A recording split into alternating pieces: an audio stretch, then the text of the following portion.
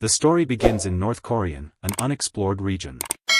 At this time, a group of martial artists were gathered, chatting among themselves. Among them, a young man stood looking around in bewilderment. Just then, an older man carrying 2 cups of water stepped forward and greeted him. "Hey, young man, is this your first time participating?" Hearing that, the young man hesitated slightly, took a cup, and nodded in admission, "Yes.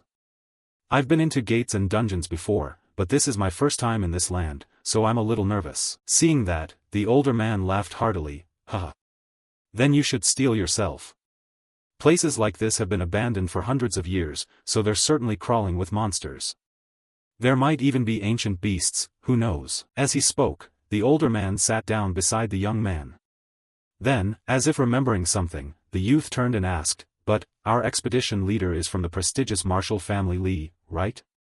I heard he's the clan chief's brother, so he must be very strong." Hearing that, the older man glanced at a man sitting nearby and shook his head with a mocking laugh. "You mean him? He's just an illegitimate child.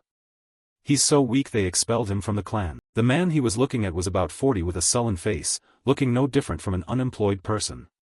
This was the 9th legitimate son of the prestigious martial Lee family, Lee Cheol. Looking at Cheol's somewhat shabby appearance, the older man continued, "Not only is he incompetent, he clearly lacks perseverance. That's why at his age he's only reached level 7 in martial arts. How could we rely on someone like that?" At that moment, a man in black stepped up to Cheol and reminded him, "Expedition leader, let's move on." Hearing someone call him, Cheol only lifted his eyes to glance at him briefly, then bowed his head again and whispered, "All right." After that, the group quickly packed up and continued forward. However, for some reason Cheol felt uneasy about the trip. Walking, he thought, the Black Trade Company is under the command of the Lee family's head, they ought to protect me. But it doesn't seem that way. I have a bad feeling about this. Cheol silently warned himself. In his mind he began to recall his origins. "I once carried hopes and dreams. The moment I realized the pressure of being part of the Lee martial family was also the moment I was chosen by the top divine weapon during the divine arms selection ritual. Back then I thought that if I kept learning and working hard, one day I would earn everyone's recognition. However, that never happened. It all began when Cheol was about 7 or 8. A family physician pointed at an ultrasound photo on the wall and explained, "Look here, I've never seen mana like this before. Mana like that isn't suitable for studying magic. And if you force martial training, it's very difficult to stabilize." Given Lee Cheol's condition, reaching rank 9 would be nothing short of a miracle. Hearing that, Cheol's father simply sighed, then quietly looked out the window in disappointment. That was the moment everything changed. When people learned about my condition, they assumed my selection by the divine weapon had been a coincidence, or simply a mistake. Still, I gave it my all. I wanted to prove him wrong. I reached level 7 at 25. I was truly overjoyed then, even though my brothers had reached that level when they were young. But that joy didn't last long, because I was expelled from the clan when I turned 30. If not for my eldest brother, I might have been left for dead after leaving the clan. Since then I've been running.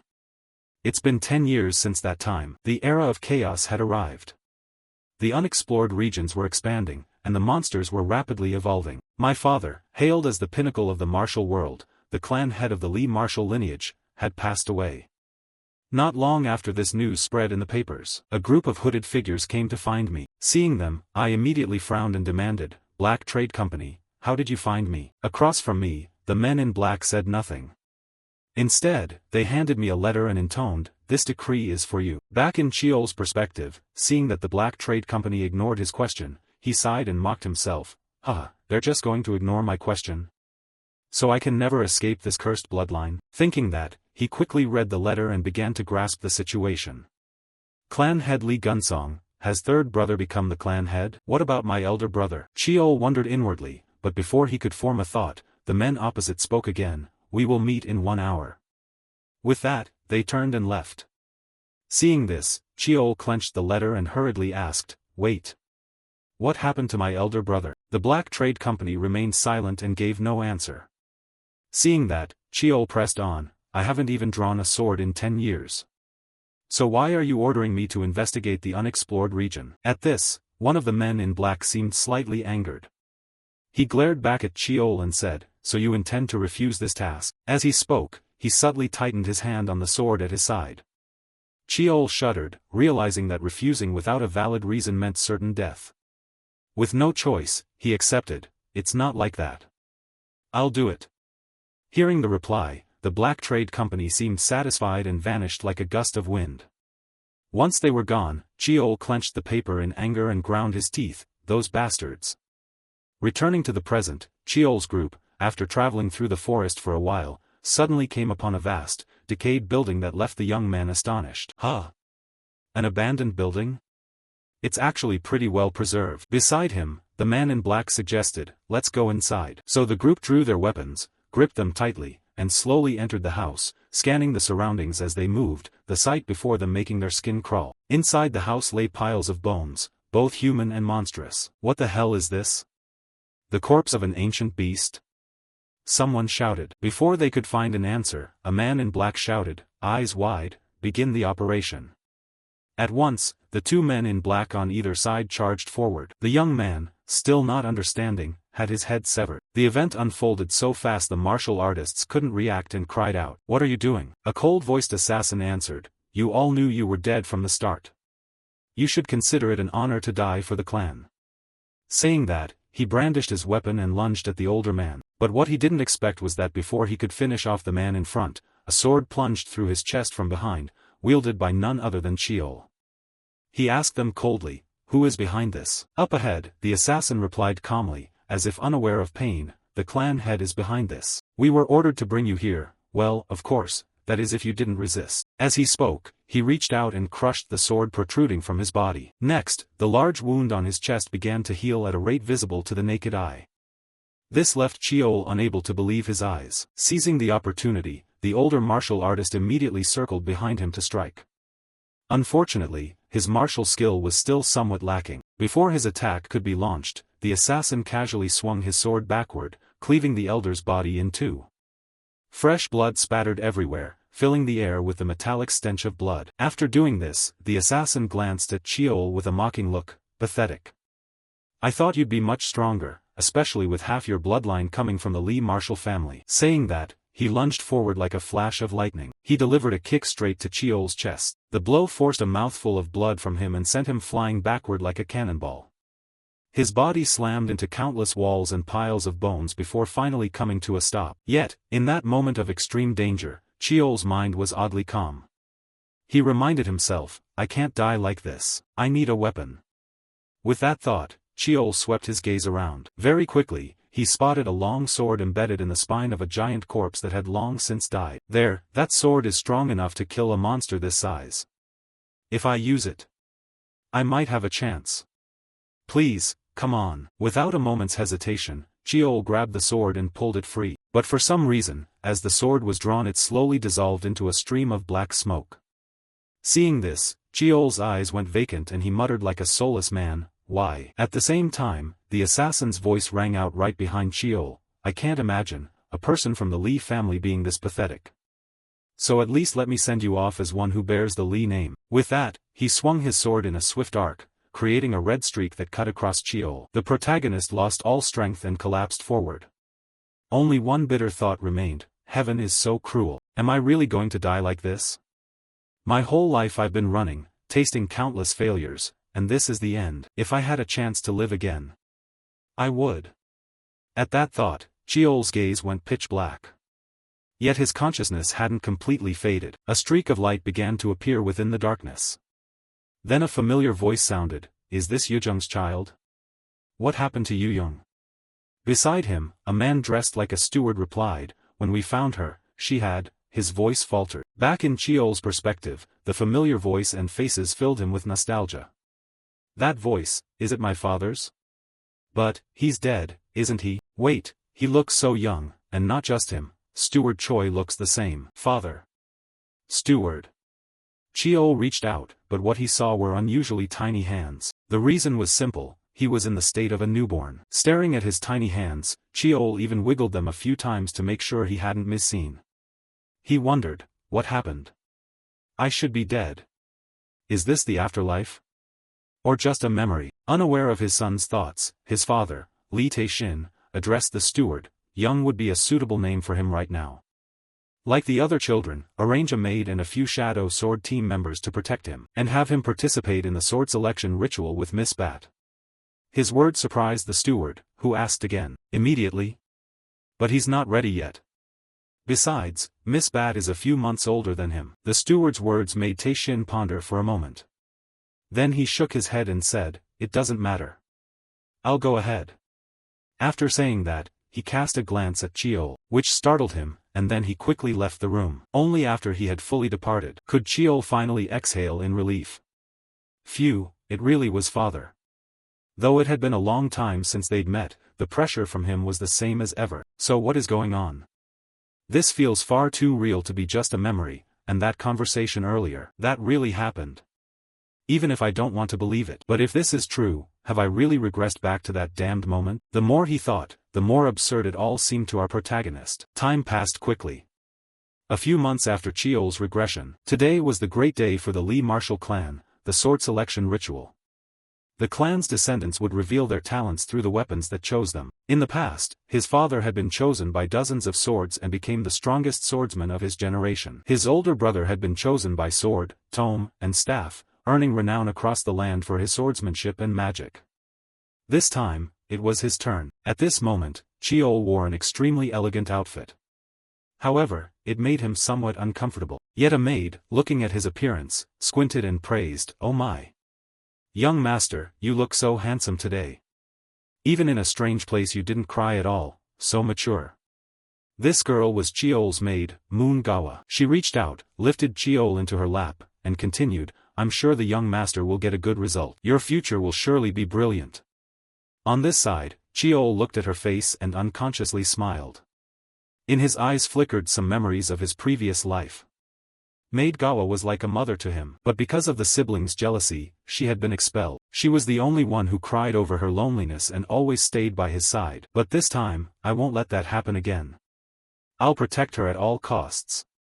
This action surprised her a bit, but she hugged him tighter. Then, at that moment, someone came over and reminded them both, "Young Master Young, everything is ready." Hearing that, Gawa turned to Cheol and said, "Shall we depart now?" In a different development, Steward Choi stood behind Tae-shin and reminded him, "Everything has been prepared." In response, clan head Tae-shin turned and nodded, "All right.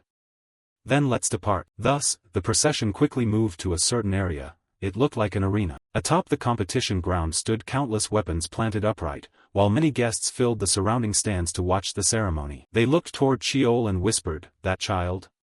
The bastard brought back from outside?" In another corner of the stands, the clan's important members were also present. The young lady seated there was the clan matriarch. Her name was Baek Hwaeun. The long-haired man beside her was the chief steward, Lee Jae-hong. Next was the clan's firstborn son, Lee Gunsong. And finally, the clan's third son, Lee Myong-jung. At this moment, while everyone was quietly watching and judging Cheol, Myong-jung suddenly spoke up, "It's still too small. Don't you remember we took part in this ritual at that age? Right, Gunsong?" he said, glancing at his younger brother sitting beside him. To that, Gunsong replied coldly, "Yeah, probably. I don't know where it fell from," he said with an expressionless face, though he felt a bit intrigued inside. Cut to the arena. Tae-shin then announced loudly, "The weapon selection ritual begins. Bring Hwa out."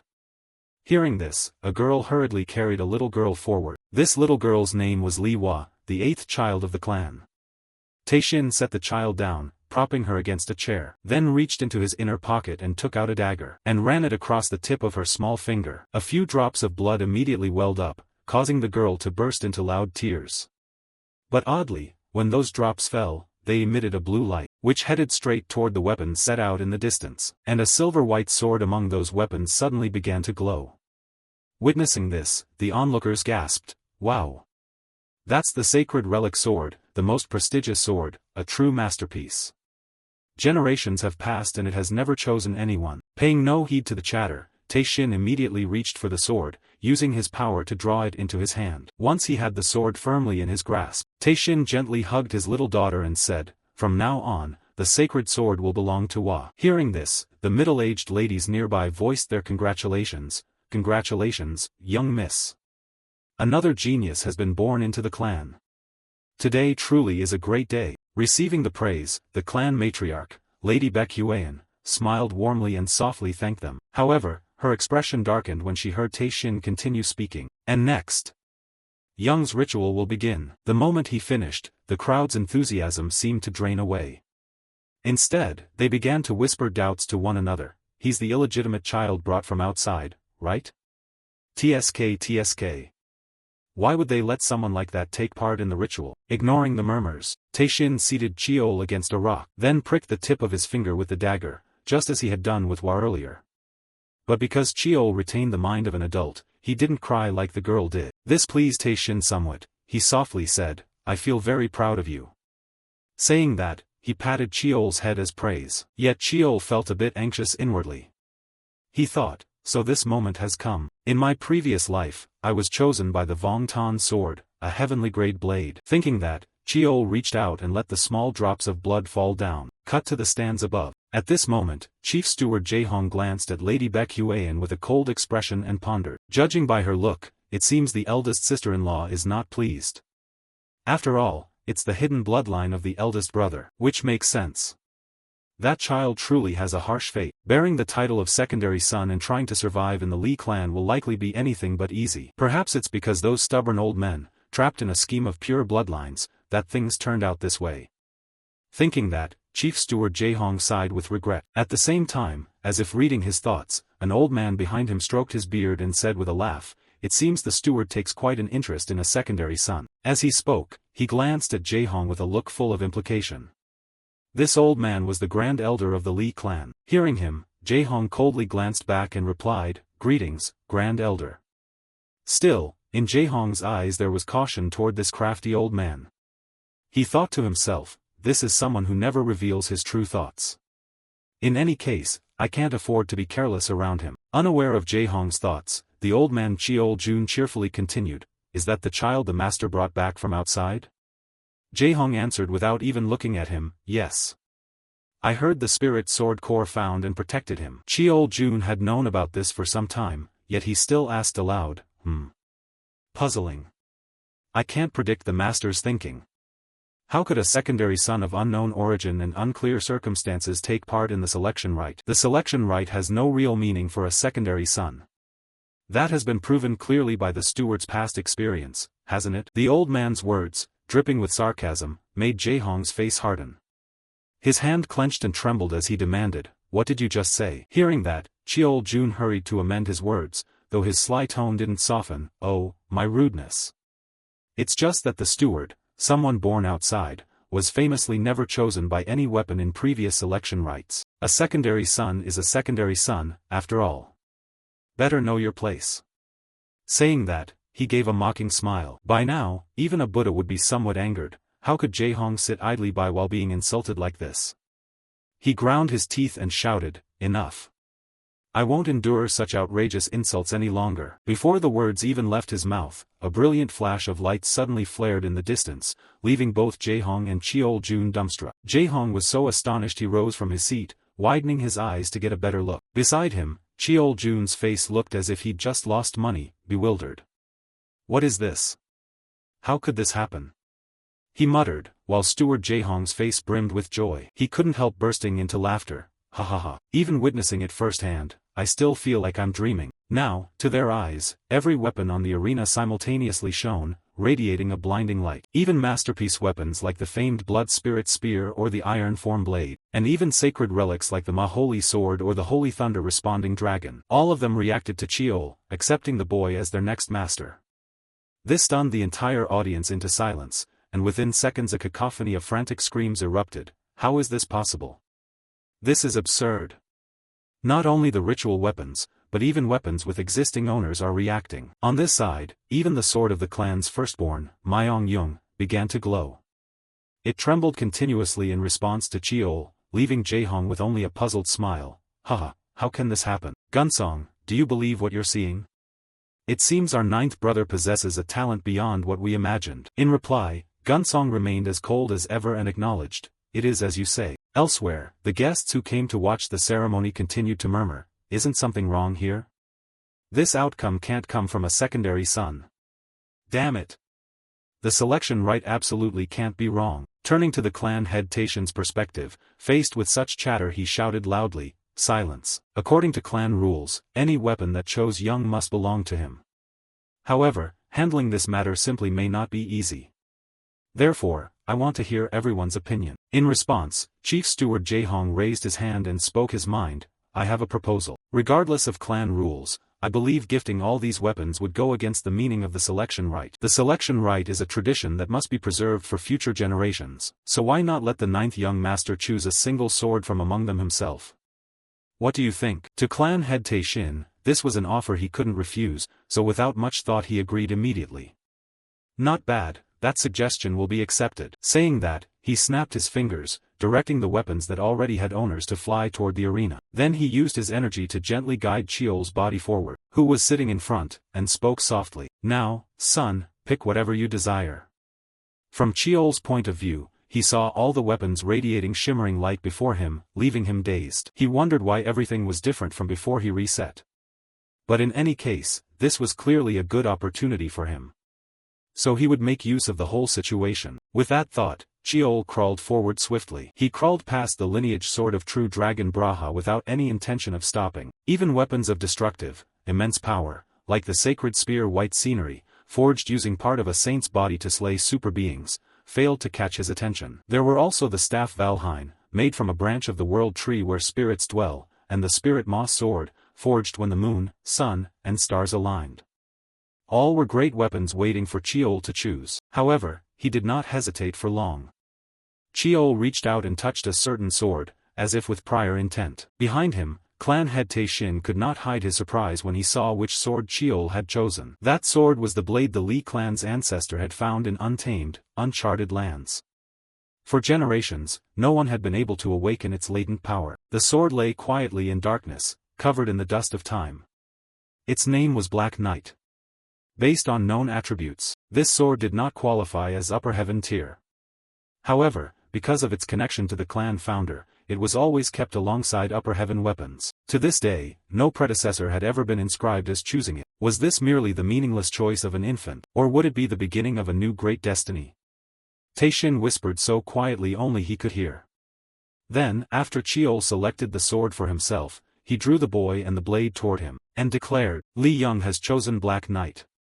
Thus the ritual is officially concluded. At the same time, up in the stands, the clan matriarch, Bqan, when she saw Cheol choose that sword, a streak of murderous intent flashed across her face, making others shudder. Secondary son Lee Young, another nuisance has entered the clan. If he becomes an obstacle, then he must be eliminated. Time flew by. Before they knew it, 9 years had passed. By now, our protagonist Cheol was 9 years old. Inside a villa, he called out loudly, Nurse, I'm heading to afternoon training. Hearing that, Gawa hurriedly ran after him. Oh, let me walk you part of the way. And so the two of them went together. Cheol felt slightly embarrassed and scratched his cheek. I can go by myself. Gawa replied with a question. But, sir, the other training grounds are all empty. Why are you insisting on the first ground? Isn't that place too old? To that question, Cheol offered little explanation, only smiling softly and saying calmly, Someone's waiting for me there. Cheol's answer made Gawa mutter in surprise, Someone's waiting. Then, at that moment, a sudden shout drew both their attention. That's not it. Gawa stopped, glanced to the side, and exclaimed in surprise, Oh? It looks like someone's at the 7th ground. Inside the 7th practice ground, a little girl was vigorously practicing swordplay under the guidance of some master. Gripping the sword too tight will injure your hand. Now, slash down one more time. Yes, sir. The girl shouted back.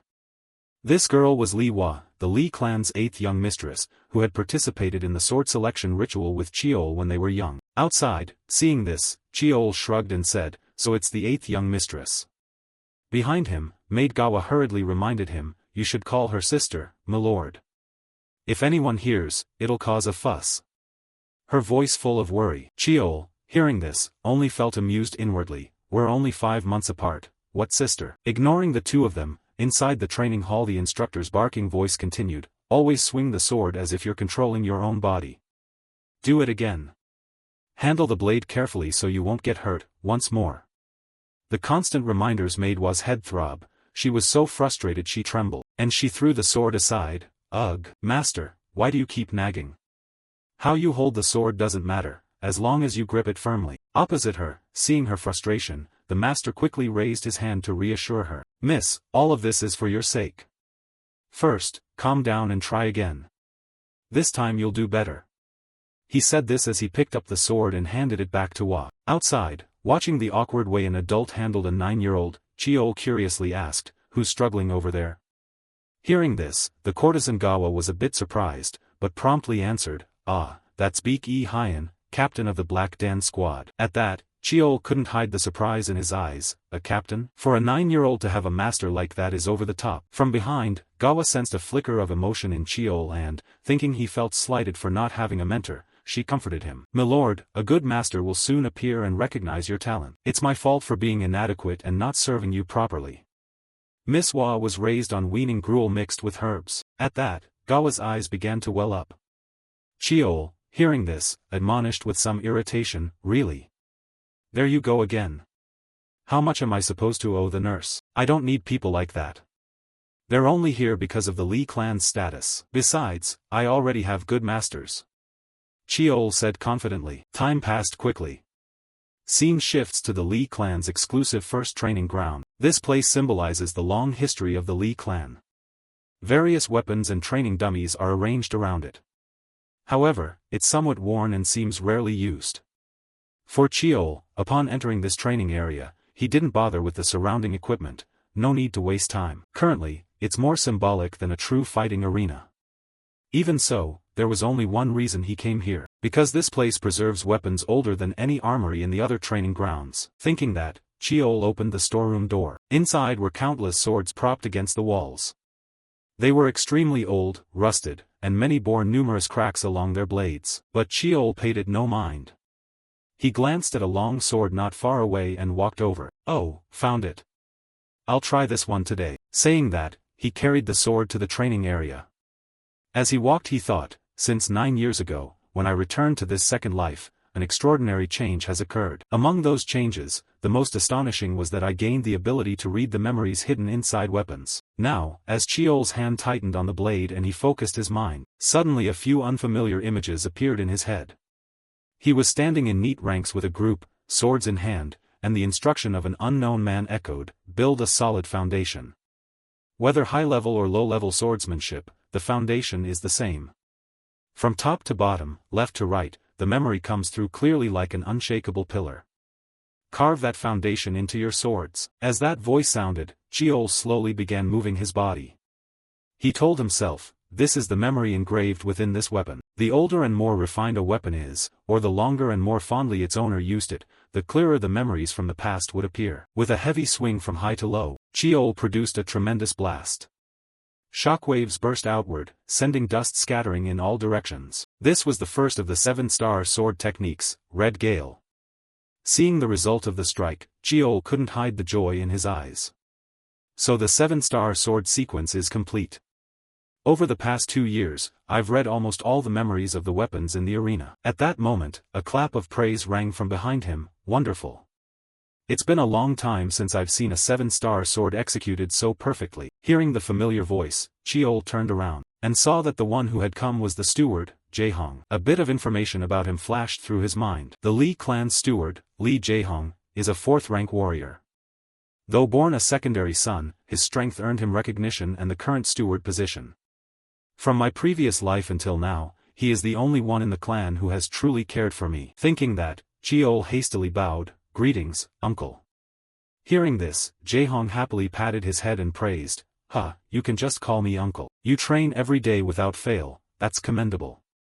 Whenever I go to work and return, I always see you. As for Chiol, he'd already been through such discrimination once, so he no longer felt shy or inferior. I'm fine, uncle. After all, I carry the Li bloodline. To prove by the sword, that's the meaning our clan name carries, and that's how I was raised. So I'll prove myself by my own strength.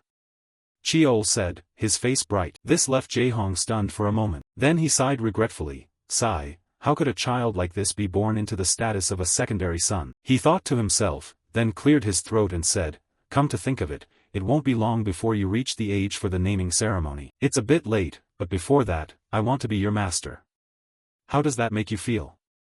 He said, pointing to himself. Poor uncle, he was a bit delusional, because Chiol awkwardly refused, I appreciate it, but I can't accept. On the other side, Jae-hong felt as if he'd been struck by lightning. He hurriedly asked, "What? Why? Aren't you pleased that I'd be your master?" To answer, Cheol raised both hands calmingly, "It's not that. Before the naming ceremony, you must not serve a master. It's the rule, and I don't want to put you in an awkward position." Cheol's words made Jae-hong feel indignant on his behalf. But the other brothers openly broke that rule, trained under famous masters and were nurtured with all kinds of spirit medicines, Jae-hong said as he gripped Cheol's shoulder tightly. Still, Cheol quietly shook his head in refusal. "Just because a rule is widely ignored doesn't mean I shouldn't uphold it. And as I said before, I want to prove myself by my own strength." To Jae-hong, Cheol's premature maturity made him somewhat doubtful. This child, is he really only 9? Those eyes, it's like I'm looking at my eldest brother. Thinking that, faced with Cheol's resolve, Jae-hong didn't press further. "It seems you don't intend to abandon this stubbornness, do you? Just like your father. Truly a stubborn fellow to the end, what a trouble." He sighed and continued, "Then is there nothing I can do as your uncle?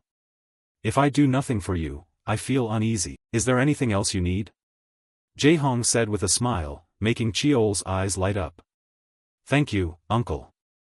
I'll accept that offer." Cheol murmured inwardly, scratched his head, and made his request. "Actually, there's something I'd like to ask of you.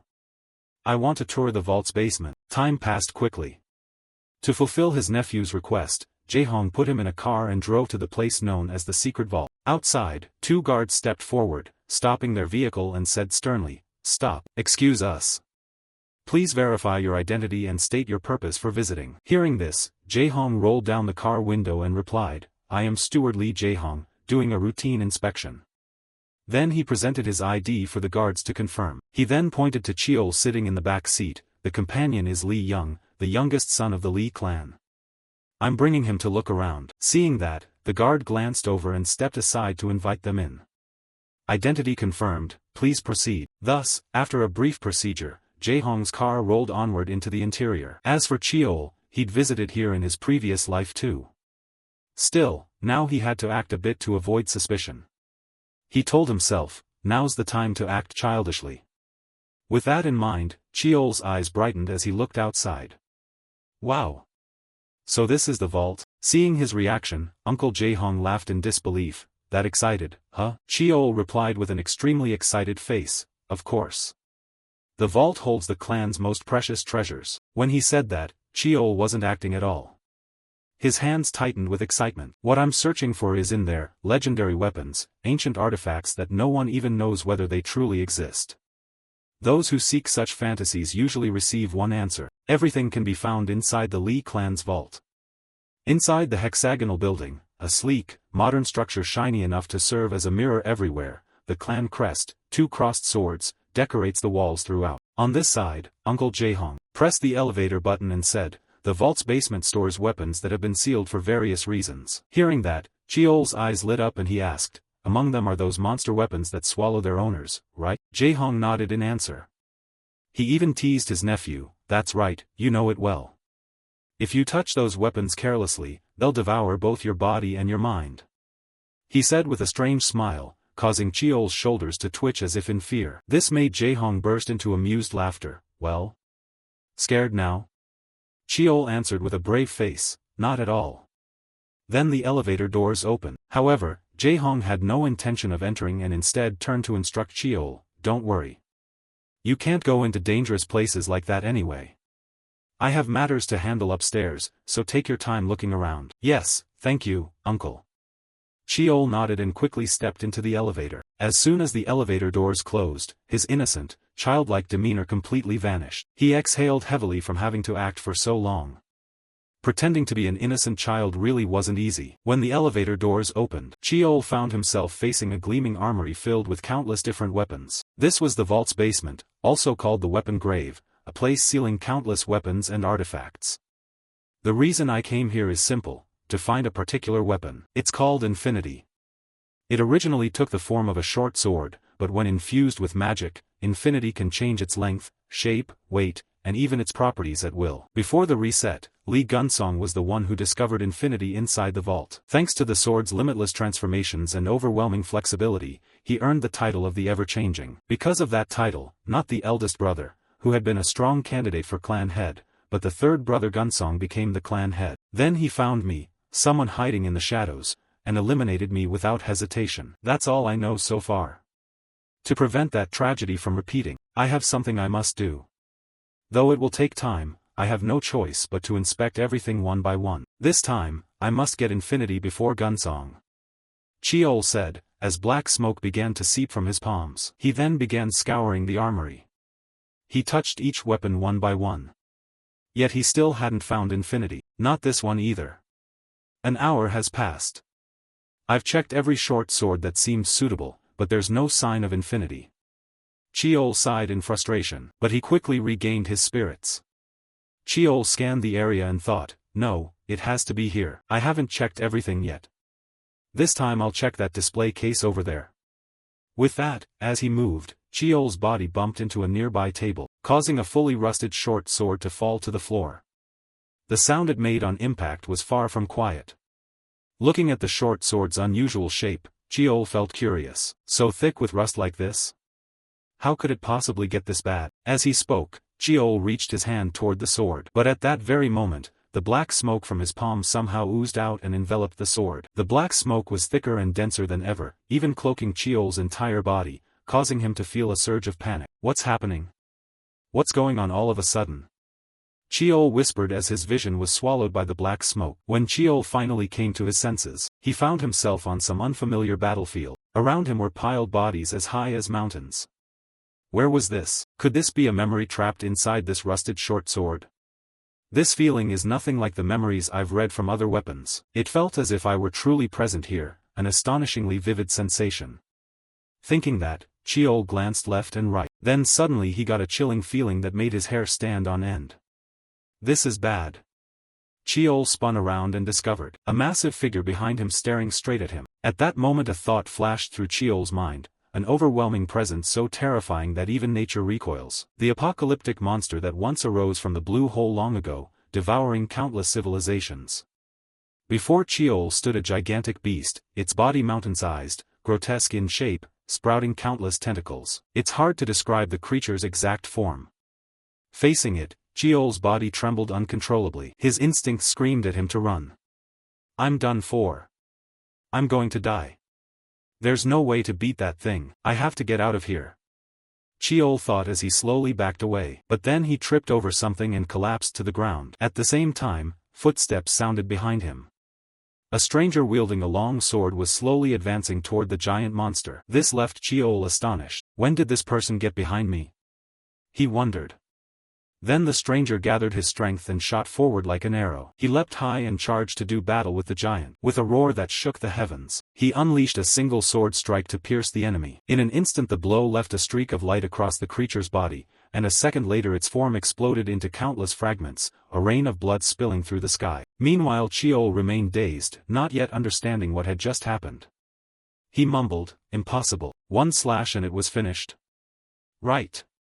Where did that person go just now? Thinking that, Cheol scanned the area for the figure. At that moment, the warrior in front suddenly turned his head, stared at Cheol, and asked coldly, "Who are you?" The question made Cheol tremble.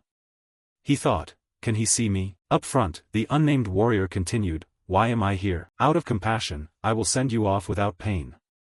Saying that, he raised his sword above his head, and brought it down to strike at Cheol. At that moment, he jolted awake, freed from the illusion. Cheol began gasping, sweat pouring down his face, and the rusted sword had fallen right in front of him. What was that? What just happened? The crushing sensation still lingers all over my body. It felt so real. Cheol thought in confusion. Before he could find an answer, the short sword beside him started vibrating non-stop. Pale orange smoke began to spread from the blade, and in moments its form had completely changed. Seeing that, Cheol hurried over and picked up the sword to examine it. Could this be? It can't be wrong.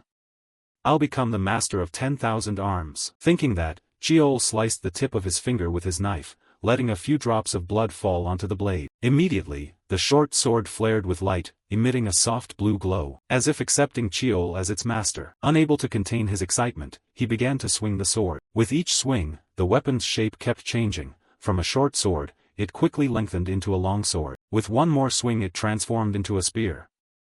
Witnessing the change, Cheol had no doubts left. He murmured, "Found you."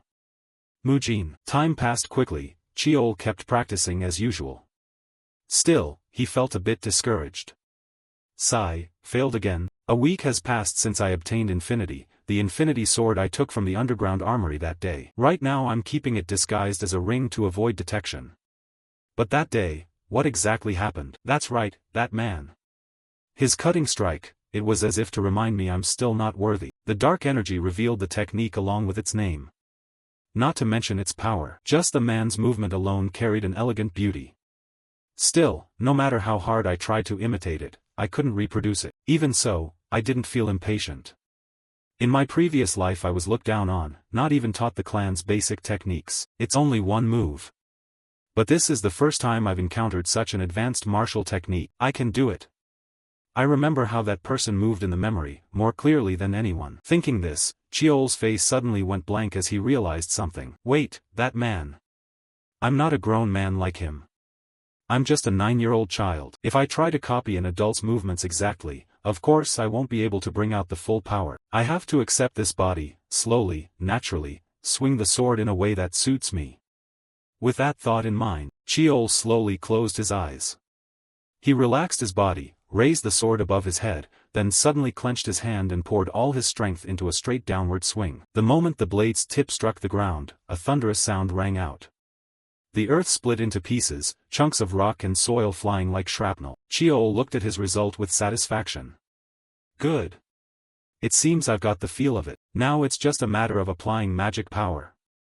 Saying that, Cheol's face grew thoughtful. No matter how many times I try to apply it within the memory, it still feels like an important piece is missing. I can't recreate it.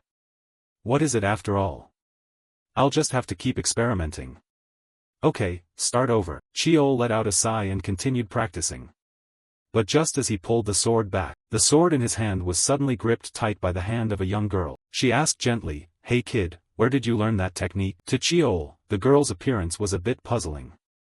Jet black hair and brown eyes, she's definitely blood of the Li clan.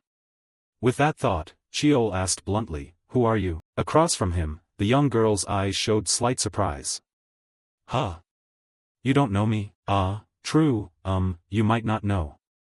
I don't show my face much, she said cheerfully. So, what's your name? Seeing her friendly attitude, Cheol hesitated and replied, "I'm Young." The moment she heard the name, the young girl grabbed Cheol's hand and shook him like a doll.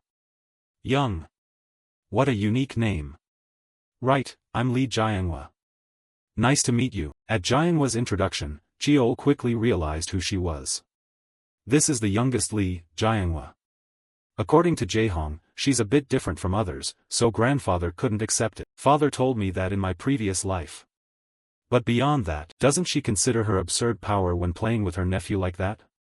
Cheol thought, glaring at Jiangwa without saying a word. Jiangwa only remarked casually, "Your body seems a bit weak, huh?" Then she slowly stepped closer to Cheol and cut to the chase. "So, kid, where did you learn that technique?" Cheol wasn't about to foolishly answer, he fired back instead, "Why are you asking?" Jiangwa laughed and replied boastfully, "That's an ancient martial art. I absolutely love old martial techniques. That was the era when monsters ran rampant, right?" She said, pulling an old book from her sleeve, and handed it to Cheol. "So, this is a gift for you." "A gift?" Cheol asked curiously. Jiangwa nodded and urged, "Yeah. Open it and see." Seeing that, Cheol didn't hesitate, he quickly flipped through the pages, skimming. The handwriting is terrible, so it's hard to read. But is this magic? It records not only magic but martial techniques too, at a pretty advanced level. I don't understand any of it. Maybe, the rumors about her were inaccurate. Pondering that, Cheol hesitantly asked, "What is this?" Beside him, Jiangwa saw her nephew didn't understand, so she stepped forward and explained, "Oh, this? These are ancient magics based on exposed mana. In the old days, magic used only the exposed mana in the body without a mana core, while modern magic relies on storing mana in the heart. But can ancient magic be dismissed as obsolete? Sometimes, the mana control techniques back then were superior to today's." Saying that, Jiangwa pointed to the book in her hands. "So I, the youngest, am researching amplification techniques and transformation arts. But, the remaining records are too scarce. Meanwhile, Cheol felt a surge of interest about the topic. This is a perspective I never considered, the magic of infinity. With that thought, he blurted out, "Young, wait a moment." Then Cheol ran off. Jiangwa was left baffled. Next, somehow Cheol produced a sword, gripped it with both hands, closed his eyes, and focused on directing the energy in his heart. Mana from the mana core spread throughout his body. But instead of absorbing mana back into the core, wait! That unnamed martial artist used exposed mana. The way the man used mana in the memory. I couldn't understand it before, but now I can. With that thought, a gleam appeared in Cheol's eyes. He tightened his grip on the sword and swung down with all his strength. A deep slash appeared on the ground, sending chunks of earth and rock flying everywhere. Seeing that, Cheol couldn't hide his joy. "Success!" he whispered.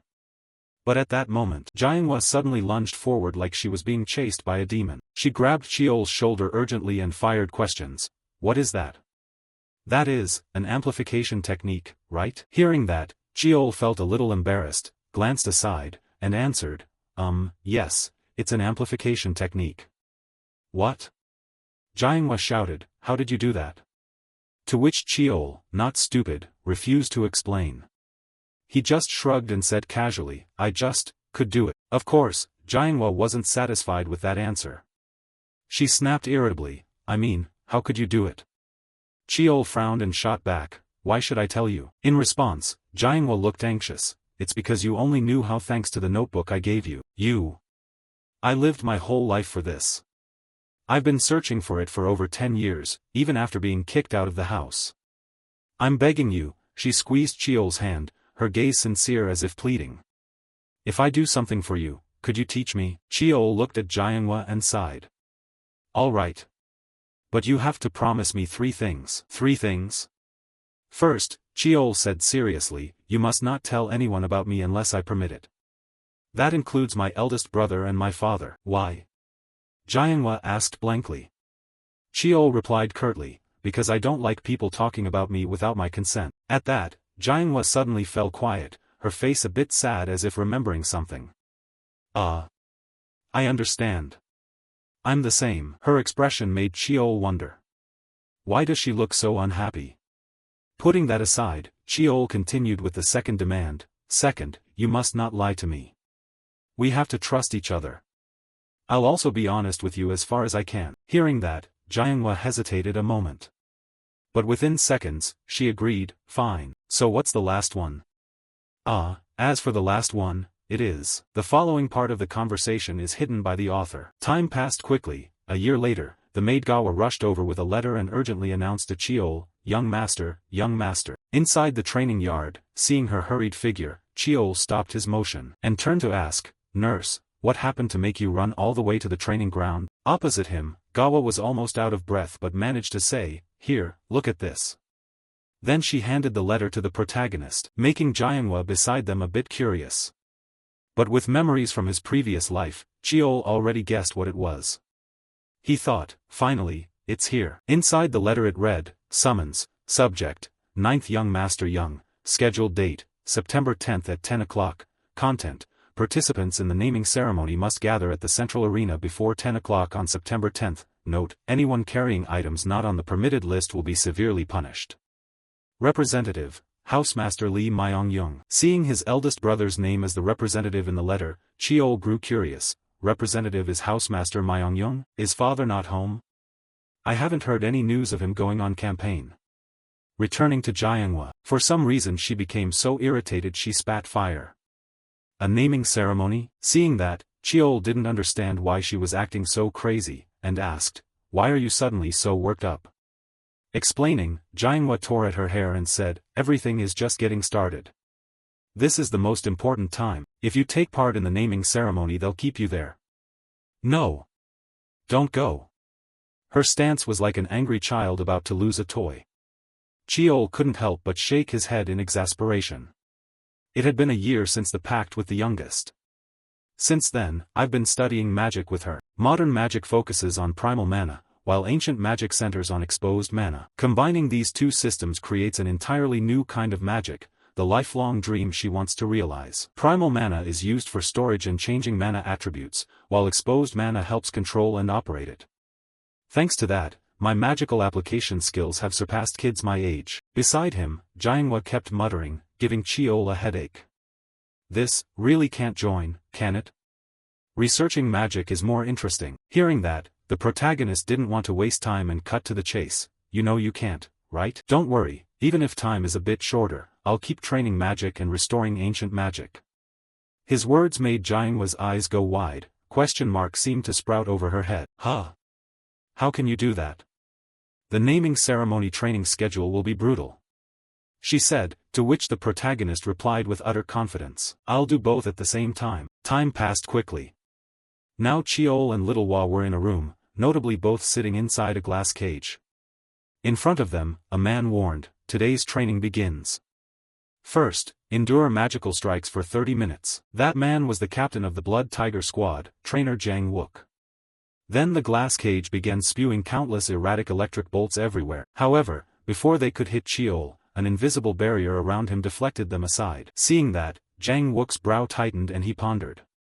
Normally, the ninth young master, having had no basic training, would have collapsed from the shocks. But he countered them all with magic. Sensing Jiang Wook staring, Cheol glanced back to observe him. That single look made Jiang Wook startle and panic.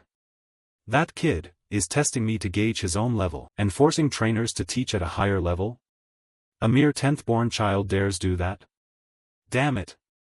Call him a child? No, with that ability, calling him that is an insult to a martial artist. I need to examine myself. This is no longer simple pre-naming ceremony training, it's an opportunity to impart knowledge to him with full force. Thinking this, Jiang Wook unconsciously clenched his fist. He felt a thrill at Cheol's enormous potential. Time flew. Cheol, exhausted, stretched after the electric shock exercise. Phew, finally done. This family is crazy. To build resistance to magic, they toss you into a mana-emitting device? Still, didn't expect them to be the ones to apologize first. Before he knew it, people's gazes toward him had changed. Anyway, time for a short break, Cheol muttered and hurried off. But things never went his way. At that moment, a shadow suddenly appeared beside him and struck from behind. Yet with vigilance and all the knowledge from his past life, Cheol easily swung to block the attack. The attacker was none other than Little Wa. Seeing her attack fail, she coldly ordered Cheol, "Hey, you lowborn, come out here for a moment." With that she tore her hand free from his. Cheol had no intention of obeying and retorted, "What are you playing at?" Cheol's blunt words immediately enraged Wa. She pointed at him and snapped, "Watch your mouth. I'm a legitimate child, you're just an illegitimate one. Besides, I'm a year older than you." From Cheol's perspective, he had no time to argue with a brat. Rather than waste time like that, he'd rather train or rest. So Cheol waved him off, "I don't have time to bicker with you." Saying that, he turned as if to leave, which drove Wa wild with anger. The girl immediately focused her mana into her fist and yelled, "Hey! Don't ignore me." Up ahead, Cheol felt the fluctuation of mana and spun around in alarm. She actually dared to use mana? I was planning to let this go, but I guess I should teach her a lesson. With that thought, he leaned to the side to dodge the punch. At the same time, while Wa hadn't yet pulled her arm back, Cheol's hand shot out swiftly. He grabbed Wa's pale throat and hoisted her up into the air. Then Cheol pulled her close and warned, "If you want to complain, go complain to your mother. Don't bother me, I'm busy." After saying that, Cheol sighed in annoyance and released Wa's collar. Meanwhile, realizing she couldn't beat Cheol, Wa started shouting, "It's all your fault. Because of the scandal you caused at the selection ceremony, I'm constantly compared to you. Know your place as an illegitimate child and shut up. This is so unfair. I train myself to exhaustion every day while you were born with talent. I don't want this either. But my mother." At that, Wa realized she'd said too much and hastily covered her mouth. As for Cheol, hearing this flipped him into a lecturing mode. "Blaming others, that's easy, isn't it? As you said, I'm an illegitimate child. That status doesn't grant me such luxuries. Can't sleep? Then don't sleep. Sneaking snacks but still falling behind? Then skip your main meals. If I annoy you, then do whatever it takes to beat me. Force me to apologize. That's the Lee family's way. With that, Cheol didn't want to waste more breath and strode off. Behind him, the girl Lee clenched her fist and shouted, "You brat, big talk. At the naming ceremony, I'll outperform you and make you call me sister. Kneel and beg. Remember that." Cheol turned and replied, "Sure, I'll wait and see." Time passed quickly into the afternoon. The scene shifts to the direct line training grounds, the 7th area. At that moment, the family's matriarch, Baek Hwaeun, arrived to visit her daughter. Seeing her, a nearby maid hurriedly bowed and said, "Madam has arrived." Baek Hwaeun replied with a cold expression, "Step aside. I have something to say to my daughter." Saying that, she walked straight into the training room. At that time, Hwa was still vigorously training on the dummies. Then Baek Hwaeun asked, "What are you doing?" The familiar voice startled Hwa and she turned around. "Mother. I'm training." She spoke with her gaze dropping slightly, as if she couldn't look Baek Hwaeun in the eye. As Hwa suspected, Baek Hwaeun had come to scold her. "I've heard about it. You're being dominated by that kid? I told you, if you can't suppress him, crush him. It's disappointing. If you're training only out of fear of punishment, then stop." Opposite her, Hwa fell silent for a few seconds. Then she lifted her head, looked Baek Hwaeun in the face, and replied, "I know what you think about my training, but I do this because I want to. I'll defeat that boy, not because you ordered me to, but because I want to. I'll decide for myself." Seeing her determined look, Madame Baek Hwaeun quickly guessed something and murmured, stirred up by some unknown person, "You are the direct line of the Lee family. You and him were never the same from the starting line. Beating him is obvious, and yet you're letting yourself be provoked." Saying that, she took out a small glass vial, handed it to Hwa, and instructed, "This is mi mong. It's a type of potent poison. If you can't surpass him, then trample that boy. That's how the Lee family does things." With that said, she left the room, leaving Hwa standing there in a daze. Meanwhile, the maid Gawa wore a stunned expression as she stared at the computer screen. "No. This can't be." In front of her was the Lee family's website used to evaluate and rank the clan's disciples. It displayed the week 14 results: Lee Cheol, gender, male, mana arts, rank 1, weapon arts, rank 1, theory, rank 1, overall ranking, rank 1. Beside it, Cheol grinned boastfully, "Well? Nurse? Less worried now?" At that result, Gawa's worries vanished. She hugged Cheol excitedly and said cheerfully, "I didn't really do anything to help the young master, and yet you did this well." Cheol smiled back, "You've helped me a lot, don't say that." At that moment, heavy footsteps sounded outside, making them both turn and look at each other curiously. And a second later Jiangwa came running in shouting, "Kid! Let's go train." Seeing her enthusiasm, Cheol awkwardly warned, "But I just finished training." "That's exactly why you have to keep going. Mana practice will help you feel less tired," Jiangwa said, flexing her arm. "But such lines only fool ordinary kids, they won't work on someone who's lived decades like Cheol." "I've never heard that helps," he said, looking at Jiangwa with skeptical eyes, making her a bit embarrassed and unable to meet his gaze. Really? It does." Jiangwa stammered. Putting that aside, Cheol remembered something and continued, "Sigh, fine. Anyway, I have something I want to show you." At that, Jiangwa's curiosity piqued, then she suddenly widened her eyes. "Could it be, you've reached first star?" Cheol only offered a slight smile, which counted as agreement. Mana control training traditionally has 3 stages: body enhancement, reaching the strength realm; altering mana's nature, reaching the chi skill realm; manifesting extraordinary power through mana, reaching the chi burst realm. But his mana art was different. Although it's the same first stage, it can do much more and unlock additional abilities. Thus, Jiangwa's mana system is divided into levels called stars. She channeled her energy into Cheol to check, and after seeing the result she happily said, "Perfect. It's indeed first star. Do you feel anything odd when using magic? I thought it would take at least another year." At that, Cheol began to tremble thinking of the hardships he'd endured. "I realized this just learning theory. Looking back, it was truly a kind of insane training. If I failed to control mana, the balance between my heart and the mana channels could collapse completely. But in truth, letting it flow naturally is enough. Mana is like water, it follows its own course. In the end, our body is just a vessel for mana." Cheol's calm words seemed to trigger a realization in Jiangwa. She murmured, "The body is a vessel." "Kid. I think I can do it too. It might take time, but I can do it," she said cheerfully. Seeing that, Cheol smiled faintly, happy for his aunt. Has she just had some kind of breakthrough? He wondered, before Jiangwa rushed over, hugged him tightly, and cheerfully said, "Thank you, my little darling. You're my good luck."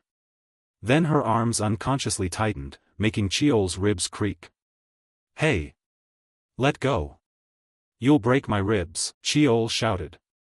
Seeing this, Jiangwa reluctantly let him go, but excitedly continued, "Wonderful. Then let's move on to second star now. From the start, I knew my knot tin was different from a normal first stage one, right? So what do you think I'm best at using?" Cheol rubbed his chin, thought for a few seconds, then answered, "The thing you're best at using. I think it's the sword." Before he could finish, Jiangwa shook her head in disagreement. "I don't think so." That comment startled Cheol, who asked, "But you've never seen me practice swordsmanship, have you?" Jiangwa shrugged and replied, "I have. A few times when I had free time. What I mean is, you have a talent even beyond swordsmanship. It's a bit hard to explain in words, but your greatest gift is magic power. Your magical aptitude is so outstanding that everything else fades beside it. I've tried teaching the magic I created to many people, but no one could do it." Looking at things from Cheol's perspective, he began staring at his hands with a skeptical look. "Before I traveled back to the past, I was mocked for not being able to use magic. I don't know about these thoughts inside me." Seeing Cheol brooding like that, Jiangwa flicked his forehead and reminded him, "But for you now, reaching Ni Tin shouldn't be difficult. And if you succeed with Ni Tin, the naming ceremony will be child's play. After that, I'll teach you the real techniques. So focus." "Over here," Cheol happily replied, "Yes, understood. By the way, miss, what's that thing next to you?" As he spoke, he glanced at the wooden box sitting on the table. "Oh, that?" Jiangwa said softly, and then, suddenly something whizzed past Cheol's face at super speed. It immediately left a scratch across his face and embedded itself deep into the wall behind, causing cracks to appear there as well. Jiangwa smiled and answered, "It's an iron marble. You need to learn to release your magic while moving. If you just stand still and use it, that magic is basically useless. Alright, let's get started," she said, her face bright with excitement. But for some reason, our protagonist felt a bit uneasy about this hellish training. Time passed quickly, cutting to some arena. Now, Cheol and Hua were being trained by Captain Yongquan. "I am Li Yongquan, captain of the Blood Tiger Squad. From now on, I'll instruct you in the techniques of Sungwaga. Choose the weapons you'll use and bring them here. You have 1 minute, so don't dawdle." Hearing that, Cheol and Hua hurried to the weapon racks. But meanwhile, Hua kept glancing at Cheol for some reason, making him feel a little restless. Finally he couldn't take it and shouted, "Really? What are you staring at? Got something to say?" He barked, causing Hua to jump and immediately deny, "Staring?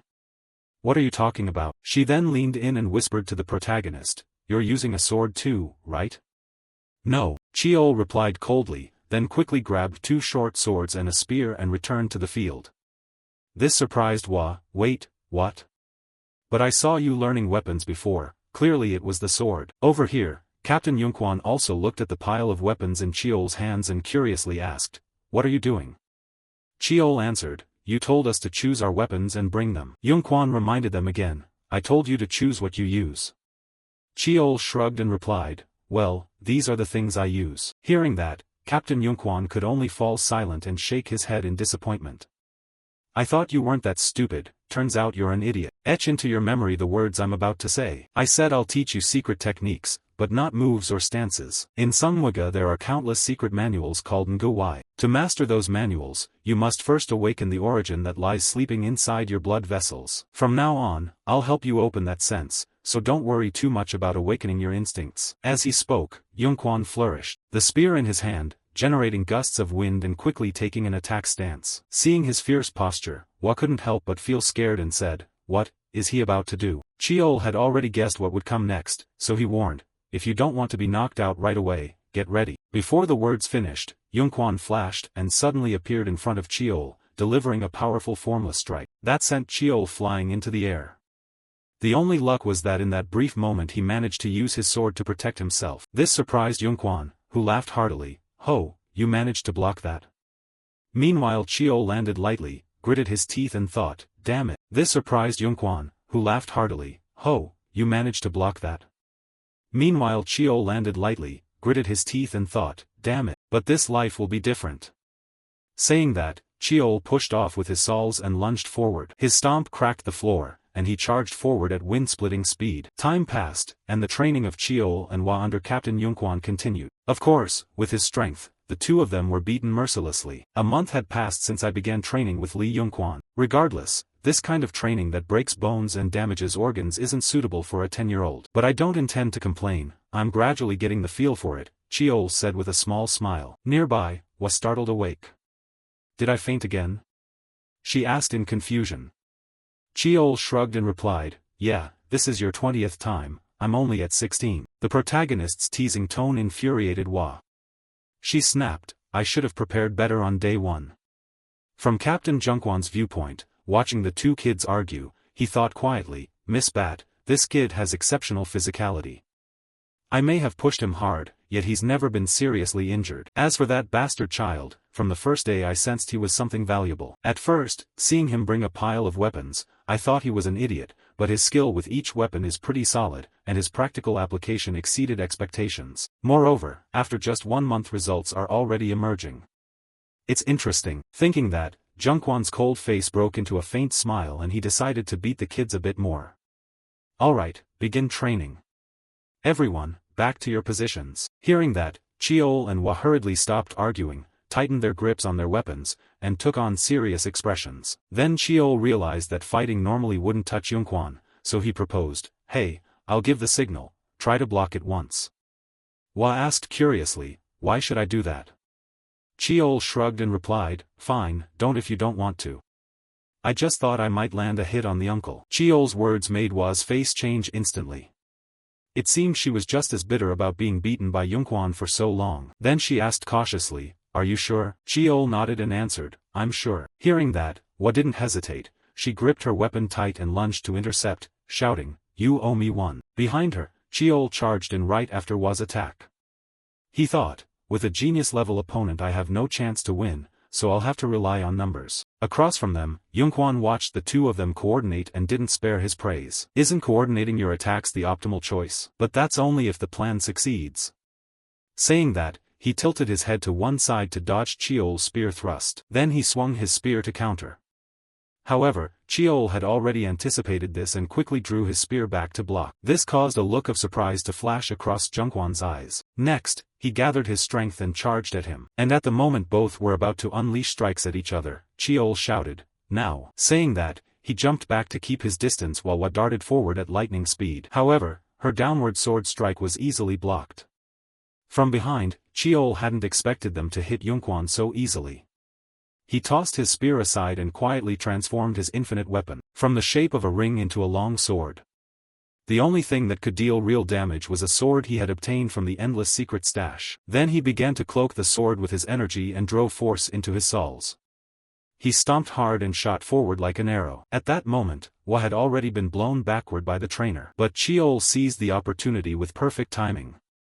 Right then, he suddenly let go of the sword in his hand, channeled his power into his fist, and launched a straight punch forward. But nothing is that easy. Chio couldn't help but force a laugh. Ha, you blocked it? His punch was caught cleanly in Captain Junquan's palm. No sooner had he spoken than Yunquan rewarded him with a punch that sent him flying like a cannonball. He smashed into the wall and couldn't help coughing up some blood. However, the combined attack by the two of them left Yunquan very satisfied. His voice carried a hint of praise. So it took 37 days? Congratulations, you've opened your sixth sense. But the young lady is still far from it. As he spoke, he leaned to one side to evade Hwa's attack, and swept her leg, sending her crashing into the wall. Seeing them both in such a battered state, Yunquan let them off for today and ended the training. That's it for now. As for Hwa, she turned to the protagonist and demanded, hey, you said you could land a hit, I believed you. That kid, unperturbed by their argument.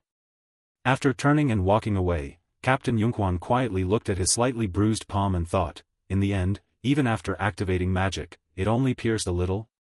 Even if it's a small amount, I've broken the taboo against using magic. Abandoning such a technique, combined with an excellent combat instinct, would make someone feared by the pillars of the clan. Time passed quickly. On day 47, after Hwa opened her sixth sense, training with Captain Yunquan ended. The remaining time was spent resting and reviewing what they had learned. And at that moment, the one who came to see me was my older brother, Lee Myong-young. Lee Myong-young is the eldest son of Lee Tae-shin. His title is Songseong, a master who is second-ranked in both magic and martial arts. People both admired and feared him, but to me, my big brother was my only brother. Cheol silently reminded himself. Back in the present, after sitting down at the tea table, Myong-young awkwardly said to his younger brother, "I'm sorry I haven't been able to pay more attention to you. It's just an excuse, but I've been a bit busy lately." Cheol gently replied, knowing his eldest brother had countless things to worry about, "It's okay, I'm fine." Across from him, seeing Cheol's attitude, Myong-young laughed, "This must be our first meeting today, yet you knew right away who I was?" To that, Cheol answered, "Of course. Even if I'm an illegitimate child, as your brother, how could I not recognize my big brother?" Hearing that, Myong-young's body trembled for a moment. Then his face grew sad and he warned Cheol, "Illegitimate? Never say that again. Even if our mothers are different, we are still brothers." Saying this, he felt a pang of bitterness for Cheol, the child who hadn't even had a naming ceremony yet and already considered himself illegitimate. Unaware of his brother's inner thoughts, Cheol awkwardly scratched his head, "I'm sorry." Seeing this, Myong-young could only sigh wearily, "There's no need to apologize, just understand. Next time you don't have to greet me so formally, we're family, what's the point of being so polite?" "Yes, I understand," Cheol said with a bright nod. In his memory, his big brother had always been like this when he was young. Putting greetings aside, Myong-young gave Cheol a gift. "This is a present for our meeting. When I enrolled at the Eiffel School of Magic in France, I got this, but I think you'll find it more useful." It was a kind of divine elixir called nectar. He said this as he produced a small glass vial from his inner pocket. And for someone who had lived a previous life, Cheol recognized what it was, a high-grade spiritual elixir made by the Tower of Magic in France, 500 milliliters every 10 years. After a moment's thought, he took the small vial and stammered, "Brother, you gave me something so precious, I'm really grateful." Across from him, for some reason Myong-young seemed a little surprised by Cheol's words. Then he murmured, "You're a bit different, aren't you?" Cheol squinted and asked puzzled, "What do you mean?" Explaining, Myong-young smiled, "The younger ones I've met before all treated me as a rival, so this feeling is both strange and pleasant." From Cheol's perspective, he clarified his thoughts, "It's not that I don't see you as a rival. Because I was born into this family, you are also my rival. So don't just treat me like a cute kid. Who knows, one day I might become your greatest rival. I hope we'll have an exciting competition." Cheol's confidence made Myong-young laugh heartily. "Haha, all right then. I'll wait for that day, the day you become my strongest rival." Saying that, he ruffled his younger brother's hair. Cheol told himself, "My eldest brother has always genuinely loved and protected me. This time, I'll definitely protect him." A few days passed quickly. Today was the Lee family's second exam. The naming ceremony had arrived. At this time, on a boat, Cheol and Hwa were being taken to the exam site. It was called Red Blue Island, a place where the soil's color changed depending on the density of mana in the air. For a very long time, it has been the site of the Lee family's naming ceremony.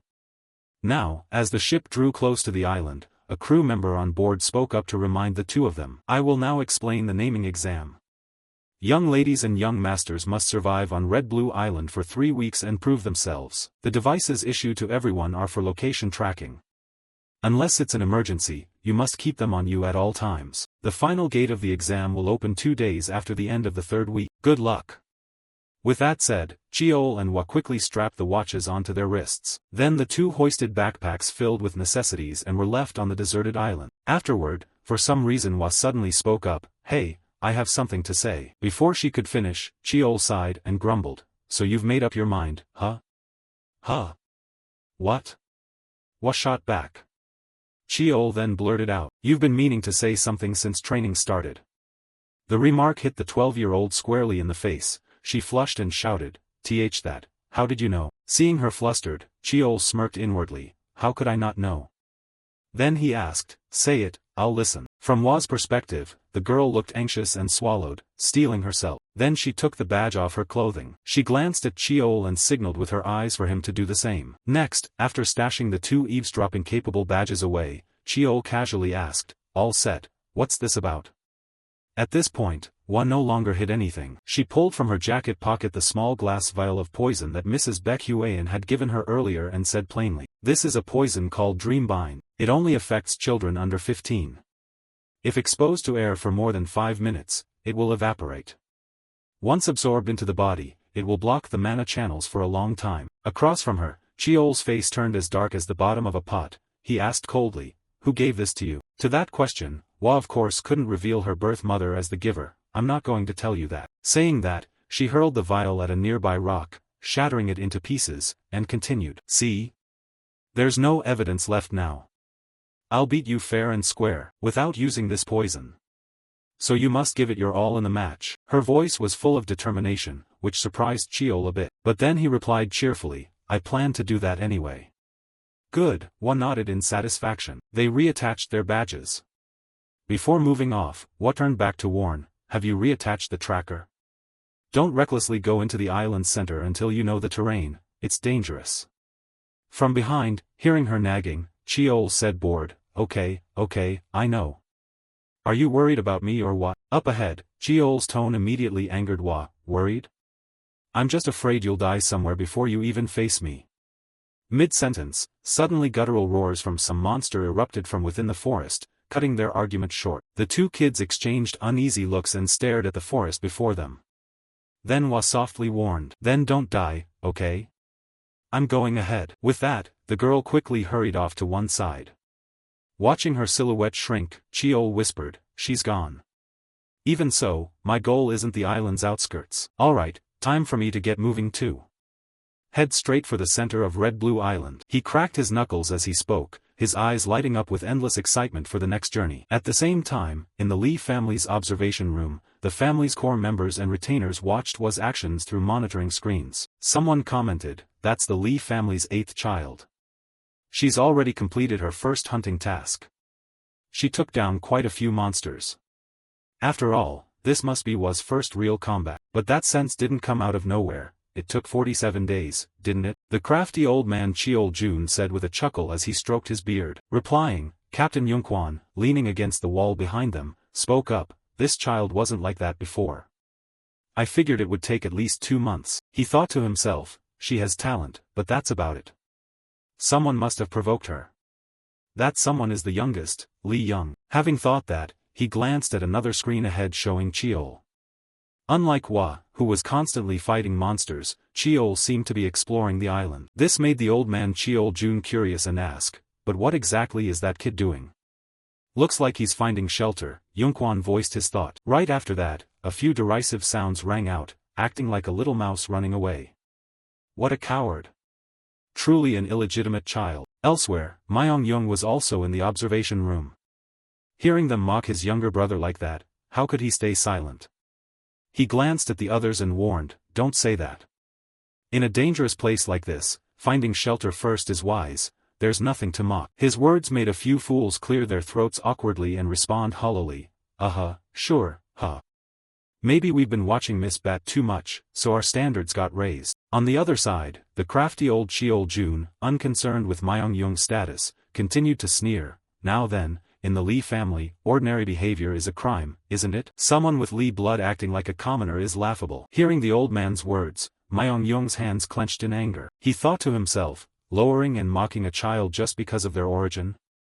Since when did our family become like this? Or perhaps we've always been this way. But still, what on earth is Li Young planning by heading toward the island center? Thinking that, he glanced over at Uncle Jae-hong beside him. At that, he was so worried he kept biting his nails. TCH, what the hell is that kid thinking? He muttered something, making Myong-Yung feel he wasn't the only one puzzled. What exactly are you planning, Li Young? Cut to Cheol's location. By now, he'd found a cave to use as shelter. Next, he started burning some herbs, then tossed a burning torch into the cave to check what was inside. After that, he covered the entrance with leaves. His careful actions drew a few approving remarks. His stealth skills aren't bad. Then suddenly the crafty old man Cheol Jun widened his eyes and shouted, "Wait, hold on. What is that kid doing?" From his view, Cheol had taken off the watch and the badge on his chest, and set them aside. Next, he covered the 2 items with some leaves. The signal was immediately blocked and the screen went black. In the back, Captain Yunquan couldn't help but laugh heartily. You really can't predict him." Jae-hong and Myong-Yung could only clutch their heads at Cheol's actions. As for Cheol, he had many secrets, so he couldn't let the family members watch him like that. After carefully stashing those 2 items, he muttered to himself, "No need to let others see this. Now I can use infinity. Once on Red Blue Island, you have to harvest as much as possible. Alright, let's go." As he said it, he transformed the ring on his hand into a short sword. Time quickly passed until evening. At that moment, our protagonist frowned, staring at an earthen pot before him. Inside the pot was a deep blue liquid that looked extremely toxic. Cheol even vaguely saw a face screaming within the liquid. Just looking at its appearance was enough to make one recoil. It's probably done, but it looks awful. Is this really mana tea? No one would think this is an infusion of mana herbs, he told himself. In his past life he couldn't even afford cheap potions, so he used to tag along with herb gatherers and apothecaries to find mana herbs. Red Blue Island is saturated with ambient mana, so you have to take advantage of it to boost your mana. Youngest sister said the same. If you drink an infusion made from mana herbs, it will surely be more effective. Phew, okay. Cheol ground his teeth and slowly lifted the earthen pot toward him. Not long after, he tossed the pot aside, dangling from his hand. And Cheol's face had gone ashen, as if all life had left him. That tastes like it came from hell, he complained. Thus began the solitary 3-week struggle. Time flew by, and today was the 18th day of the naming ceremony. Cut to Lee Myong-young's office. While he was working, someone suddenly entered the room and said, "Captain, may I come in?" Hearing that, Myong-young paused his work and replied, yes." The visitor, seeing Myong-young still at work, apologized, "Sorry to bother you." Myong-young waved it off, it's fine. Seems like bad news, huh?" To that, the brown-haired man nodded gravely and explained, "A large group of migrants appears to have entered the northern region of Han. I thought they'd pass through the uncharted lands, but they headed straight south. 2 days' march from them is the Lee family's mana quarry." The speaker was Yu Gunsong, deputy captain of the Blue Heaven Sword Unit under Lee Myong-young. At this news, Myong-young stroked his chin. He thought of other reports he'd received recently. Migrants? They usually choose uncharted lands to pass through, committing countless crimes as they move. He muttered in speculation, "Those jackals wouldn't invade our territory without an agenda." Gunsong fully agreed and added, "They may look like migrants, but that could be a cover. It's possible another force is pulling the strings behind this." Myong-young began tapping his fingers on the desk and added, "Previously we had intelligence that Nine Dragon City was mobilizing forces toward the northern border. Speaking of Nine Dragon City, it's a giant power from Central Plains. We share a border with the uncharted lands. They've provoked the Lee family multiple times by encroaching on our territory. Perhaps word of our father's absence leaked out. This is the perfect opportunity for enemies to strike." Thinking that, Myong-young looked up and asked, "Does our intelligence branch have confirmation on this?" Gunsong answered with a shake of his head, "I knew even before them, since you told me to keep an eye on things." Hearing that, Myong-young rose from his chair and said tiredly, "Then coordinate with the Intelligence Investigation Unit and look into it further. I have a feeling this isn't simple. I hope it's just a bad hunch." He said this while watching out the window. Still, the sense of unease hadn't faded at all. Cut to somewhere inside Red Blue Island. At that moment, a red magic circle suddenly appeared on the ground. Next, the magic circle flared brightly, and produced a floating spatial rift in the air. From inside that rift, the silhouette of someone stepped out. He wore white robes and carried a monk's staff. The stranger muttered mockingly, 2 nights is more than enough to kill an illegitimate brat. It seems his target is Cheol. Time quickly passed to the next morning, somewhere up on the island. A huge dragon with glowing red eyes was roaring, threatening something ahead. This was a rank 7 dragon monster, Draco. Opposite it stood none other than our protagonist. He gripped his sword, panting from exhaustion, as if he'd been fighting the massive lizard for some time. Then, as if wanting to finish the fight quickly, the dragon suddenly opened its mouth and drew a deep breath. Its throat ballooned, and an orange glow could be seen from outside. 1 second later it opened wide and unleashed a massive column of flame that shot forward at wind-ripping speed. Cheol felt an overwhelming heat blast straight at his face. His eyes went wide, and he twisted his body to the side, barely dodging in the nick of time. Immediately, without hesitation, Cheol charged at the dragon. While it stood ready to spew fire, he lunged forward, channeling mana into his sword and executing a move called Demon Slash. Cheol used the falling force from above, driving his blade deep into the center of the dragon's head. From his strike, bolts of lightning began to release, causing its head to char. Finally, the massive beast let out a woeful cry and immediately perished, reincarnating anew. After sensing the monster was completely lifeless, Cheol exhaled a light sigh and acknowledged its danger. Phew, dragons are something else. It's on a completely different level from the other monsters.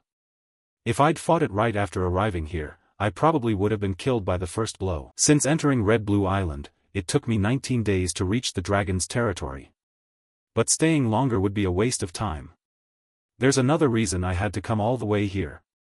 He thought this as he sheathed his sword. Before he could do anything else, a distant noisy sound caught his attention. Unable to restrain his curiosity, Cheol carefully and stealthily crept toward the source of the sound. From his view, the things making those strange noises were a group of weapon-wielding lizard men. They were rank 8 monsters. The fact that these green skins had gathered here and were screaming like they were insane made Cheol doubt to himself, something abnormal has been happening since yesterday. Normally, lizard men only appear at the island's edge, but now they're moving into the center, attacking and then fleeing. These creatures aren't smart and are low-ranked. Could they be influenced by something from outside? If so, I need to check it out. With that thought, he drew his sword from its sheath and dashed out of the bushes, heading straight toward the group of lizard men. The moment they saw his figure, they let out a terrified cry and fled in haste. The monsters had no intention of fighting at all. This confirmed Cheol's suspicion, just as I thought. Once could be a coincidence, but if it happens twice something's wrong.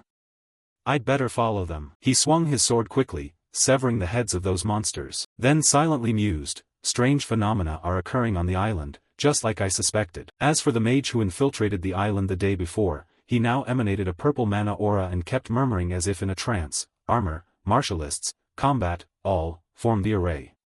How could a kid that small single-handedly fight so many monsters? The descendant of the Li clan really is different. But it's nothing to worry about. After all, he's just a child, someone who will surely fall into this obvious trap. I don't think we'll need Plan B, the young mage said as he stroked an egg in his hand. He was the Beastmaster Nishiyama Shogo. As he predicted, Cheol had followed the lizard men here for exactly his purpose. Perched in a nearby bush, Cheol had become aware of his situation. He was a bit suspicious because it was too obvious. But it turned out to be a real trap. Monster control, he's a Beastmaster. But how could an outsider sneak all the way in here? Cheol wondered to himself. Very quickly he came up with an answer. Wait, it's not impossible. If a teleportation array had been set up inside, it could happen. Then the one behind this must be a member of the Li clan. Should I report this to the clan and wait for the troops? No. If I wait until they arrive it'll be too late. By then I won't be able to find who's behind this anymore. So there's only one option. I'll hide myself with stealth magic and finish him myself. With that thought, Cheol ripped the badge from his chest and tucked it into his inner pocket. Next he used true stealth, enveloping himself in a blue energy that concealed his breath and presence. Immediately after, Cheol leaped down from the tree trunk and shot toward Nishiyama at top speed. Without hesitation, he swung his sword, aiming straight for the back of his neck. But things never came easy for Cheol. At that moment, the egg in Nishiyama's hand suddenly let out an alarm sound. It turned out not to be an egg but some kind of bird curled up to look like one. Its piercing cry startled Nishiyama into turning around. He shouted, "Since when?" Behind him, Cheol silently cursed, "Damn, does he have a talisman that senses danger?" Thinking this, Cheol increased the speed of his attack further. Unfortunately, Nishiyama reacted in time. He immediately swung his staff backward and shoved Cheol's body away, leaving a long skid mark on the ground. Then both paused for a beat. Nishiyama praised, "You bastard of the Li clan, you're better than I thought." To that praise, Cheol retorted sarcastically, "Maybe you're just too weak." The mockery from a child drove Nishiyama into a rage.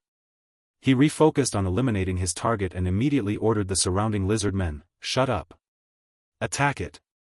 Obeying their master's command, the dull lizard men rushed forward without fear of death to try to draw some blood from him. Seeing this, Cheol began channeling his mana into his sword. He used his heavenly cleaver technique, rushing forward. His sword swung through the air like a ribbon and neatly lopped off the heads of 3 lizard men before they even realized. However, this did not faze the mage. From the start, he'd used the lizard men to hold Cheol back briefly, creating an opening to cast his magic. At that moment, a magic circle suddenly appeared beneath Cheol's feet. From inside it, countless blazing red chains shot out, wrapping tightly around his body and sword.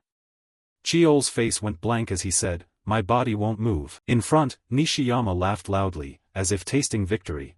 you've fallen into my trap.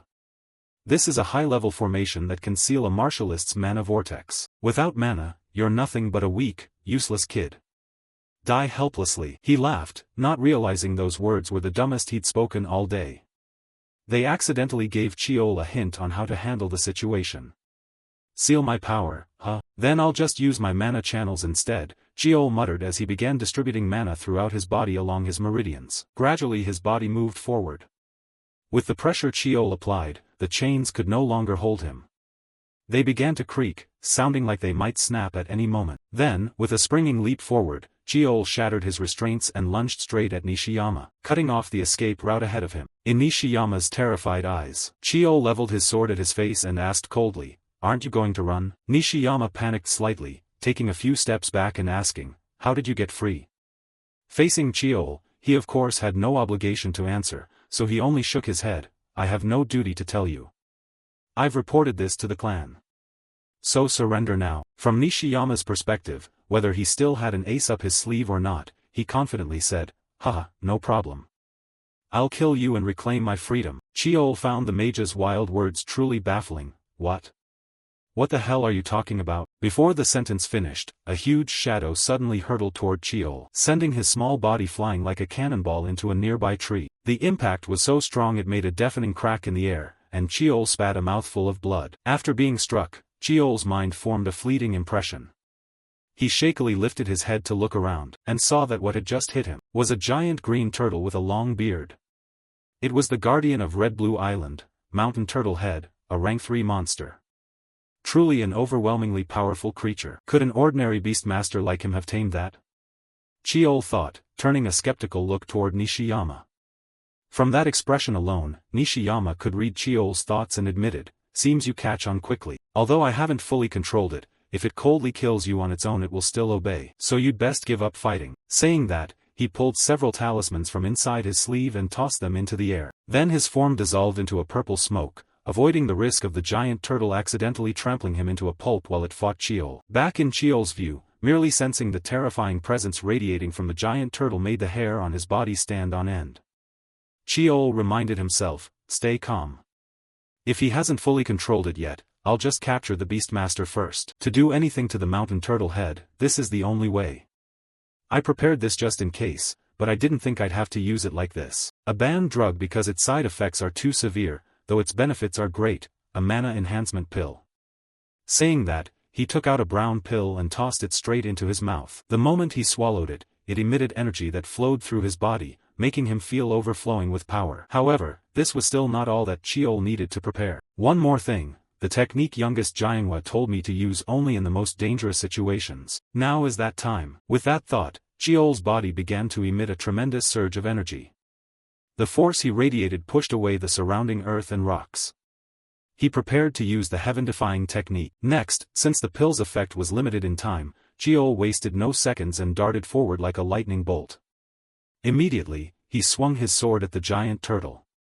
His swing formed a blade of light that cut straight toward its neck. However, it was barely a scratch to the turtle. Its despair-inducing defense made it extremely difficult for Cheol. "I haven't even touched it yet." But did it stop? "Fine, I'll finish it with this move." With that thought, he began concentrating energy into his sword to unleash another technique. However, the giant turtle in front wasn't stupid. It had no intention of standing still for Cheol's strike. It opened its mouth and released a purple shockwave that spread outward. The moment the wave hit, Cheol felt a heavy oppressive weight bear down on him. He thought, "This roar is a fear skill. This mana vibration prevents me from moving.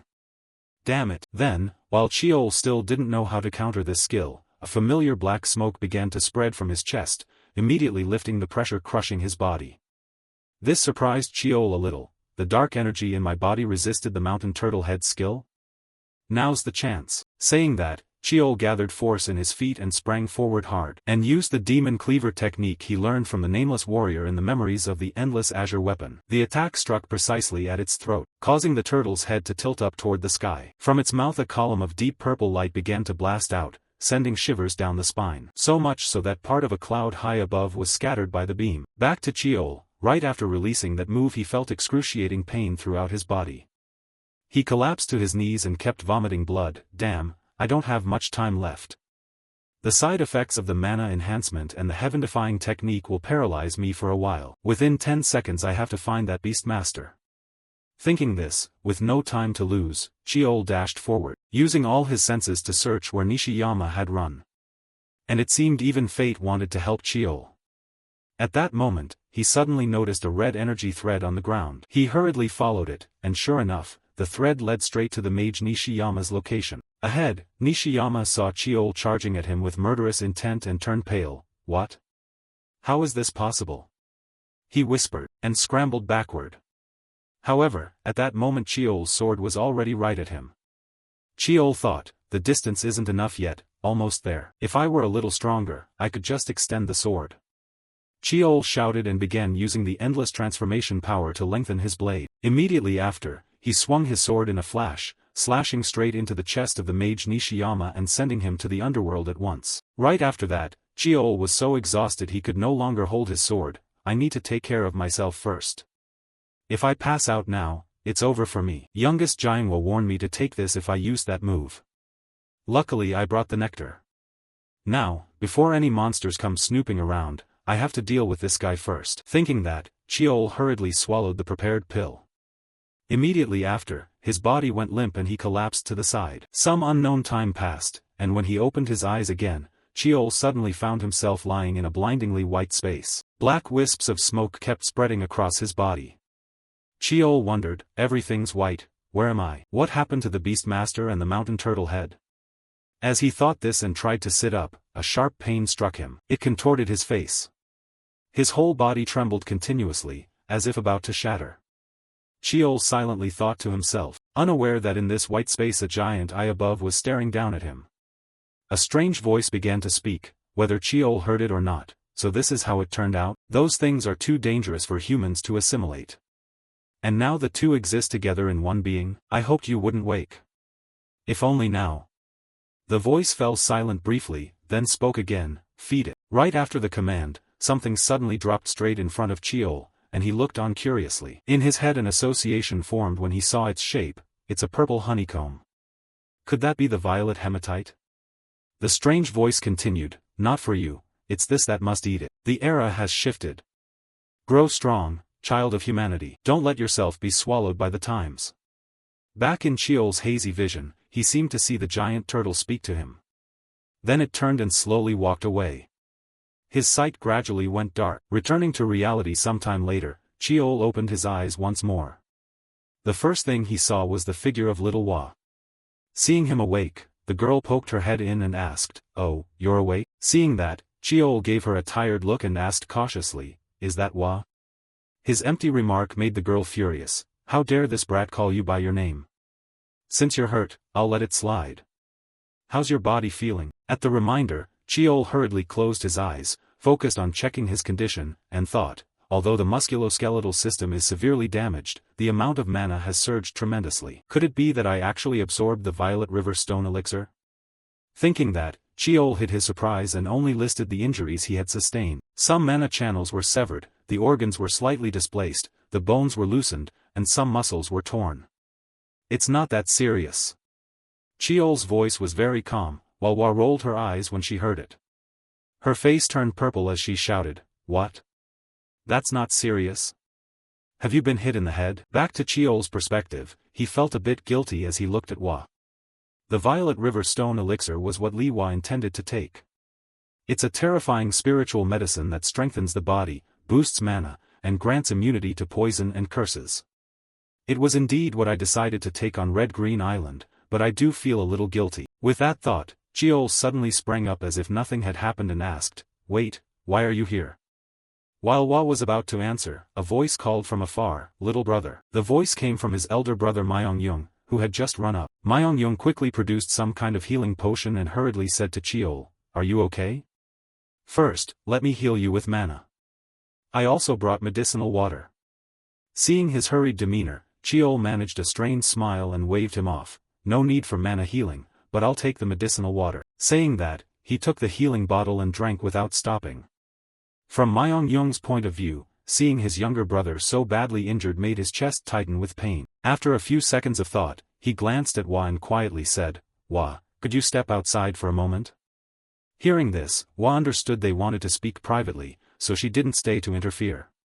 She nodded, yes, I understand. After Hua left, Myongyung lowered his voice and said, if you die, I'll wipe every organization connected to the beast tamers off this world, no matter how powerful they are. As a member of the Li family, what you've shown is the model of a martial practitioner. But as your elder brother, I can't view it positively, it's recklessness. His tone was full of reproach, but not without concern. This moved Cheol a little. His face flushed as he scratched his head and said, I didn't expect the mountain turtle head to appear. Sorry, brother. If I'd known it was there, I would have waited. Seeing his apologetic demeanor, Myongyung couldn't help but sigh. It's good that you can tell the difference between recklessness and confidence. Putting that aside, Cheol spoke up, brother, since I dealt with the beast tamer, the information about him belongs to me. As he spoke, Cheol reached his hand forward, and this action of his made Myongyung wince. I knew you'd say that. That beast tamer used to be a standard 5th-rank sorcerer of the Inyang Agency in Japan. It seems he was expelled for attempting to learn forbidden arts. Someone behind provided high-grade talismans and magical items, then activated them while the mountain turtle head slept. They wanted to make it appear as if the monster acted on its own. Turning back to Cheol, upon hearing this he frowned in thought and asked, so you still haven't found the mastermind? In response, Myongyung shook his head, he's in a near-death state, so it's hard to extract information immediately. Suddenly an idea flashed through Cheol's mind, and he hurriedly said, so this wasn't their main target against you. They wanted to damage your reputation by making people believe you failed to detect the intruder and reacted too slowly. Cheol's explanation seemed to wake Myongyung up. That's exactly it. Looks like we can't just pretend we don't know. Myongyung sighed, and Cheol, a bit worried for his elder brother, asked, are you alright? In response to Cheol's concern, Myongyung ruffled his hair and reassured him, I'm fine. My reputation took a bit of damage, but it's nothing significant. I can't be absent for long, so I'll return right away. With that said, just as Myongyung was about to leave, Cheol suddenly reached out, grabbed his hand, and said with a serious face, Big brother, do you want to make a deal with me? Say that you anticipated the beast tamer's intrusion and ordered me to take care of it first so I can testify that way. That would make it look like you had prepared even for things the family's intelligence hadn't detected. Hearing this, Myongyung quickly guessed Cheol's true motive and asked back, you'd prefer to tell the truth, right? Cheol stood and replied, if people believe I did it on my own, they'll be more wary and cautious of me. So that's why you call it a deal. Right, a deal is when both sides exchange something they each need. So what do you want? Myongyung asked, and Cheol bluntly stated his request, give me access to the archive vault, 3 days will be enough. As he said it, he reached forward, and Myongyung grasped his hand, teasing, arrogant brat, fine. Thanks. His voice was full of gratitude. However, Cheol shook his head slightly, no need to thank me. It's just a deal. Turning to Myongyung, he gently patted Cheol's shoulder a few times and whispered, even if I hadn't agreed, you'd have had a way to handle this, right? At the same time, Myongyung's phone started ringing non-stop to remind him. It seemed the Azure Sword Squad was calling him. Now he really had to go. Saying that, as if remembering something, Myongyung tossed the short sword infinity back to Cheol and winked, I'll keep this a secret for you. With that, he hurried off. Cheol watched his brother's retreating figure and let out a few excited laughs. He really is no easy opponent. After Myongyung left, Hua returned and asked, looks like the talk went well. Which trial chamber will you challenge? 3 weeks have passed, it should be open by now, she asked curiously. However, Cheol didn't answer, he even turned the question back, what about you? Which one will you try? Hey, I'm asking first. Hua snapped, while Cheol shrugged and said, if you want to know, answer mine first. Facing Hua, with no other choice, she proudly shared her plan, which trial will I attempt? Nothing less than the hardest, the crucial authority trial. What about you? Cheol replied that he would challenge the combat arena trial. This left Hua stunned. Such a place exists? Don't tell me that's one of the peripheral trials. Cheol nodded calmly, yeah, it's indeed in the outskirts. Hearing that, for some reason Hua's face suddenly showed disappointment. Then she sneered, how disappointing. Looks like I misjudged you. You chose a peripheral trial, so there's nothing more to say. I thought you were a rival, frankly, I thought you were better than me. With that, Hua began to walk away, disappointed. Cheol watched her leave and wasn't surprised at all. He thought to himself, since everyone assumes the location determines a trial's difficulty, they probably think I picked the outskirts because it's easier. Let them think whatever they want. Time passed quickly, it was starting to get light, and Cheol was still wandering in the forest searching for something. I don't remember exactly, but it should be around here. Before the reset, this was the cave I happened to discover. And it's also where I'll complete the second naming ceremony trial, the combat arena. Thinking that, he brushed aside the plants in front of him. And now, before him was a cave as black as ink. Next, the protagonist prepared a torch and carefully stepped inside. As he walked, he thought, at first glance it's just an ordinary wall, but of course it won't be that simple. With that in mind, he drew his sword and began slashing repeatedly at the wall before him. Chunks of debris started falling away, revealing behind them a massive iron door standing upright. Seeing this, a hint of joy appeared in Cheol's eyes. Found it. Then Cheol drew the short sword across his palm, letting blood well up, and flung the drops at the door. The blood, containing mana, clung to the iron and emitted a blinding light like a switch activating the door. The door shuddered once, then slowly slid open to reveal a vast hall with a sword plunged deep into a wooden stand. The familiar scene stirred memories and he stepped briskly inside. He approached the wooden table, dropped blood into the concave basin carved into it, and murmured, "Descendant of the Li clan requests the ancestral trial, please grant permission." As his words echoed, a blue light like smoke rose from the basin. The combat arena's challenge had only one rule, to defeat oneself. From Cheol's perspective, the blue light resolved into a figure identical to him. He was so familiar with this trial that he wasn't surprised. The trial offers unlimited attempts, and until you win you cannot leave, even if you give up. Then, let's begin. He thought as he slowly drew his sword. But before he could launch an attack, a blade of light sliced across his neck, and the protagonist's small head instantly separated from his body. What the hell is happening? Cheol blurted, stunned. The last thing he saw was his doppelganger standing right beside him. After who knows how long, the protagonist calmed down. He hurriedly touched his neck and swallowed hard a few times. Sweat streamed down his young face. He thought, my head was definitely just severed, right? The illusions in this combat arena can't actually kill me, but the realism is infuriating. At this level, an ordinary person would probably go insane. Besides, can I really reach that level? The arena's illusion lets me use power perfectly, which means I still haven't tapped my full potential. If I could fully exploit it, I would have blocked that strike just now, Cheol reminded himself. He tightened his grip on the sword, determination flashing in his eyes. But as time passed, on the third occasion Cheol was stabbed through the belly by his fake self and died. On the fifth attempt, he managed to block the blade but was immediately killed by having his neck broken. By the 10th time, the result was still his head torn from his neck. And so it went, 13th time, 18th, 23rd. Cheol lost count of how many times he'd died in the trial. How many more is this? He wondered.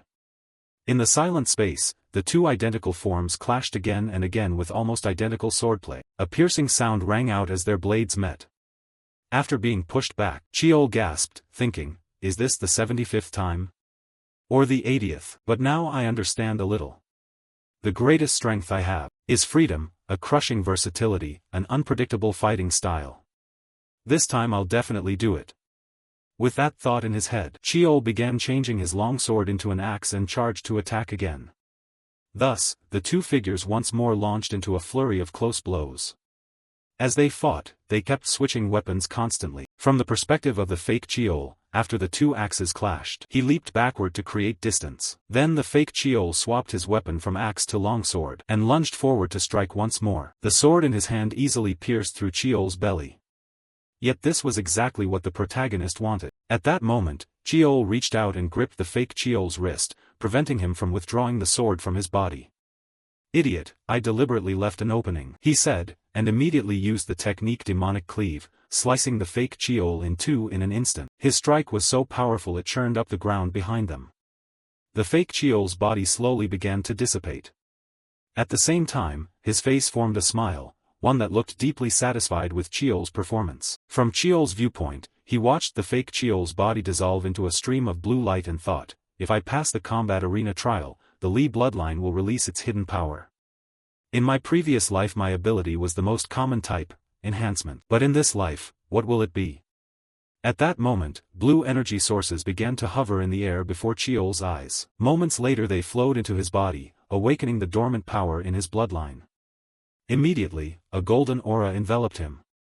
"This power is," Chiol murmured. Meanwhile, outside the great iron door, the clan's core members stood waiting. They whispered among themselves, while Uncle Jaehong sighed wearily. "Ha! I thought this time he'd behave. That annoying brat. The more peaceful the naming ceremony, the more trouble he causes." No sooner had he finished speaking than someone in the group shouted, "The mana density is changing. It's opening." Hearing that, Jaehong hastily turned his gaze to the door. Sure enough, the door flung wide open and Chiol's figure staggered out. His steps began to wobble wildly, and he collapsed forward. Thankfully Jaehong reacted quickly, rushing forward to catch him and anxiously asked, "Li Young, are you all right? Wake up." In response to his uncle's concern, Chiol looked up with a hollow face as if he hadn't eaten for half a month. His stomach kept growling for food. "I'm so hungry, water," he managed to mutter a few words, before his eyes rolled back and he fainted. Jaehong trembled with anger at the sight. "That brat!" his uncle shouted. Time passed quickly, and the scene shifted to Chiol's villa. By now the protagonist had returned home. The maid Gawa burst into tears with joy when she saw him unharmed. "Young master, do you know how worried I was? First the beast tamer, then the guardian mountain, then the ancient trials set by the ancestors." She cried as she clutched Chiol. Seeing that, Chiol could only force a smile. "Nurse, I'm filthy. I've been outside almost a month." Ignoring his words, Gawa still wouldn't let go and inspected him closely to make sure he had no injuries before nodding. "I was going to give you a good scolding, but, never mind. Welcome home, young master. I've prepared a bath. After you wash, I'll get your meal ready." Chiol nodded, but then remembered his youngest sister Jiangwa and asked, "Nurse, what about my sister? I thought she'd be the first to run over." At that, Gawa's footsteps suddenly stopped. Her voice faltered, unsure how to explain. This made Chiol curious. He wondered what had happened while he was away. Time passed quickly, scene shifting to some house. At that moment, Jiangwa was cheerfully greeting her nephew through the iron gate. "Hee, my dear nephew has arrived?" Seeing her jaunty posture despite being confined, Chiol could only rub his face in pain and ask, "What did you do?" In front of him, Jiangwa didn't explain and instead smiled as she asked, "Sorry, but it's good to see you're safe. But, what did you do to make your mana spike like that? You still can't fully process the energy inside your body. Sit down." Now before she could finish, Chiol's expression turned serious. But Jiangwa just scratched her head and laughed it off. "Huh, it's fine, it's fine." From Jiangwa's perspective, she felt moved to see Chiol so worried about her. She hadn't expected him to go this far for her. The reason she was locked up was that she had caused an uproar in the control room with the elders and the big brother. She poked her fingertips together and stammered, "I'm sorry, dear. I thought they were doing something strange to you, so I couldn't hold back and lost my temper." She said she had been furious at the thought that she might never see him again. As she spoke, her throat seemed to choke up. She began to mime strangling herself to illustrate her point. Chiol himself was surprised. To be honest, he hadn't fully trusted his youngest sister before, but somehow he had come to see her as part of the family. Now he had accepted that. Thinking this eased Chiol's heart. He assured his little sister aloud, "I'll get you out soon, please wait a little longer." Hearing that, Jiangwa in the cell hurriedly said, "Huh? How can you do that? Don't push yourself." Chiol shook his head and explained, "I won't do anything reckless, you'll be released soon anyway. See you next time." With that, he quickly left the cell. Time passed quickly, scene shifting to an airport. By then, all the core members of the Li clan had already gathered and were waiting. All because the person disembarking from this plane was the current head of the clan, Li Taixin. Seeing him appear, Madame Baekhuian hurriedly asked, "Has he arrived?" Taixin replied with a nod, "Sorry to keep everyone waiting." Madame Baekhuian bowed and said respectfully, "It's all right.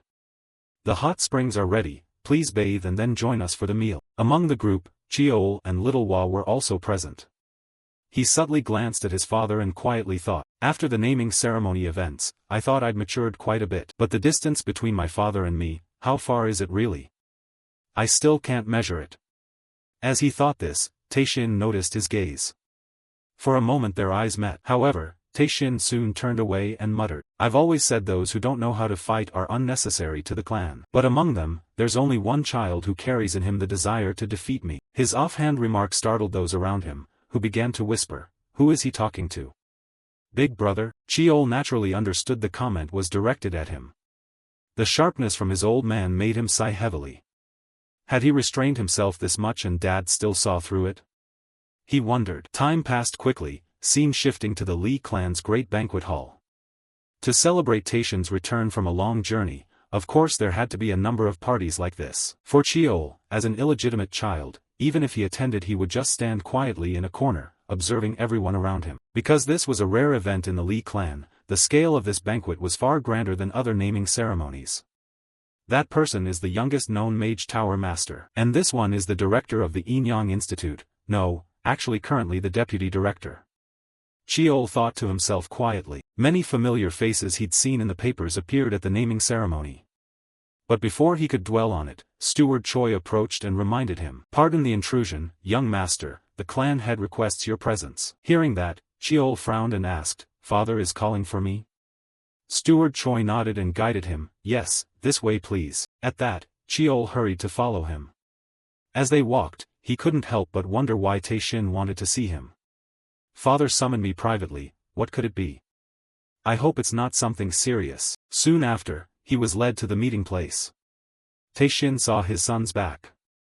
Cheol bowed quickly and said, "Father, did you call me for something?" Having said that, when he looked up he was a little surprised to see that at this moment, his eldest brother Myung-jung was also present. His brother's appearance made the protagonist suspect. Could this be related to the incident where the mage Nishiyama managed to infiltrate Red Azure Isle? Opposite him, Taishin didn't let him wonder for long and said, "I think you know why I summoned you. I want to hear about what happened at the naming ceremony. According to Myung-jung, you discovered the outsider and captured him. This was your plan, wasn't it?" To Cheol, Taishin's words carried pressure, making his face sweat. "Just as I thought. So father already knows." Cheol thought to himself, then nodded and answered, "Yes, that's right. I was the one who proposed the deal with Big Brother. The condition was that I be allowed access to the archive for 3 days and help him avoid this wave of public scrutiny." In response, Taishin spoke sternly, "Considering your contributions this time, I will overlook your false report. But there won't be a next time." "Yes, I understand." The protagonist bowed his head and said. Then Taishin glanced at his firstborn and warned, "Myung-jung, you will receive an appropriate punishment later. This banquet was your responsibility. Return to your duties." Hearing this, Myung-jung held no grudge and accepted, "Yes, I will do so." Having said that, he gave Cheol a smile and briskly left. While Cheol wondered whether his eldest brother would be all right after being punished by their father, he set that aside for the moment. After everyone departed, Taishin continued to speak to Cheol, "Forget the false report for now. This merit belongs to you. You will receive the reward Myung-jung promised. Finally, because you uncovered the trial within the match, I will grant you a reward." At this, Cheol's eyes flashed with surprise.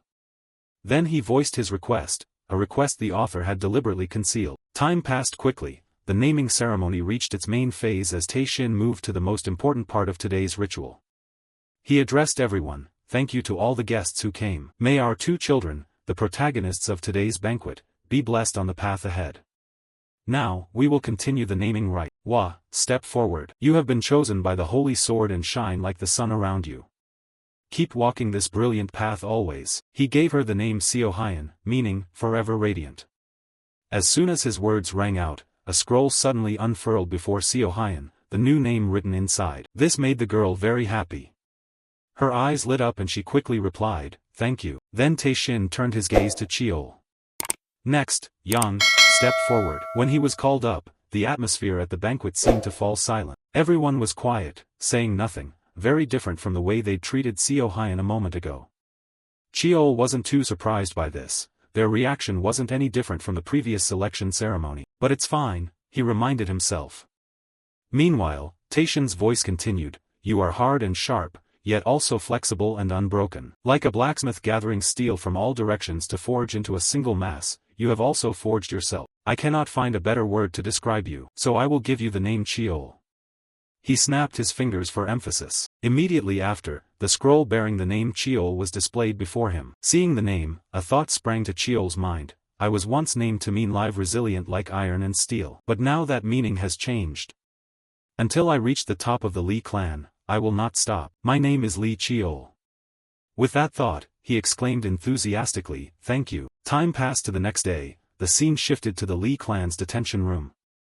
By then, Jiangwa inside the cell had nearly gone mad. She tore at her hair, gripped the bars with both hands, and screamed like a wild animal wanting out.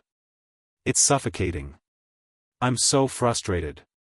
I didn't even get to witness the naming. They said they'd release me, why is it taking so long? Outside, the two guards listened, their faces paling from the headache her ranting caused. Her non-stop swearing made them suffer. At that moment, a phone call came through. While Jiangwa sat biting her sleeve in frustration, one of the guards entered, opened the door, and said, you can go out now. Discipline will be addressed later. For now, she was allowed to leave the quarantine area. Hearing this, Jiangwa's face blossomed. To celebrate being released, she gleefully kicked the door open, prompting the guard behind her to snap, hey! Don't go kicking stuff. Before she'd taken a few steps, a familiar voice called out, wait. Hold on. Hearing this, Jiangwa hurried back toward the voice and saw her nephew Cheol leaning against the wall. Oh, kiddo. Did you really get me released? Jiangwa said in astonishment. Cheol nodded in confirmation, yes, that's right. This made Jiangwa jump. She asked dazedly, huh? How? Before she could finish, Cheol took out a piece of paper and tossed it to her. Huh? What's this? Jiangwa asked, but Cheol offered little explanation, saying only enigmatically, you owe me a favor. Jiangwa widened her eyes and read the paper. It declared, Li Jiangwa is granted the elder title and appointed as the master of 9th young master Li Cheol. Reading it, her eyes bulged like a cow's. She couldn't believe what she'd just read. Only Cheol remained cheerful. From now on, please teach me, master. He said, enthusiastically reaching his hand forward. Time passed quickly.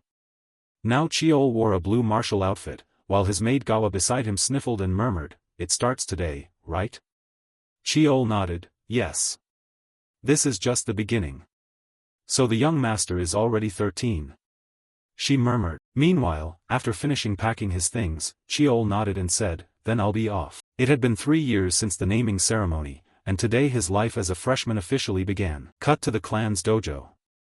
When children reach the right age they get shoved in here for training.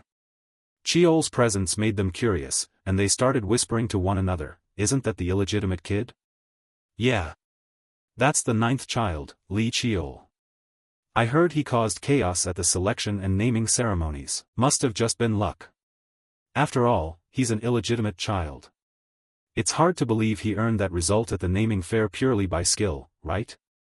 Curiosity buzzed non-stop, which irritated Cheol. Illegitimate, my head's killing me.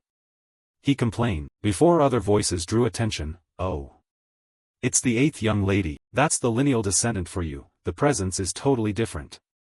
Observing everyone's reaction to Seo Hyun, Cheol could only smile. Their response is so different from mine. He silently watched Seo Hyun. When Seo Hyun noticed his gaze, her body suddenly froze. She mechanically walked up to Cheol and said, hello. Cheol answered with a nod, yeah, long time no see. Then Seo Hyun scratched her cheek awkwardly and stammered, you don't hold a grudge about what happened at the naming ceremony, do you? About how I said I was disappointed. Her words brought back a memory of red azure for Cheol. Of course he didn't take it personally. If Seo Hyun hadn't mentioned it, he'd have long forgotten. It's fine, I don't mind, Cheol said with a sigh, which made Seo Hyun brighten. Really? Really, great. You can be a little petty, huh? She said cheerfully, unaware that Cheol's expression had darkened. He growled, care to explain what you mean by petty? Ignoring that, Seo Hyun suddenly remembered something and asked happily, I heard you're studying with Ant? And you even got into the archive? Before Cheol could answer, a teacher's shout came from the front, attention, everyone. We will now proceed with class assignments. Freshmen whose names are called, line up in front of the instructor. The man's words put pressure on the kids below. Being placed in the right class would greatly affect their future studies. What if? I'm getting nervous. If we end up in a bad class it's over, they fretted, sweating. Cheol understood that feeling, he'd been through it once. It's understandable. The academy's training lasts 3 years, so class placement matters. Each grade has 5 classes, the more talented students are placed higher. Across from them, an official handed Seo Hyun a slip and said, "Congratulations Miss Lee Seo Hyun, Class 1. Congratulations." She nodded and replied, "Thank you." Cheol wasn't surprised either. The official then looked at Cheol and continued, "Next is young Master Lee Cheol." The protagonist stepped forward, took his placement slip. The result left him too bored to speak, his displeasure obvious. "Told you, it'd be like this." But he hadn't expected them to be so brazen.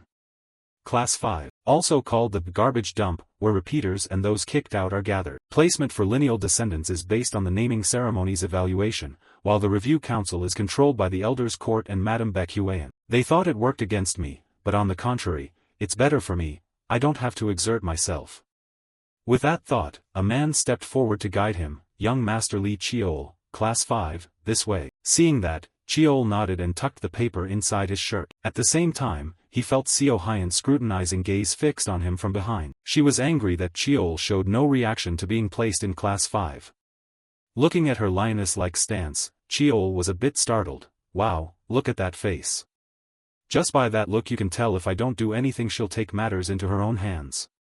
Even though I'm totally fine with it." Thinking that, he waved his hand at her so she wouldn't need to say more, then moved off quickly. Around them, some other kids placed in Class 5 felt like the world was collapsing. Damn, Class 5?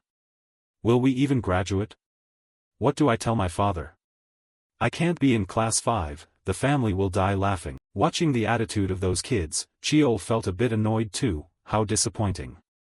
Why do the Lee clan students act like this? At that moment, a greeting sounded beside him, snapping him out of his thoughts. "You're the youngest son of the main branch, right?" "Indeed, I wanted to meet you. My name is Kim Han, son of a small forge contracted by the Lee clan. It's an honor to study alongside you, young master." From Cheol's perspective, seeing a kid come up and greet him like that surprised him a little. Kim Han? In my previous life I have no memories of him. Thinking that, Cheol asked, "But why me?" Kim Han scratched his head and replied, "Because you're a standout figure, I always looked up to you as an idol." The sincerity of his words made Cheol sigh, then continue, "Kim Han, is it? What do you think about being placed in Class 5? The sudden question made Kim Han's face freeze for a moment, but then he cheerfully said, "Well, that's probably the level I'm at right now. But who knows what'll happen later." He added, his face full of determination. Cheol smiled faintly and nodded, "You passed." Cut to the Class 5 dojo. After the freshmen arrived, the upperclassmen greeted them with smiles. "Welcome, freshmen. Please help us out, let's work hard together. And if you don't know something, just ask." Their enthusiasm made the new kids glance at each other curiously. Then the instructor clapped a few times to get everyone's attention. "All right, greetings over, pay attention here. I'm Lee Young-ho, the instructor in charge of Class 5. Today, since we have a new intake, there won't be a lesson, just a brief introduction." Young-ho spoke with a smile, and this was a face Cheol recognized from his previous life. Memories stirred in his head, he still looked full of passion and resolve. In the previous life, he even tutored me because I couldn't keep up with everyone. Unaware of Cheol's thoughts, Young-ho turned to the long-haired student beside him. "All right, that's the end of the introductions. In-ha, please guide the rest for the freshmen." "Yes, instructor," In-ha replied with a smile. Then he turned to introduce himself to the rookies. "Hello everyone, freshmen. It's a bit embarrassing, but after repeating 2 years in a row, I'm still serving as class president for the 2nd year. You've all been standing for a while, you must be tired. Sit if you want. Now we'll elect a class president.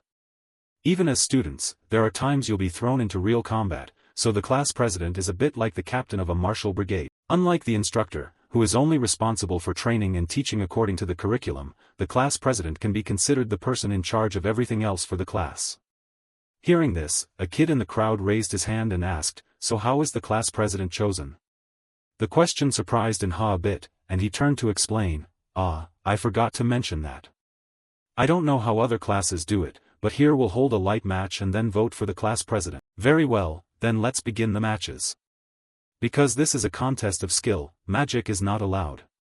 There will be rest periods after each match." Before he could finish, Cheol's cold voice suddenly rang out, "Are you serious? His tone carried a hint of challenge, which made In-ha a little flustered as he asked back, "Young Master Lee Cheol, do you have some objection?"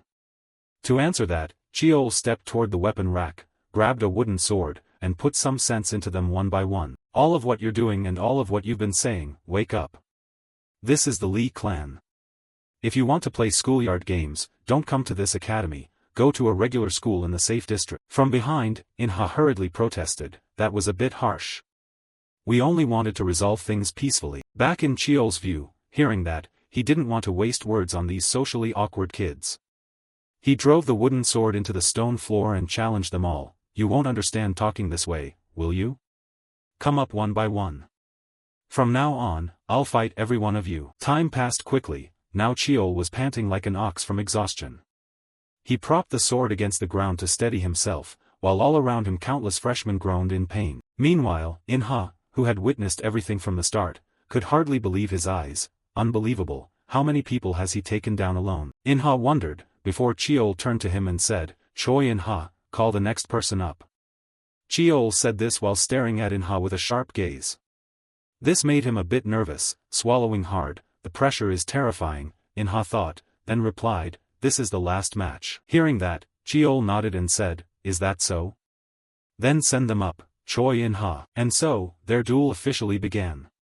After just one clash with Cheol's sword, In-ha's teeth clenched tightly. A flood of thoughts raced through his mind. Why is he going this far?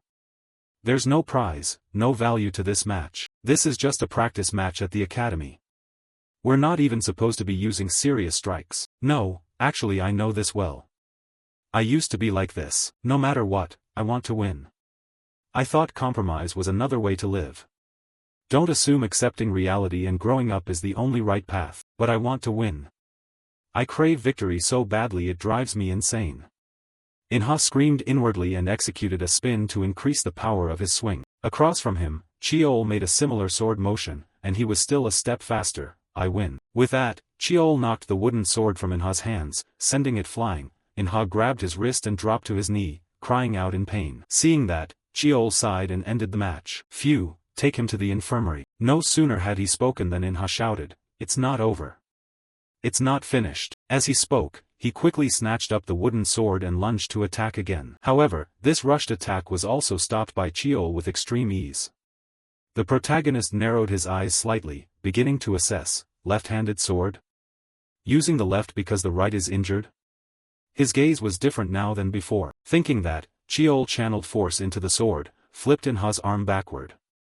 Then he stepped forward and swung the sword in his hand like a baseball bat, smashing it straight into In-ha's stomach. It hit the young teen so hard he vomited fluids and lay on his back on the ground. His whole body curled up like a shrimp, and he was officially out of the fight. "Take him away," Cheol ordered, and two other freshmen hurried over to carry In-ha to the infirmary. At that moment, Cheol walked toward the group of freshmen in front of him and declared, "I have lived 1 second like an hour, 1 hour like a year.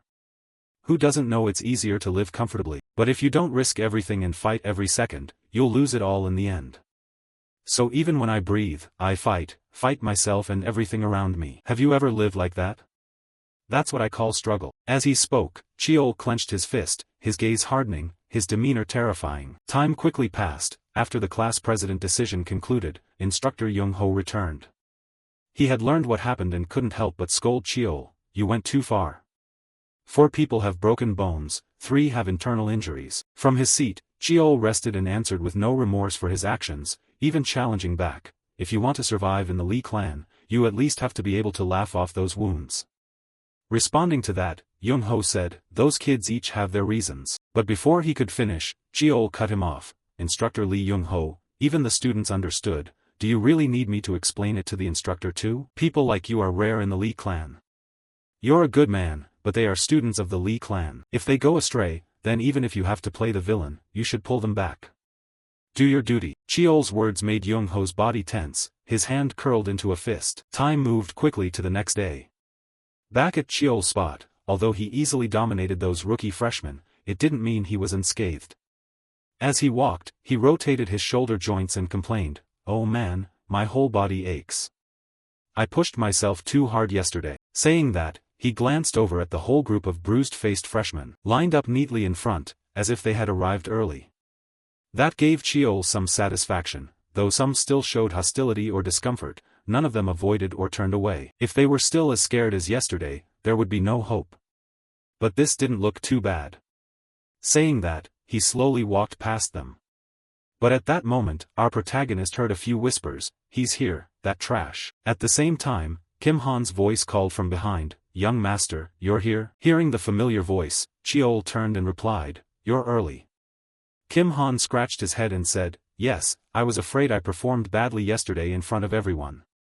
Hearing that, Cheol offered reassurance, "We're still just students, it's natural to be lacking." To that, Kim Han could only give an awkward smile before asking, "Young master, if you don't mind, may I ask you something?" Cheol nodded casually, "Sure, ask."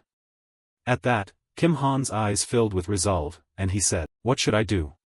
How can I become as strong as you?" To that question, Cheol thought, "I don't even have enough time to train myself, when would I have time to teach others?" Still, he offered a hint to the young teen, "Honestly, I'm not skilled enough to teach anyone yet, but you have very good eyes, or perhaps a keen instinct. Yesterday you dodged my attacks 3 times in a row. Use that.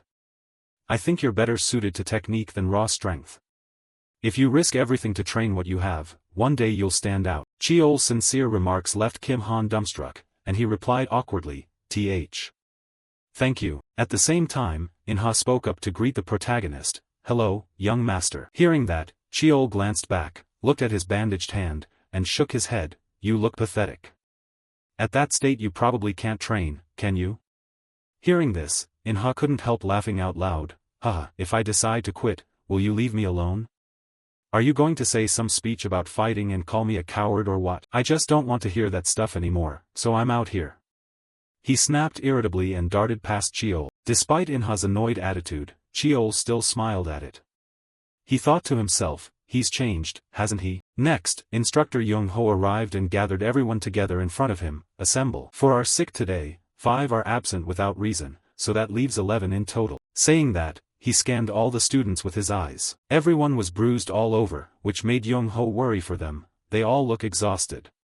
And the atmosphere has changed. Are the students really this tense just because of one predator? Thinking that, and as if reaching a decision, he clenched his hand and said, "We were supposed to do basic fitness tests today, but given the current situation, I'm changing plans. Starting now, begin the fitness test." Time passed quickly. Young-ho's voice rang out again, "From now on, free training will be led by the class president." At this point, whoever knows what test Young-ho gave the kids, after finishing it they had no strength left to stand. Each of them breathed like oxen who just plowed a field. Not to mention them, even Cheol felt sore all over.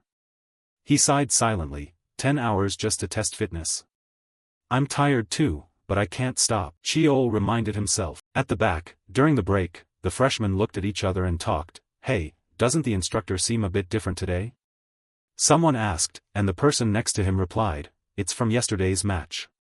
A lot of people got hurt. If it were before, he would have let them rest." Ignoring their chatter, Cheol stepped forward and said, "Attention. No need for introductions. I'm Lee Cheol, your class president. As Choi In-ha said yesterday, the class president has full authority over everything except the instructor's orders. My training will be extremely harsh. Those who can keep up, follow along, those who can't, I won't drag along.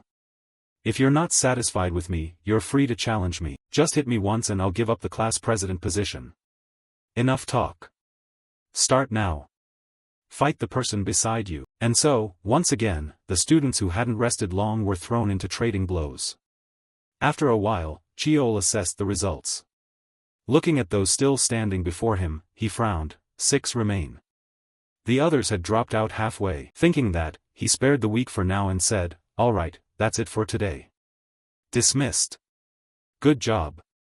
With that, he quickly turned and left. As he disappeared, a few jealous students began cursing, "That bastard.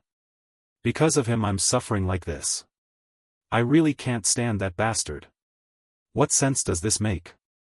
I'm not going to follow that." Nearby, Kim Han heard the mocking voices and shouted loudly, "Cut it out. Honestly, I'm pissed too. But even when he's exhausted, we can't land a single hit on him." The students ignored that remark and turned to ask In-ha's opinion. "Hey In-ha, what do you think? Last year we had fun, right? Or do you think?"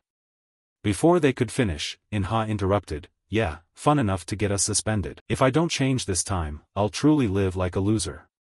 Even if my arms and legs get broken, I want to try once. Really, I really want to. You all know him. That bastard. I mean, you understand what he wants to do, right? I'll try fighting this time. It might really be the last time. So wake up. Don't resist pointlessly or pretend you don't know. Having said that, Inha turned and left, leaving the students behind silent from his words. Cut to Jiangwa's workshop, where Cheol was now present. His body was covered in countless wires to measure some parameters. Now he focused his mana into his palm, producing a blazing blue flame in his hand. Seeing this, Jiangwa beside him said with difficulty, "Stop. That's enough. You failed again." Every time he tried to form an aura, its shape collapsed. She hadn't expected this problem to appear after reaching the 3-star level. "I wish there were records of how the ancients used mana," she said irritably. Meanwhile, Cheol pulled off all the wires, silently stared at the ring on his finger, and thought, if it's from Vodun's memories, maybe, but I still can't read the next type. In any case, the trip to the archive yielded unexpected gains. There, Cheol had found a document about the weapon called Vodun. It said the thing was shrouded in black energy that terrified swarms of monsters. Even the kingdom's brave generals had been defeated. Countless heroes sealed it on northward 10,000 Demons Mountain. The king granted land to honor that achievement. The heroes, grateful for the king's favor, transformed it into a sword. They named it Vodun. Finding information about Vodun was a tremendous haul. Thinking that, Cheol's hand involuntarily clenched. Meanwhile, Jiangwa's irritation lasted only 3 seconds before she returned to her usual cheerful face. "Anyway, you've touched aura. Making it into the 3-star realm on your own is truly impressive. The current deadlock will be solved soon. In fact, the amplification technique and the transmutation method are nearly complete." Hearing that, Cheol nodded and didn't forget to thank her. "Yes, thank you for teaching me every time. By the way, ma'am, now that I've reached the 3-star realm, what comes next?" Explaining this, Jiangwa said, "You'll learn how to use hard energy techniques and aura skills, but mastering them will take a long time." Then, as if remembering something, she asked the protagonist with interest, "So, how is the students' training going? You always look tired." Cheol replied, "Training is normal." However, Jiangwa couldn't miss his weary face and heavy breathing. She burst out laughing, "Is that so? If it's hard, let me give you a hand." Hearing that, Cheol's eyes lit up and he quickly asked, "Huh? How do you plan to help?" Opposite him, Jiangwa revealed nothing, patting her chest confidently. "Heh, you'll find out soon enough. Just trust me," she said. Time passed quickly to the next day. To help her nephew, Jiangwa personally came to his 5th class, making Cheol give a wry smile. Haha, hearing her say, "Just trust me," already makes me nervous. Unaware of Cheol's thoughts, Instructor Young-ho cheerfully announced, "Today we'll have a special lecture on magic." Everyone straightened their outfits and held their posture waiting. "This is Elder Lee Jiangwa, a researcher of the Lee clan." Applaud. As soon as he finished, applause erupted like fireworks. Meanwhile, the goofy Jiangwa scratched her head awkwardly. "Hee, I'm embarrassed. I don't like long-windedness, so let's start the lecture." She winked mischievously as she spoke, quickly grabbed a piece of chalk, and began presenting today's theoretical lecture. From the back, watching her focused posture, Cheol assessed, "Looks like she's increasingly enjoying teaching." Time flew, and then Jiangwa suddenly clapped her hands to grab everyone's attention. "Okay, the boring lecture part ends here. From now on it gets interesting. I'll teach the Research Institute's improved version of the Iron Line technique." Beside her, Instructor Young-ho, puzzled, asked, "Huh? Didn't the lesson just end?" "What are you saying? The main part is just starting. Everyone, sit up straight in your seats. I only do this once, so pay attention." She waved him forward to assist, leaving the protagonist baffled at what his aunt was thinking. "What's going on?" he asked. From behind, Jiangwa laughed. "When direct descendants join the academy, they usually get support like this. But you have nothing, so I'm making a bit of an effort." Hearing that, Cheol was a bit moved and replied, "Thank you, ma'am." Not paying attention to Cheol's feelings, Jiangwa continued, "Good, excellent. In theory, your power should double. Great, right?" Cheol responded with a sigh, "Yes, you're amazing." Meanwhile, Instructor Young-ho realized the lesson's importance and announced loudly to the group, "Attention everyone. From now on we'll continue sparring by directly applying the magic taught by the elder. Everyone find an opponent. Following his words, the students began pairing off. To get back at Cheol, Inha immediately stepped forward and offered, "Young master, be my opponent. Last time I didn't hold back," he said, eyes full of determination. Cheol, who feared no one, agreed, "It's an honor to fight you. I'll let you strike first." With that, the two lunged at each other, tearing into one another, making Jiangwa, watching from the side, exclaim with delight, "Wow, my kid is ruthless. Reminds me of my younger days." Thinking that, she was suddenly drawn to some whispering sounds from the back. "I really can't stand that kid. Even if he's a younger son and faces discrimination, he's still different from us. Different physiology, plus unlocked skills, he's different from the starting line." One kid shrugged, and the boy next to him chimed in, "Yeah, we tried our best, but what does he even know?" From Jiangwa's viewpoint, how could she tolerate hearing her nephew talked about like that? She immediately warned, "Hey, you kids." Hearing her voice, both students jumped, stammering, "Ma'am, you're still here?" Without answering, Jiangwa stared at them with a look like one staring at the dead and coldly asked, "Earlier, were you talking about that kid?" "No, about my disciple." Across from her, the two students went pale and quickly bowed in apology. "Sorry, we spoke out of turn." From Jiangwa's perspective, her anger hadn't eased. She shot back at them, "What makes you think you know enough to say things like that about that child? Please forgive us," the two cried out in fear. At that moment, before Jiangwa could further scold the two, a student named Kim Bozong stood up and challenged, "Isn't the young master clueless too? We've worked hard too, but we're always treated like nothing. Growing up in different circumstances naturally creates differences, right?" To that, Jiangwa shook her head mockingly, "You really don't know, do you? Maybe it's better if you don't. If you knew how different that child's days are from yours, you'd realize your life is nothing more than child's play." In the back, Bozong, hearing Jiangwa's slightly pitying words, grew so angry that veins bulged on his arms. He muttered quietly, "What exactly makes that younger son so different? Fine, alright, I'll show you." Time passed quickly, and now it was break time. Instructor Young-ho's voice rang out, "Training ends here for today." Hearing that, the students all breathed a collective sigh of relief. Meanwhile, Bozong glanced at Cheol resting to the side and sneered inwardly, "See, what's so different about him? They keep shouting about struggle, but it's just that he's been gifted, different from us." Thinking that, a stranger student suddenly ran up and asked Bozong, "You guys said you wanted to keep an eye on that youngest son today, right? But is it okay to roam the clan grounds like that?" Explaining, Bozong nodded and affirmed, "We're students, so it's fine. Besides, it's not like we're going into a dangerous place. That younger son doesn't even live in the main family's quarters. We can't let him keep overshadowing us like this. Today we'll see for ourselves." And so time flew until evening. At that point, Bozong led a few students waiting outside Jiangwa's research wing. But standing around too long, Bozong couldn't help but wonder, how long has he been in the research wing? It's already 9 p.m. Elsewhere, a few students began yawning and suggested, "Hey Bozong, let's go home. Daytime training has made me sleepy. I'm exhausted too. Let's go. After all, nobody knows what that youngest son does in there." With that, some members of the group awkwardly left, prompting Bozong to grow annoyed and swear under his breath, "What a bunch of weaklings." Soon after, Cheol also left the research room. Bozong hurriedly concealed himself and then followed him from behind. Finally almost home. He went to spring training. That area is reserved for the main line, he couldn't possibly be allowed in. Bozong wondered to himself, before the group heard a clamor of training shouts from outside.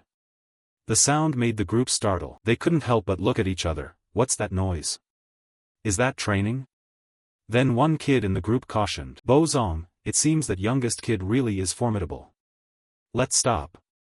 The young master wasn't wrong.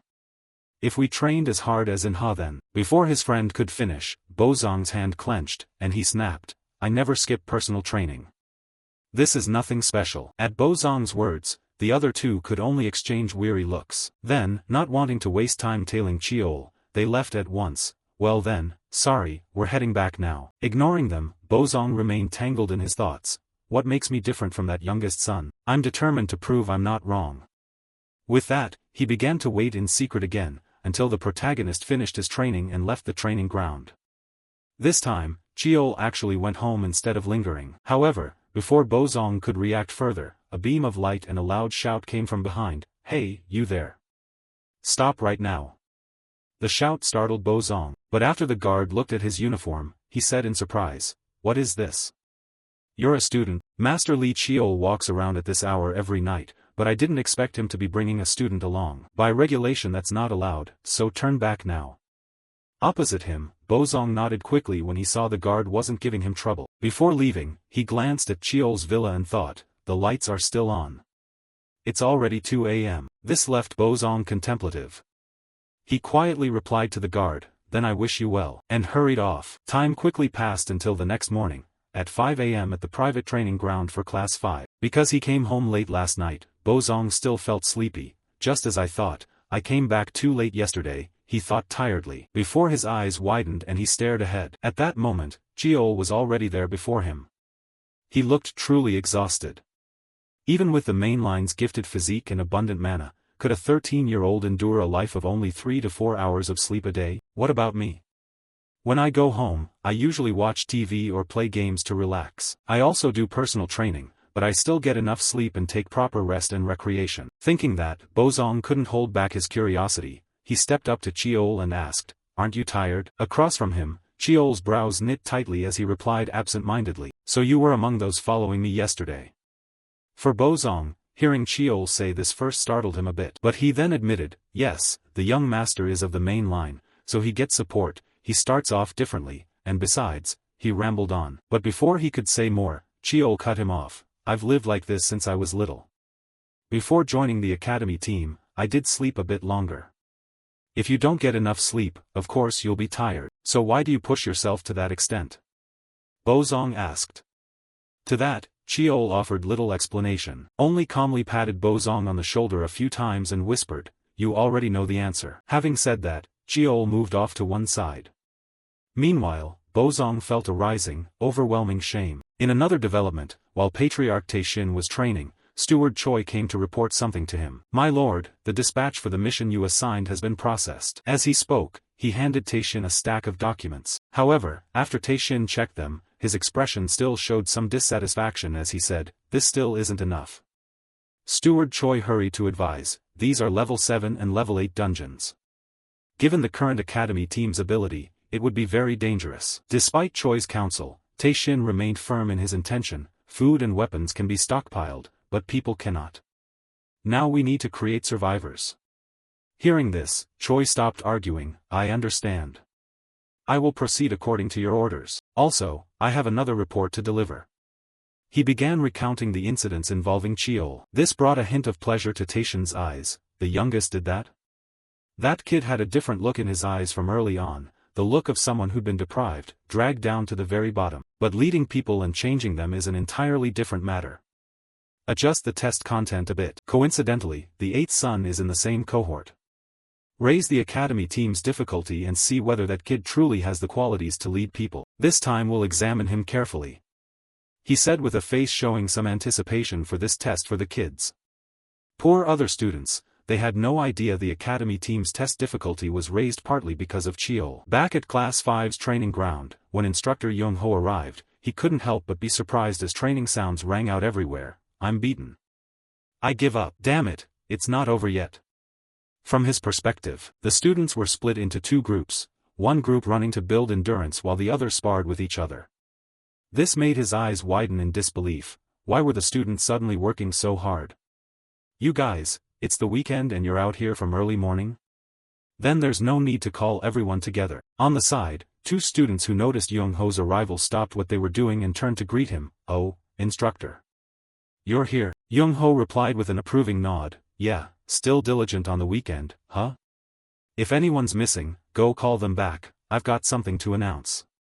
The student hurried off to gather them. Once everyone was assembled, Young-ho informed them, "Though it's a bit sudden, the first quarter evaluations have been moved up earlier than planned. Therefore, the instructors have decided to grant the students 1 week of leave first. Treat this as your final break and rest well." Finally, as he reached this point, his voice trailed off as he looked at the bright faces of the students, and he thought to himself, no need to remind them to at least keep up minimal training during the break, right? Thinking that, he continued with satisfaction, "I trust you all know how demanding it is. That's it.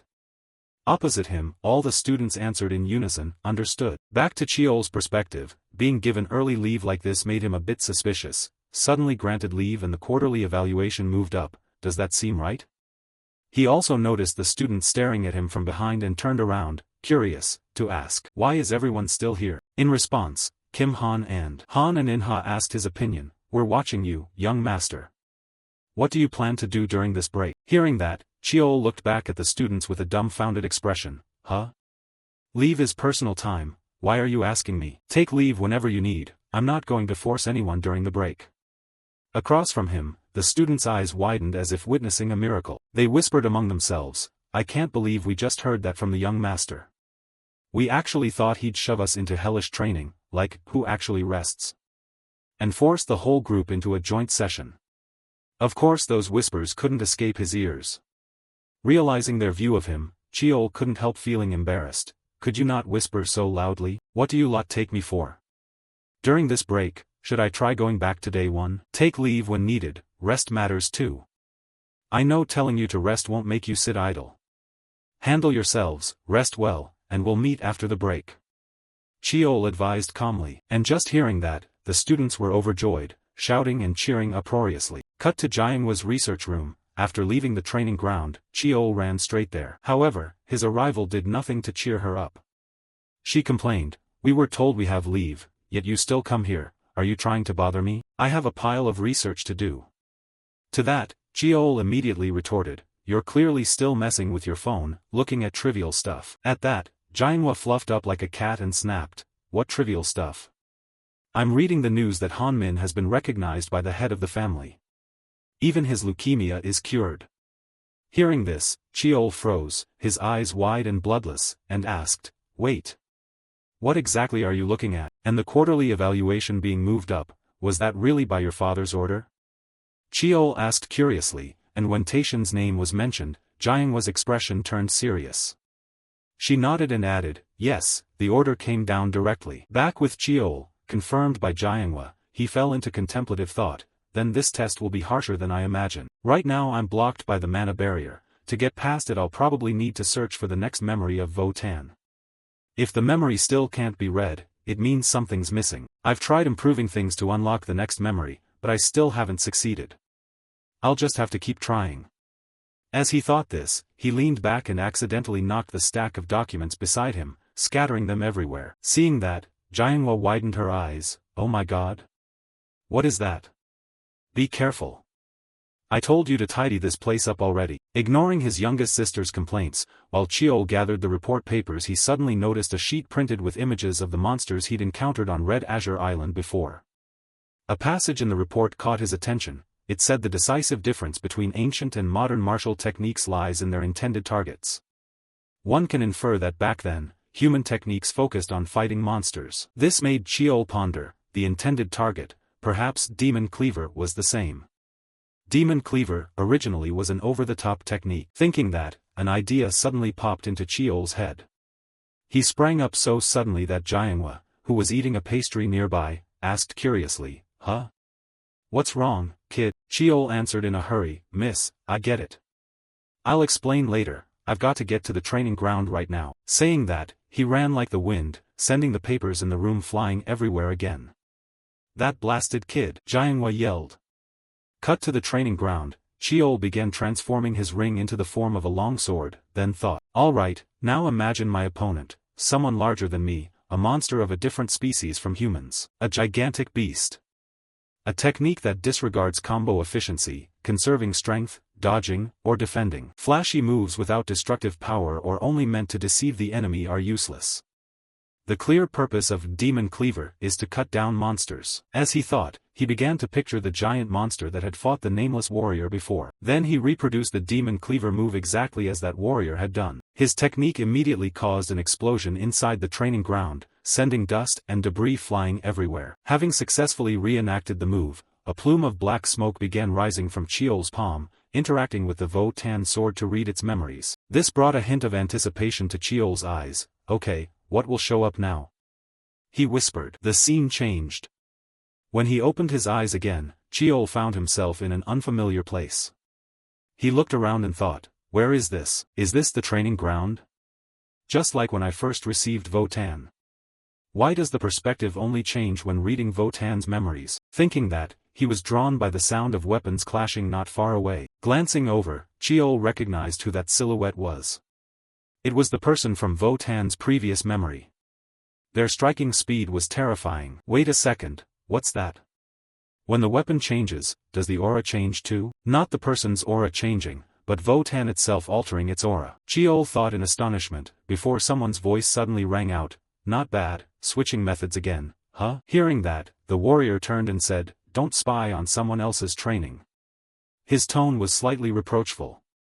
However, the newcomer who had just arrived ignored that and instead asked, since you have it, have you named those techniques yet? The warrior replied, not yet, it's not even at the level of a proper technique. Hearing this, the stranger suggested, then let me name it. How about myriad transformations? Sounds not bad, the nameless warrior nodded in agreement. Then, as if noticing something, he tilted his head and asked, hey, did you bring someone else here? At that, the stranger replied in surprise, me? No way. Their words made Cheol flinch a little. Then, without hesitation, the stranger suddenly swung his sword to strike. However, the attack was blocked by the warrior. The stranger shouted, planning to spar? What's the reason for bringing someone here? Back in Cheol's view, taking advantage of the two of them fighting, he dared to poke his head out to observe the warrior's appearance, those eyes and that hair color, characteristics of the main line of the Li family. He whispered a sentence. Time passed quickly. The week-long break was over, and today Cheol's group was herded onto a vehicle bound for the quarterly evaluation site. Inside the vehicle, Cheol glanced outside and thought absent-mindedly, this scene could be from the future or the past. The wall separates the safe zone from the danger zone. Long ago, a huge rift appeared near the Pacific, people call it the Luhao Shore, a mysterious space humanity hasn't officially explored. And from that place monsters the likes of which had never been seen poured out.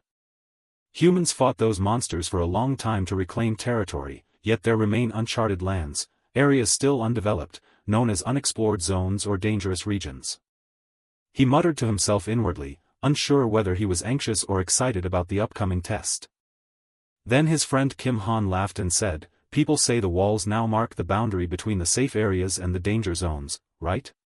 The deeper you go into the danger zone, the more ruined it becomes. In response, Cheol enlightened him with knowledge from his previous life. Even so, we're still inside the wall, so the destruction only goes this far. The pioneer villages near the danger zone have very rudimentary levels of civilization. At that point, a painful memory flickered through Cheol's mind. In his previous life, he had lived there for a time while lying low. That period had been far from pleasant. Soon after, the small vehicle began to pass through the wall and move into the unexplored area.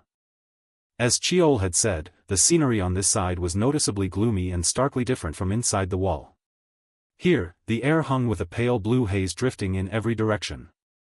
On this side, the military instructor Young-ho stepped off the vehicle first and warned everyone. Stay alert, everyone. From now on we're entering a dungeon that hasn't been fully explored. Assemble. We'll set up base here, check necessary supplies, then begin the exam. The escort guard's only duty is to protect this base. So from now on, you must handle everything yourselves. But don't worry, I'll support you as much as I can in my capacity as the base trainer.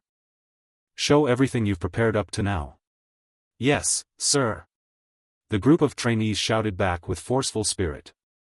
Then Cheol turned to the rest and said, from now on, I'll take command. But before that, this exam will surely get tougher because This is the last chance, anyone who wants to back out should leave right now. Cheol's voice was full of seriousness. He then scanned the distance. Inside the forest countless spiderwebs were strung in every direction. That sight made Cheol uneasy. Indeed, anyone can see this quarterly test isn't for ordinary trainees. The human-faced spider forest, this dungeon is choked with webs. Any intruder would be detected immediately by the monsters. Yet our mission is to film an adult spider in this forest. Clearly, this is the test father set.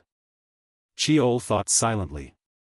However, none of the students in Class 5 were cowards who would run away. Inha sighed and smiled softly, try whatever you want on me now. Every member of Class 5 won't just run or give up. Beside him, Kim Han nodded and said, "That's right, young master. We all trust you." As they spoke, the group looked at Cheol with complete trust in their eyes. This surprised Cheol a little. In his previous life he had never experienced this feeling. Then Cheol smiled and teased. "You guys say those cheesy lines so naturally, huh?" Cheol's words turned Bozong's face pink. "That's because the young master created that kind of atmosphere." Cheol continued, "All right, I get it. No one's quitting. Final communication check, inventory the supplies, then let's enter the forest together." "Yes, sir." The trainees shouted in unison. Back to the forest of human-faced spiders, they operate like ants or bees, making them very difficult to deal with. At this moment, our protagonist was leading the group. As they walked, he reminded them, "You all know the mission, right? We need to record the behavior of spiders that have lived in this forest for at least 10 years with recording equipment. So from now on, the commander will be Choi In-ha." Hearing that, In-ha jumped and hurriedly asked, "Wait. What do you mean?" To answer, Cheol bluntly shared his plan, "I'll act alone. I'll be the bait for the spiders." At that, the group, including In-ha, went dumbfounded. A huge question mark seemed to appear above their heads. Then they screamed as if the place was on fire, "Wait! What?" Time moved quickly. By now Cheol had separated from Class 5's formation and was acting alone. After casually stabbing and killing some giant spider, he looked around and sighed in exhaustion. From his perspective, countless giant spiders were staring at him with their blood-red eyes. But that was exactly what Cheol had hoped for. Finally, they've all gathered. Seems the effort to kill a few to lure them with pheromones paid off. Human-faced spiders bring high-nutrition prey back to the nest to feed their larvae. The simplest way to make them regard you as a nutritious prey is to prove that the prey possesses tremendous strength. Thinking that, he transformed the sword in his hand into a long sword and executed a move called demon slaying, instantly cleaving in two the spider lunging at him. This action seemed to anger the remaining spiders. They began to hiss and growl. Then all at once surged forward to swarm him from all directions.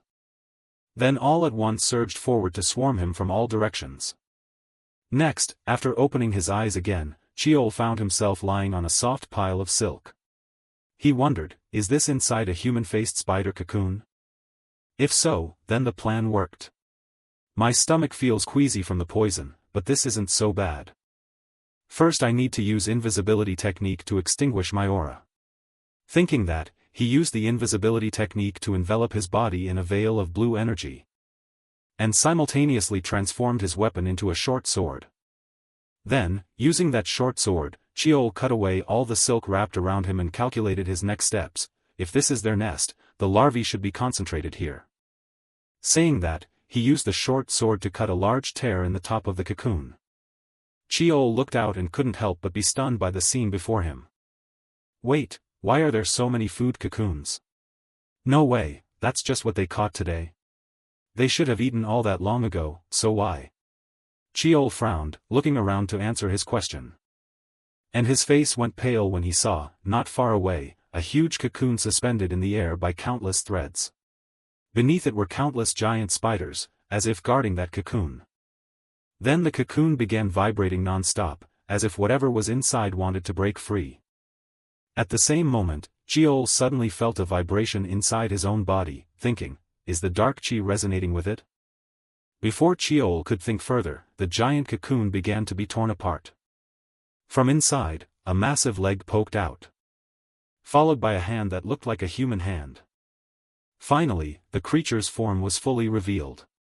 It was a giant spider with the lower body of a spider and the upper body of a seductive woman, 6 eyes on her face. This was a grade 5 monster, the human-faced spider queen. "Children, you're hungry, aren't you?" she said. Meanwhile, at the sight of the monster, Cheol immediately held his breath and analyzed silently, a grade 5 dungeon monster that can use human language? No, it hasn't spoken. Then could the dark chi be reading this monster's mind? Up ahead, as if it had detected something, the spider queen suddenly launched an attack. She lunged forward and used one of her razor-sharp legs to strike straight at Cheol's cocoon. sending his body flying to the ground. There's no time to maintain the invisibility technique anymore, he thought. The Spider Queen glared at him with murderous intent and asked, "What are you?" "The thing that awakened me is inside you." "Why does a human have that?" "That thing is myelera, give it to me." As she spoke, she activated an ability that sent a purple sonic wave from her mouth. It was the skill panic, like the one from the giant turtle Cheol had faced before. Cheol recognized this, but he felt not an ounce of fear, a terrifying pressure only a high-level predator can produce, but unfortunately it won't work on me. He muttered inwardly. Thanks to the dark chi, that pressure was neutralized. Which startled the Spider Queen into asking, "You dare resist my magic? Insolent wretch." As soon as she finished speaking, from a section of the forest not far away, a plume of black smoke suddenly rose. And then a horrific explosion ripped through the area, blowing everything nearby apart. Seeing the scene not far off, the Spider Queen's face went blank. My forest, my forest. What have you done?" she screamed uncontrollably. Meanwhile, Cheol smiled as the plan unfolded exactly as he had predicted. He explained aloud, that was a weapon called explosive spectral rounds. Luckily, this cursed forest has plenty of combustible material. I just detonated them on my signal. Nearby, Kim Han's team contacted Cheol via earpiece. Group 1, move out. We'll reach their nest in at most 30 minutes. At the same time, Instructor Young Ho, watching through the monitors, urgently reported, "This is base camp, young master, I've detected a grade 5 mana source in their nest." Before he could finish, Cheol cut in, "I'm fine. Make sure you support the trainees first." Back in the spider lair, the queen began to lose her mind. She ground her teeth and ordered her minions, "Move, quick. Defend my forest." Then she turned to stare at the protagonist and snarled. "I will personally crush you, arrogant brat. You think you can defeat me alone? Do you truly believe your comrades heading to my nest will make it here in time? You can do nothing to me." The protagonist responded with a derisive laugh. "You're the one underestimating me." As he spoke, Cheol wrapped his body in a golden aura. Cut to the trainees. While moving, Inha also ordered, "Everyone, keep firing the explosive rounds to attract the human-faced spiders. Group 1, push straight into the nest to support the young master and open a retreat path." Hearing this, Bozong, running beside them, asked, "Wait. There are unknown variables in the nest, are we just going in like that?" Inha replied, "This is the young master's order. We follow the plan." Saying that, Inha couldn't hide his worried expression and silently prayed, "Young master, please hold on a little longer." Back in the spider lair, the cave began to tremble incessantly. Fragments of rock kept falling down from the impact of the Spider Queen's attacks. However, she showed not the slightest trace of satisfaction. Why aren't you dead yet? How are you still standing there? Those eyes, what exactly are you seeing?" she shouted as she watched all her attacks have no effect on Cheol. All of this was thanks to a skill the protagonist possessed called Demon Eye. He thought to himself, hidden things, invisible flows of power, an eye that can see through them, that's the Demon Eye. With it I can read the currents of mana and dodge lethal strikes. But the power gap is too great, so I can't avoid everything completely. Luckily, this Spider Queen has just hatched and can't fully control her body yet. I only have one chance." Thinking that, Cheol used a healing potion on his wounds. Then he switched his sword into a longsword form. Next, he began using the martial art steel chi technique, Thunderstorm Strike, causing the entire blade to be enveloped in a flow of black lightning. Without hesitation, Cheol lunged forward and swung his sword, releasing a crescent-shaped blade that shot straight at the Spider Queen. As a result, a catastrophic explosion erupted inside the vast cave. The Spider Queen herself, unable to evade in time, suffered a massive wound. One of her front legs was also blown off. Even so, that still wasn't enough for the protagonist. Damn it! The wound's too shallow. As expected, cutting through that thick skin with a single strike is too difficult. Thinking that, Cheol stared at the massive spider before him as it screamed in agony. It hurts so much. I will make you my subordinate, pull the thing inside you out, then heal myself. After that, you will endure endless pain. With that, she raised both hands forward and unleashed beams of light.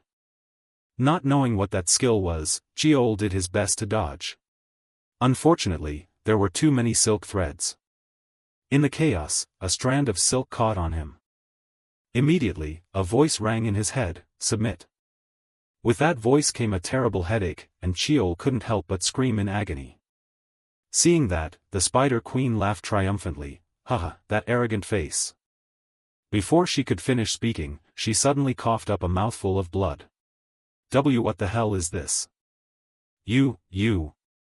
The Spider Queen stammered and tried to lunge forward, as if to attack Cheol. Seeing that, instead of fleeing, Cheol stood his ground and muttered, "You should be careful. Insects are naturally weak to fire." No sooner had he spoken than a huge explosion occurred beside the Spider Queen, officially sending her to the afterlife. And the ones who had just helped Cheol were, of course, the trainees who had just arrived. Seeing their young master safe, they finally breathed a sigh of relief. Kim Han said, "Sorry, we were delayed clearing the way." Hearing that, Cheol also sighed and scolded, "When we get back, I'll give you special training." Kim Han turned pale at the punishment and complained, "Oh man, even now you can say that?" "Alright, let's get out of this nest quickly," Cheol declared. Time quickly passed as the scene shifted to the adjudicator's room where they were grading the team's exam. Inside, murmurs began to ripple. Team 5 from the first year is overdue. We received a report that they returned 30 minutes ago. Are they ditching the mission like Team 4? Understandable, it's a special level, 6 dungeon, and there was an anomaly. At that moment, Instructor Young-ho opened the door and stepped in, announcing, "Sorry I'm late, many were injured so I had to take them to the hospital first. Now I'll report the situation."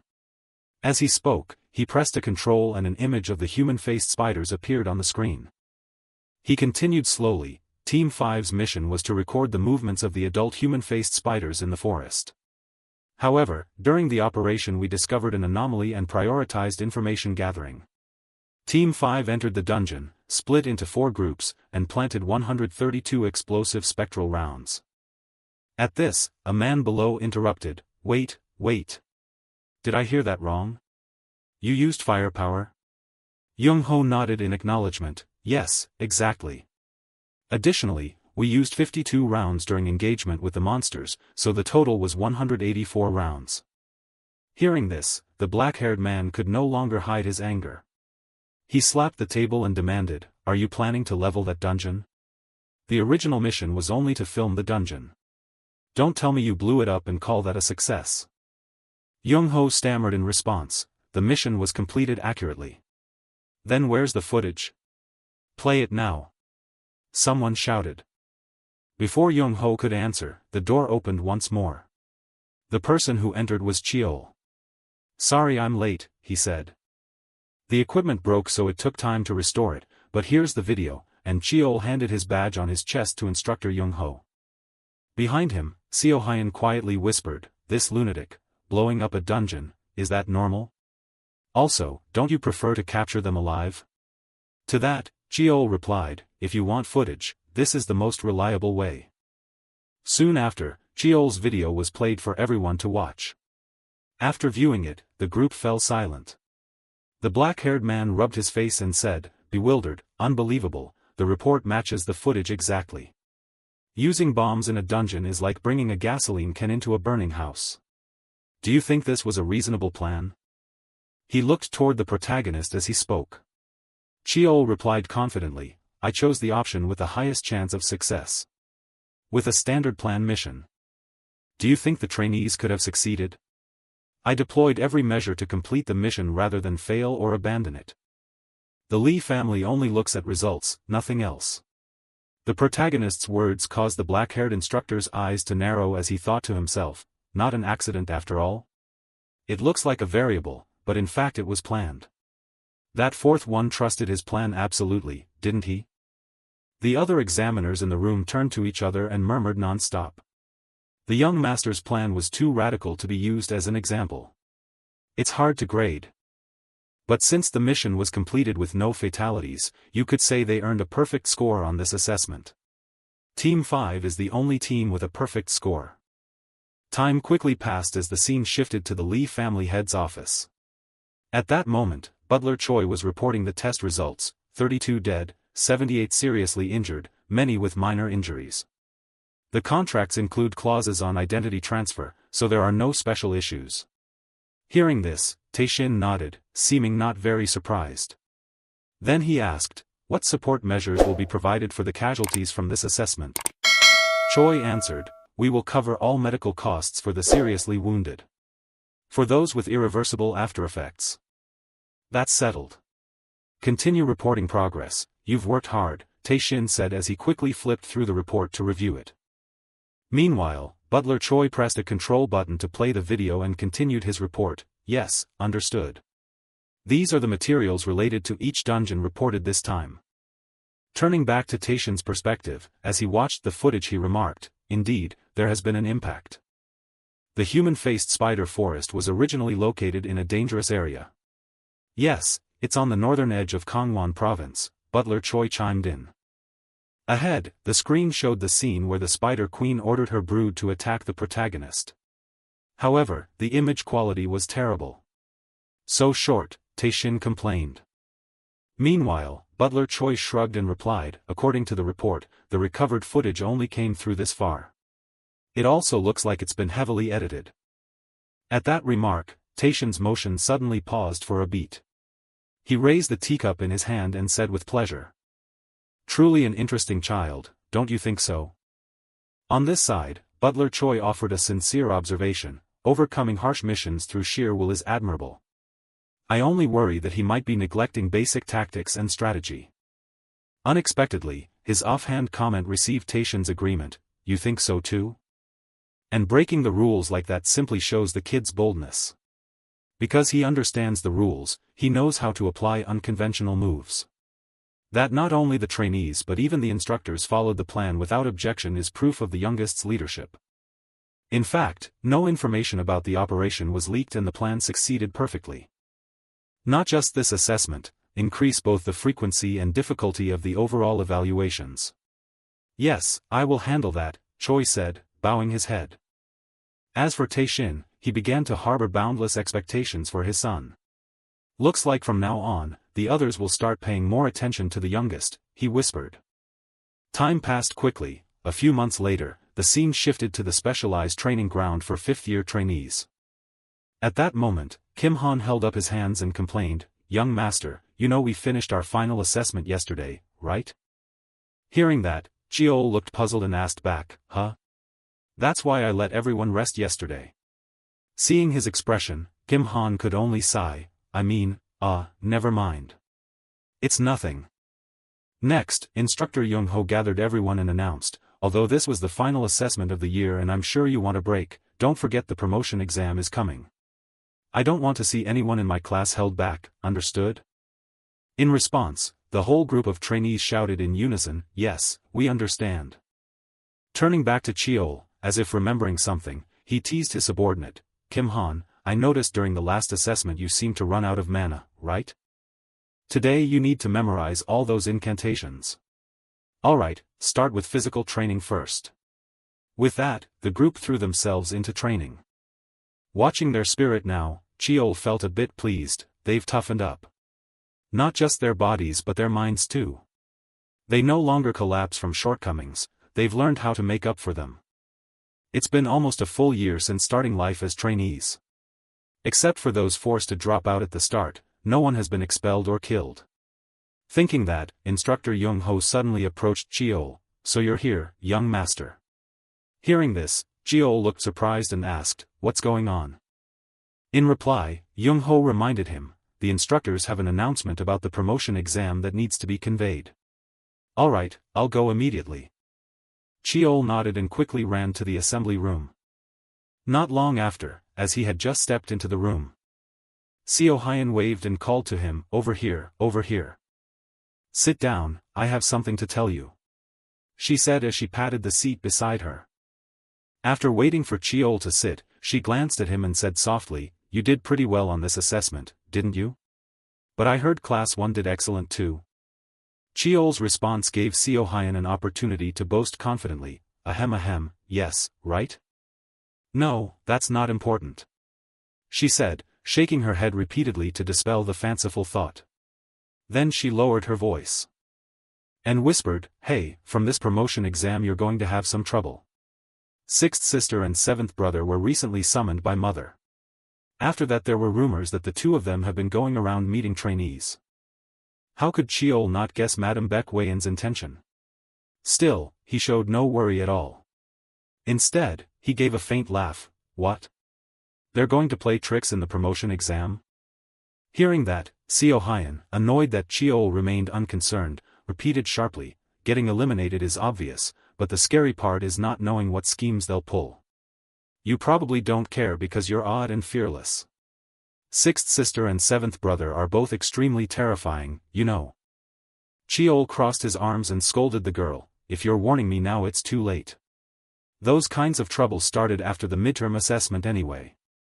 Saying that, Cheol stroked his chin and considered the situation. Every assessment there's been distribution of poor gear or deliberate omission of training content to discriminate. Lately I've even heard someone tried to approach Bo Zong. Unaware of these thoughts in Cheol's mind, Seo Hyun clenched her fist and declared, I've already warned the kids in my class. This time I will compete fairly with you and win. I'll take first place so you'll have to call me sis. She said this with blazing spirit, which left Cheol puzzled as to why she liked competing with him so much. Why are you obsessed with that form of address? Cheol murmured. Then the instructor entered the classroom and asked aloud, is everyone assembled? As of today, this quarter's assessments are officially concluded. Now I will announce the content and schedule related to this cohort's promotion exam. As you all know, promotion results will be determined by adding points from yearly assessment performance and the promotion exam results. This promotion exam will be held at Gate Y7, about 3 kilometers north of Keesong. Hearing the test location, Cheol brightened with a bit of surprise. A gate? I guess this promotion exam would be unusual, but I didn't expect it to be inside an otherworldly gate. Above, the instructor continued his presentation. He took out a token and said, inside the gate there will be nameplates labeled Sungmu. Each trainee will also possess a nameplate. If it's stolen you will be treated as having forfeited and must leave. Aside from that, there are no rules. Collect as many nameplates as you can. This promotion exam isn't a straightforward test of combat ability. It should be called a contest for possessions. Turning back to Cheol's perspective, with his big brain he quickly discerned the exam's true nature, so that's how they plan to play it? Collect nameplates, seize them, and survive. If your nameplate is taken you're considered disqualified. The number of nameplates will determine promotion points, so the rules are very simple. The so-called death penalty is actually a trap. Even if a nameplate is stolen, outsiders can't know what happened. Therefore, as long as you take someone's nameplate or find hidden plates, there's no problem. Additionally, this is an individual contest that second-year trainees will also participate in. Clearly some power has meddled in this matter. The promotion exam takes place inside an otherworldly gate, completely separated from the outside world. For a despised illegitimate child, whatever happens will leave no evidence. This is an opportunity not to be missed, right? But that goes both ways. Thinking this, Cheol began to grin slyly, causing Seo Hyun beside him to look at him with a mix of admiration and concern. Time passed quickly as the scene shifted to a study. Inside, a girl was whistling and humming happily when suddenly a voice cut in, "What are you doing? What are you doing?" The voice belonged to Lee Jae-hak, the seventh young master of the Lee family. The girl replied, "Watching my cute little brother work until his eyes bug out from the content." This girl was Lee Seol-ah, the sixth miss of the Lee family. Seeing that, Jae-hak swore at her, "You crazy." Which drew a little complaint from his sister. Do you just blabber at your sister like that for nothing? But anyway, compared to you, eighth sister really is cuter. With her personality and behavior like a rabbit, I just want to strangle her once. As she spoke, she pulled out a dagger and licked her lips in a frightening way. Then, pausing for a beat, she asked Jae-hak, "So, what do you think?" "About what?" Jae-hak answered without taking his eyes off his laptop. The matter at hand? It's mother's order, Seol-ah reminded him. Jae-hak responded with an exasperated sigh, I just think it's time to get a clear handle on the situation once and for all. Seol-ah began twirling her dagger and voiced her thoughts, it disgusts me. An illegitimate child dares to wear the main family's nameplate. And on top of that struts around clueless about his place. So, as an elder, I will personally teach him a lesson. And he even brings along a weak big brother like Do at his back. We need to teach that bastard his place. Saying that, she gripped the dagger and drove it deep into the underside of the table. Time passed quickly. Now, the final promotion exam finally began. This exam determines which trainees move up to the next year, and this time it's a scramble for badges inside a secured gate. At that moment, Kim Han looked at the two stoic men ahead and then whispered to the protagonist, this secret facility is secured this tightly? Hearing that, Cheol calmly replied, probably to reassure civilians, or maybe as a safety measure since experimental research is conducted here. On that note, Cheol's brow furrowed slightly in curiosity, but there are fewer staff than I expected. Do they think we won't notice so they act brazenly, or are the trainees only capable of so much? But either way, it doesn't really matter. With that thought, Cheol turned and addressed all the trainees behind him, so, is everyone ready? From the back, the group shouted in unison, yes, we are. Hearing that, Cheol nodded, all right, then let's go. Saying that, Cheol led the trainees and quickly stepped into the gate. Back with the Lee siblings, Seol-ah was happily snacking on some pastries and praised, Jae-hak, this office has so many delicious sweets. Behind her, Jae-hak, focused on his work, sighed reproachfully, those are for guests, don't overeat. Seol-ah shrugged, unconcerned, no, it's fine. Hey, any word yet? I'm busy and had to come here in person. Hearing that, Jae-hak finally looked up and answered, the instructors just reported that the second-year trainees have also entered. Upon hearing this, Seol-ah's face lit up with delight and anticipation, just thinking about those illegitimate brats and trash crawling around gets me excited. Mother said if we do well on this we'll get a reward, right? I should write down what I want in advance.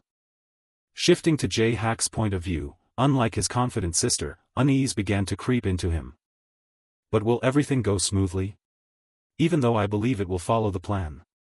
At that moment, Jae-hak recalled what his eldest brother, Myong-young, had warned him before, be careful, little brother. The youngest isn't someone you can deal with easily. Be cautious. Recently, his eldest said that when he came to see him. At the time he laughed it off, but the words still smolder in his mind. Thinking that, Jae-hak's phone suddenly started ringing. Seol-ah, who had been lounging on the couch, jumped up and asked hurriedly, what is it? Are they done? Without answering, Jae-hak only tightened his eyes and stared at the screen in silence. Annoyed, Seol-ah snatched the phone and checked it herself. Just a few seconds later, her voice turned frantic, as if she couldn't believe what she was seeing.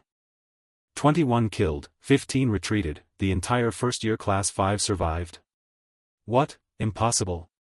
Are you telling me that even combined they couldn't beat a single illegitimate brat? At that, Seol-ah clenched her fist in such anger that the phone in her palm shattered. As for Jae-hak, he finally understood what his eldest brother's warning had meant. He thought to himself, we lost, completely, against the youngest, Lee Cheol. Cut to inside the gate, where two trainees were desperately running for their lives. The brown-haired one kept cursing, damn it, damn it. He's just some illegitimate brat from class 5. In reply, the black-haired one shouted, shut up and run. If we hide in that cave, not even that bastard will find us.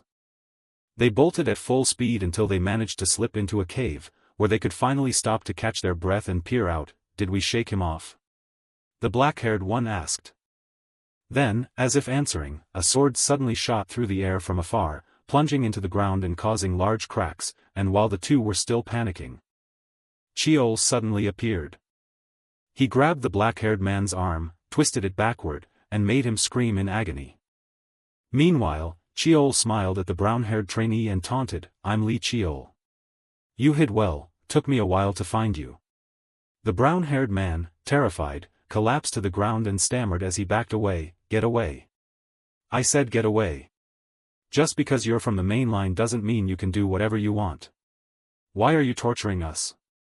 In response, Cheol stepped closer, seized his collar, and made him understand, "Some might think I attacked you first if they heard that. If you point a sword at someone from the main line, wouldn't that person have to pay the price?" As he spoke, Cheol slowly raised his own sword. A blood-curdling scream erupted from inside the cave. Time passed quickly, and Inha ran up to Cheol to report, "Young master, our side is finished here." Cheol nodded and replied, "Good. If you're done, let's move. We still haven't dealt with all the pursuers." "Yes, I'll rendezvous with Kim Han's group right away," Inha answered. Then Cheol said he would move alone and instructed Inha, "Make sure you take care of everyone on your list and keep collecting more plates."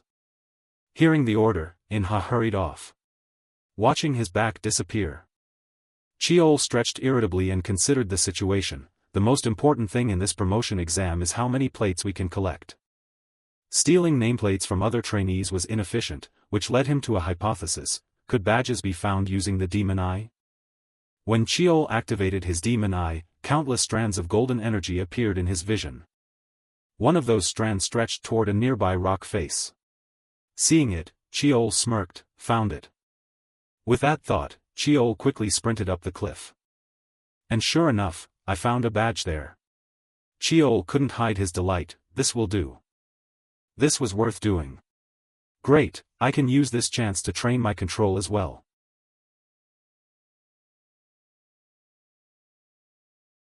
Now Cheol stared blankly into the bag holding countless badges. "Phew, this is.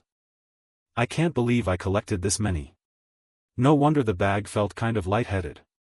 But more importantly, I can't train my demon eye any further." From a distance, a series of loud explosions began to ring out. That left him a bit disappointed. Because the exam was about to end, battles had been raging continuously since sunrise. And honestly, if I keep avoiding her, she'll just get more annoying. At that moment, Seo Hyun descended from above and landed right in front of Cheol. "Finally found you, Lee Cheol." Her voice was full of joy. But when she looked at his face, she curiously asked, "What's wrong?" "Not surprised?" Cheol shrugged, "I knew you'd chase me." "Then why didn't you stop?" Seo Hyun asked. "I'm stopping now, aren't I?" Cheol said with a smile. Seo Hyun wasted no time on small talk and got to the point. "So you think you're good? No more words. Let's have a match." She said this while tying her hair back and reaching out to provoke him. "A fair fight to see who's on top, you in? If I win you have to call me sister, got it?" Hearing that, Cheol seemed a bit intrigued and asked, "And if I win?" On the other side, Seo Hyun spoke in an unusually sweet tone, "If you win, I'll call you brother." For Cheol, Seo Hyun's oddly sweet voice made the hairs on his arms stand up.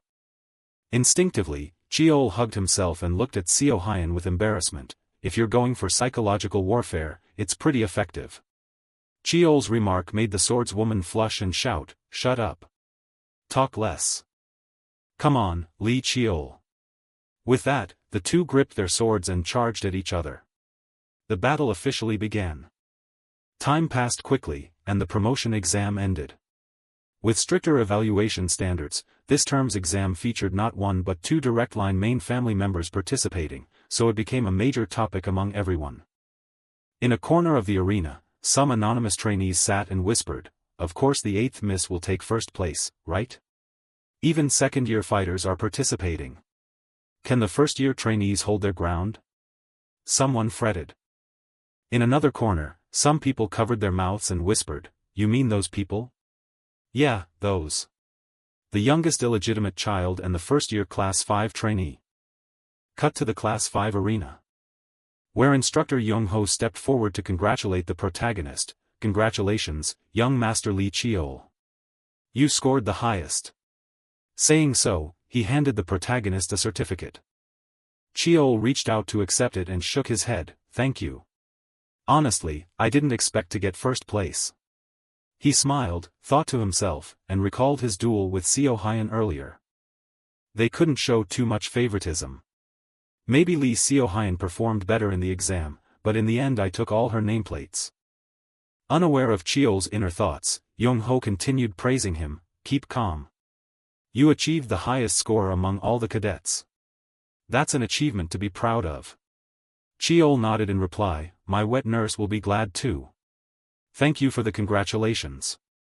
With that, Cheol quickly left the arena, and the other trainees took the chance to offer their congratulations. Congratulations, young master. Well done. From above, Young-ho didn't let his duties lapse and called the next trainee, all right. Next, Cadet Choi In-ha, step forward. Hearing this, In-ha, who had repeated the first year for 2 years, hurriedly stepped forward. Congratulations on your promotion. Young-ho smiled as he handed him the certificate. Finally, In-ha was promoted. He ranked 13th in this exam. Staring at the certificate in his hands, In-ha trembled all over, thank you. His voice was full of emotion. From behind, Cheol teased without restraint, don't let it go to your head, Choi In-ha. This is a proud moment, but resting on your laurels changes nothing. Hearing the jab, In-ha sighed, yes, young master. Paying them no mind, instructor Young-ho continued calling names. Next, Cadet Kim Bo-zong. Congratulations on your promotion. Bo-zong placed 24th in this exam. Kim Han, promoted in your first year. That's commendable effort. Congratulations. Young-ho said with a smile. But Kim Han, looking at his ranking, felt no joy at all. He thought to himself, an unimpressive rank. Honestly, I'm disappointed. Okay, this is only the beginning. I will become strong like the young master. I have to try harder. I've decided to change myself so I won't be a burden to him. Or live a half-hearted life anymore. From now on, I won't lose. This was the thought shared by the whole group of students as they all looked toward Cheol's back with determined eyes. From Cheol's perspective, the fact that no one in the class had to repeat a year was enough to make him smile with satisfaction. So it's over? Now I don't have to worry anymore. Thinking that, Cheol turned to the group of trainees and said, you all worked very hard. Everyone passed. I had planned to personally retrain anyone who failed. What a pity. Second year will be even harsher.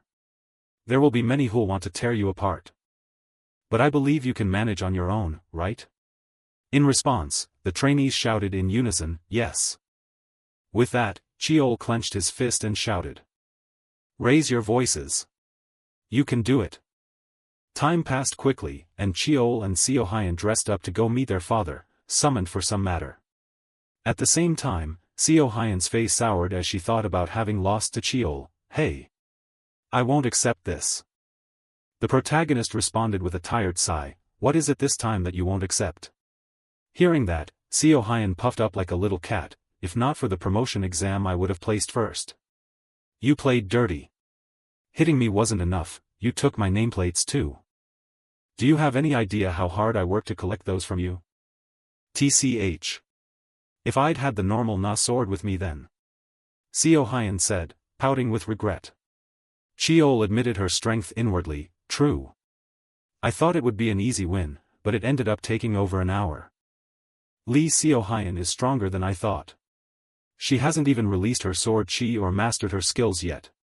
If she's already this capable, I really don't want to imagine what's next. Unaware of Cheol's assessment of her, Seohyun, after venting a bit of her frustration, cleared her throat a few times and said, but if you made a promise, you have to keep it. Beside her, Cheol cast a curious look and asked, why are you suddenly saying that? Seohyun shrugged and replied, about how we address each other. We bet on it, remember? You planning to say it now? Before she could say another word, Cheol suddenly put a hand over her mouth and glared at her warningly. One more word and we'll duel to the death. Seeing Cheol's fierce look, Seohyun blinked in surprise and answered, all right, I get it. Is it that annoying? Stop the nonsense. Let's go. We're running late. Cheol urged, which made the swordswoman startle as she remembered they still had to meet Uncle Tae-shin. She hurriedly said, right. Let's go. With that, the two of them increased their pace until they reached the family head study. The moment they stepped inside, they bowed and said, "Greetings, father." Hearing that, Taishin turned around and nodded, "Come in." Taishin then poured each of his children a cup of tea and began, "I hear you've completed the first-year cadet training. What did each of you see and feel?" Hearing the question, Seo Hyun hesitated and turned to look at Cheol, making him tense and think to himself, "What is it? Why is she looking at me?" From Seo Hyun's perspective, seeing that Cheol had no intention of answering first, she shouted, "I saw the true face of the family." Her answer made Cheol cough violently, spraying tea everywhere. Taishin, mildly amused, asked, "What do you mean by true face?" In response, Seo Hyun said, "I understand rivalry born of competition, but some things happen that I truly cannot accept. I value fairness and honesty. Whatever I achieve, I want it to come from my own sword, from my own strength." Hearing this, Taishin nodded, relatively pleased. Fairness and honor, huh? Not bad. He silently assessed his daughter, "So that's why the sword chose you before. You were always cautious and shy. But the one who brought about this change must be the youngest." He thought as he watched the protagonist and asked, "Now, Cheol, what did you feel?" Cheol's expression turned serious. After a few seconds of thought, he said, "I feel ashamed. The Cadet Corps are the foundation of our clan's warriors, but the current Cadet Corps is rotten." Hearing this, Taishin's gaze shifted. His demeanor grew more serious as he asked, "How so?" Cheol replied firmly, "They don't fight. They may be weak, they may lose, but those who give up fighting don't deserve to be counted among the elite of the Lee Marshall clan. And I've seen too many cadets like that. The problem lies with the instructor's abilities, or with their training methods," Cheol said, recalling what he had experienced in Class 5. "How presumptuous," Taishin murmured, but a smile spread across his face. This left both Cheol and Seo Hyun stunned. They wondered if they had misread him.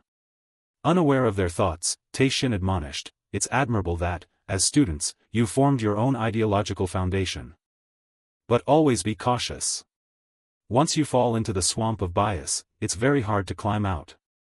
The family head's words made Seo Hyun's face light up, and Cheol couldn't help but feel surprised inwardly. "I didn't expect father to give us advice personally," he murmured, then quickly replied, "Thank you, father. I will remember that." Turning back to Taishin, the older man moved on to the real reason he had summoned his two children here. Of course he wouldn't just offer a few meaningless compliments. "I've heard about what you've done over the past year. The tests this year may differ in form from a typical warrior's duties, but in essence they were the same. You recognized they were trials I arranged, and you dutifully completed your missions. The reason I summoned you today is to reward the tasks you've accomplished." For Cheol, the reward falling out of the sky made him slightly suspicious. Father has always been strict with rewards and punishments. Yet he's rewarding this? There must be a reason. Unlike him, Seo Hyun didn't speculate much. Right then she raised her hand and said, "In that case, I want a masterpiece-grade chest plate. Dragon-scale armor, father." In response, head of House Taishin agreed, "Very well. I'll notify the armory in advance. Come by tomorrow to collect it." "Yes. Thank you, father," Seo Hyun replied happily. Then Taishin turned his gaze to ask Cheol, "So then, my son, what do you want?"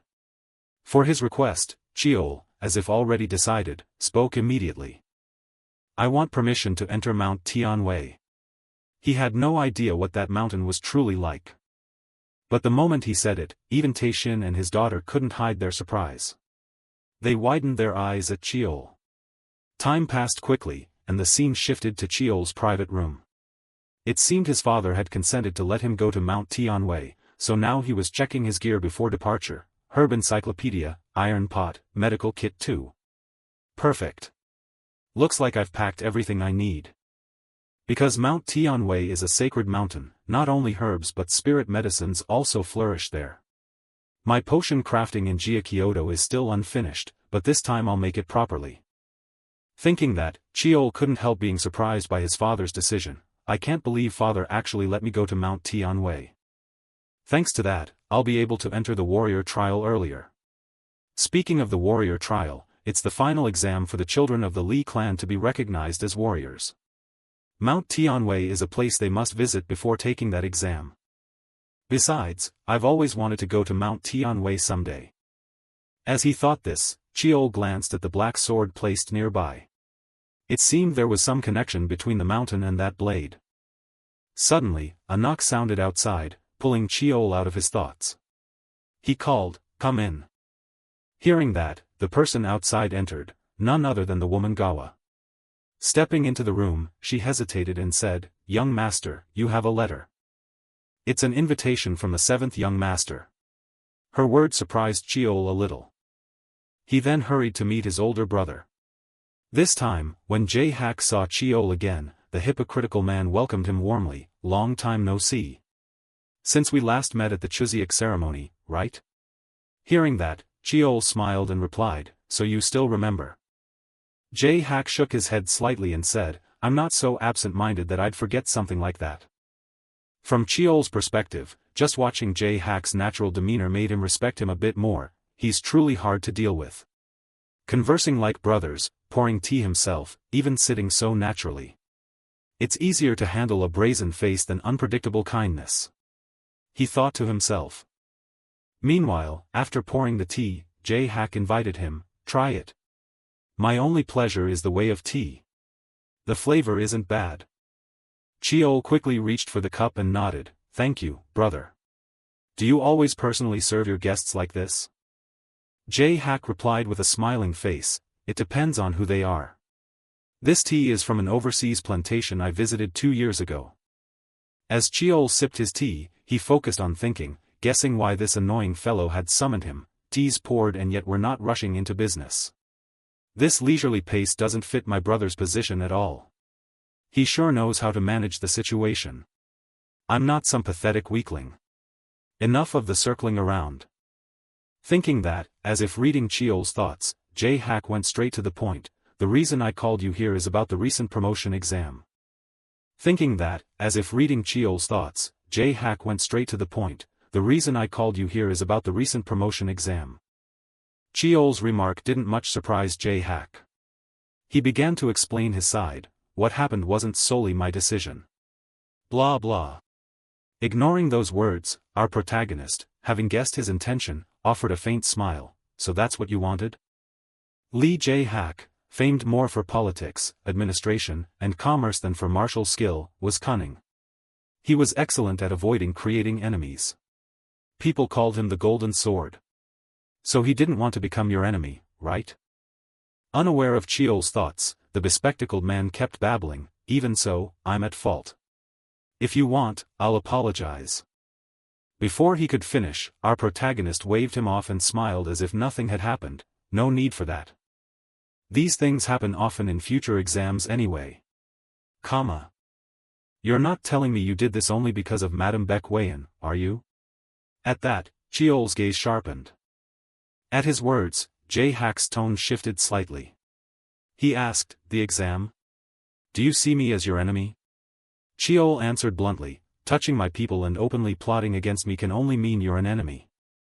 From Jae-hak's perspective, seeing the protagonist's clear stance, he began turning over endless plans in his mind. What should I do? Should I eliminate him now to prevent trouble later? Or... Then, as if considering future costs, Jae-hak sighed, resigned, and asked, "What do you want me to do?" Chiol said to him, "Show a bit of sincerity. But it's not you who'll suffer this time, it's me." His voice was supremely confident, as if he had Jae-hak in his pocket, which annoyed him inwardly. Arrogant brat. Refuse an apology and demand compensation? Still, I like that. With that thought, he reached forward and offered the protagonist a proposal. "Fine. I'll bring the best spirit herbs for Class 5 students. I'll also give you a suitable reward." Only when he heard this did Chiol feel satisfied. He clasped Jae-hak's hand and nodded, "All right. If you've decided that, I won't bring this up again." Jae-hak smiled in reply, "You're probably the brother who knows me best, haha." "Really? I'm not so sure about that." Cheol murmured. Then, just as he was about to leave the room, the bespectacled man offered him a piece of advice. Let me give you one word of counsel. Be careful with Seol. She really doesn't like you, unlike I do. Cheol paid no mind to this warning. That doesn't matter. After all, next year I won't be here anyway. With that, Cheol quickly left the room. At the same time, in another scene, that crazy woman Seol was receiving a resounding slap from Madame Baek Wayan, who shouted, "Don't call me mother anymore. I didn't raise a failure like you." Her voice and gaze were icy, which terrified Seol. She hurriedly clutched at her dress and explained, "Mother, please hear me out. I didn't use the mission as an excuse to run away." Before she could finish, Jae Hong barked, "Shut up." Along with her words, a violent pressure slammed down on Seol, knocking her to the floor. But that wasn't all. Reproachful voices continued to ring out, "What you did was desertion. Truly a disgrace to the Lee lineage.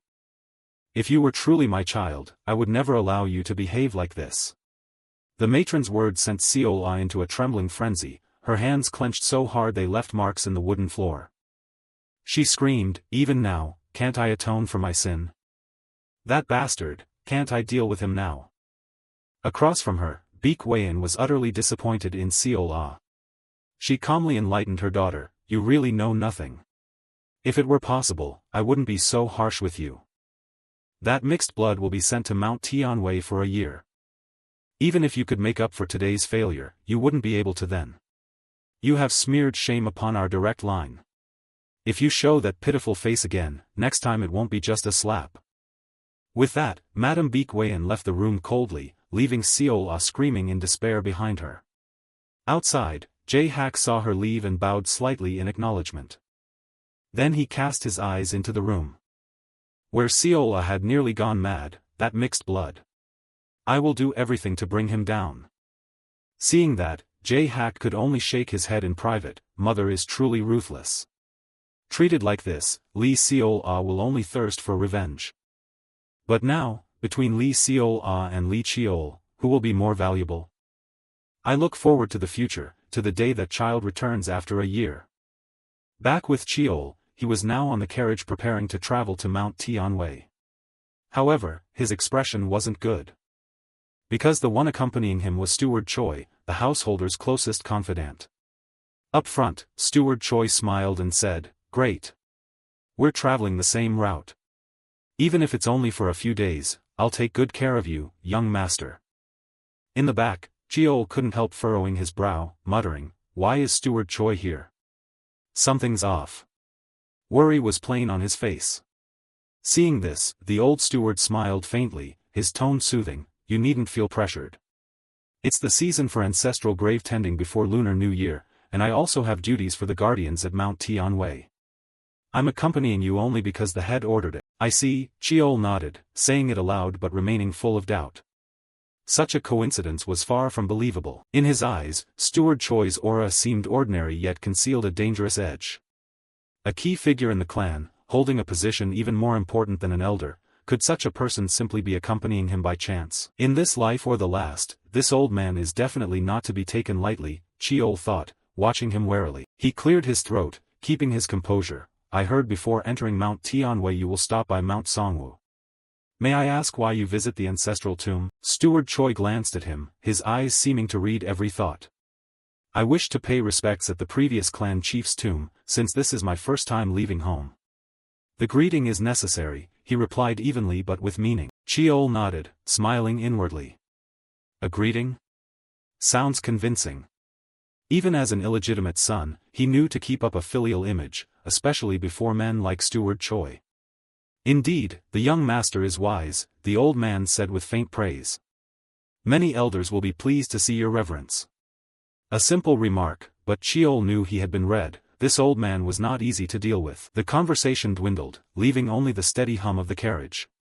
After about an hour, the steward suddenly broke the silence. "Young master, may I be so bold as to say something?" Cheol raised an eyebrow. "Go ahead." "Young master, do you like mountain climbing?" The steward asked, a strange light flashing in his eyes. He answered honestly, I don't think I've ever truly climbed a mountain. I see, the steward nodded in a low voice. As for me, I quite enjoy climbing. Once I climbed an extremely treacherous mountain with no trail at all. I had to cut my own path.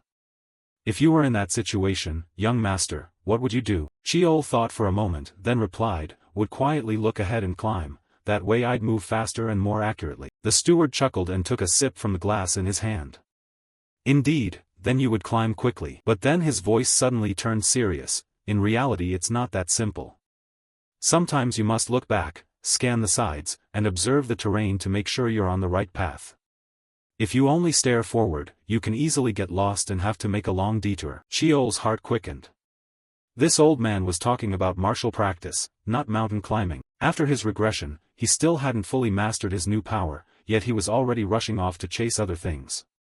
Steward Choi was clearly warning him, don't be so obsessed with the new that you forget to look back at the path you've taken. Thank you for your valuable advice, Sheol bowed, sincere.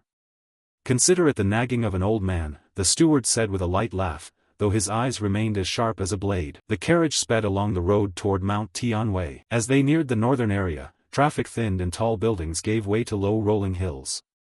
The carriage jolted over rough patches now and then, making the black knight sword at Sheol's side give off a dull metallic sound. 3 meters more, we must be close, he murmured, sensing the air grow oddly still, as if the whole world held its breath. When the carriage stopped near the mountain gate, Steward Choi suggested they both disembark. Those who visit sacred ground must be vigilant against all impurity, he said, his voice low like a chant. Behave with reverence and remain ever watchful, that is the old maxim of the mages. Sheol nodded but asked with curiosity, why may only direct descendants enter, yet you have that honor? The steward answered curtly, because the previous clan chief granted permission. Without another word, he turned and asked, I will clean his tomb. Young master, where do you plan to go first? Sheol glanced around and replied, I want to go to the ancestral tablet's place. The two passed through the mountain gate together. As soon as he crossed the threshold, Sheol felt the air change, as if he'd stepped through an invisible barrier. This was no longer the ordinary world. He turned back to the steward and said, I'll be going then. Yes, young master. May you achieve what you seek. The steward bowed slightly, his face mysterious as if holding 1,000 secrets. Sheol began to climb the well-maintained trail. He could have used magic to fly straight to the summit, but he chose to walk. No rush. Everything in its time. After an unknown stretch, as the air thinned, he discovered a structure carved into the cliff, the Li clan's ancestral tomb, hollowed deep into the rock like an ancient cavern. Along the walls were vivid carvings of warriors, as if recounting glorious battles. Deep inside, an old altar emerged, worn by time.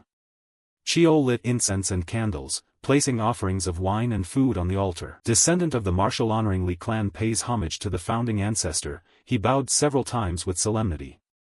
Then he drew the Black Knight's sword and set it before the altar. If I have been disrespectful by drawing my sword before the ancestor's tomb, I ask for forgiveness, for this step was arranged beforehand by that very person. In Sheol's mind, the Black Knight's sword was more than just a blade. He'd heard his elder brother say it was a family heirloom that held a great secret. He poured wine onto the sword's blade, and immediately the air trembled. Legend says the Black Knight's sword was sealed by 9 seals. To unlock it, you must pass the trials, prove you are the rightful owner, bearing Li bloodline, and complete the naming ritual, a battle with oneself.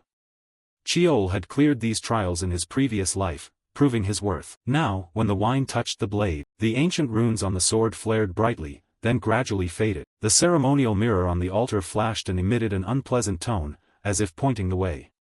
Mount Tianwei, the 4th seal is there.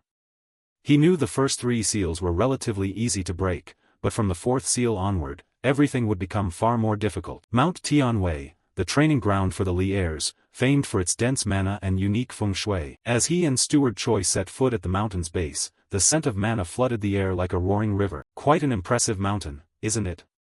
The steward asked, a smile full of meaning. Yes, it's completely different from Mount Songwu or Honglan Isle, Sheol replied, feeling the place's fierce vitality. They say the Li founding ancestor recognized Mount Tianwei's energy and chose it to forge descendants, the steward said. I'm sure you'll achieve the results you hope for, young master. At that moment, a loud shout rose from behind, mixed with barking dogs. Damn stray dogs! A hoarse voice called out, making Sheol start and turn around. Standing before him was a middle-aged man, dressed in climbing gear, his face flushed from drinking, clutching a bottle of banana liquor. He looked like an ordinary woodsman, yet his aura sent a chill down Cheol's spine. 7-star squad, surround him. The steward ordered, his voice tense. But before anyone could draw a blade, the man shot past like a gust of wind, leaving only blurred afterimages. You grab iron and expect a fight? He clicked his tongue, easily pinning each 7-star member to the ground. In an instant, the elite squad lay scattered, groaning in pain. Cheol stood frozen, daring not to move. What kind of monster was this? The man took a swig of liquor and glared at Steward Choi. Hey, you ungrateful bastard. I told you to give notice at least a month in advance. If you come empty-handed, don't blame me. The steward sighed and tried to placate him. Apologies for that, but you're overdoing it. Overdoing it, my ass. Lately you people have guts, daring to talk back to me? He bellowed, then turned to Cheol and raised an eyebrow. You're the 9th born.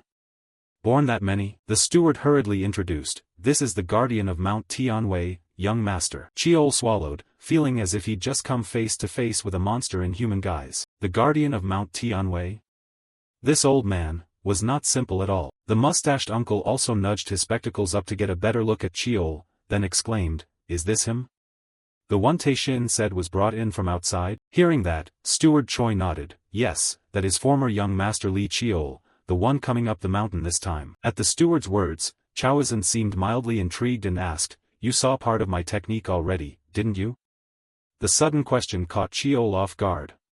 He hadn't expected Chawazin to notice, but he quickly nodded in admission. Yes, I've seen it. On this side, Chawazin stroked his chin and said, you carry some of Taishin's bearing, but your aura is a bit odd. No sooner had he finished speaking than Cheol's left eye shot with a sharp pain, causing him to cry out softly and clutch his eye. Seeing that, Chawazin quickly realized the issue and whispered, this kid also has strange eyes, Through Cheol's eyes, at that moment ribbons of golden energy were swirling all around him. Time quickly passed as the scene cut to Chawazin's house.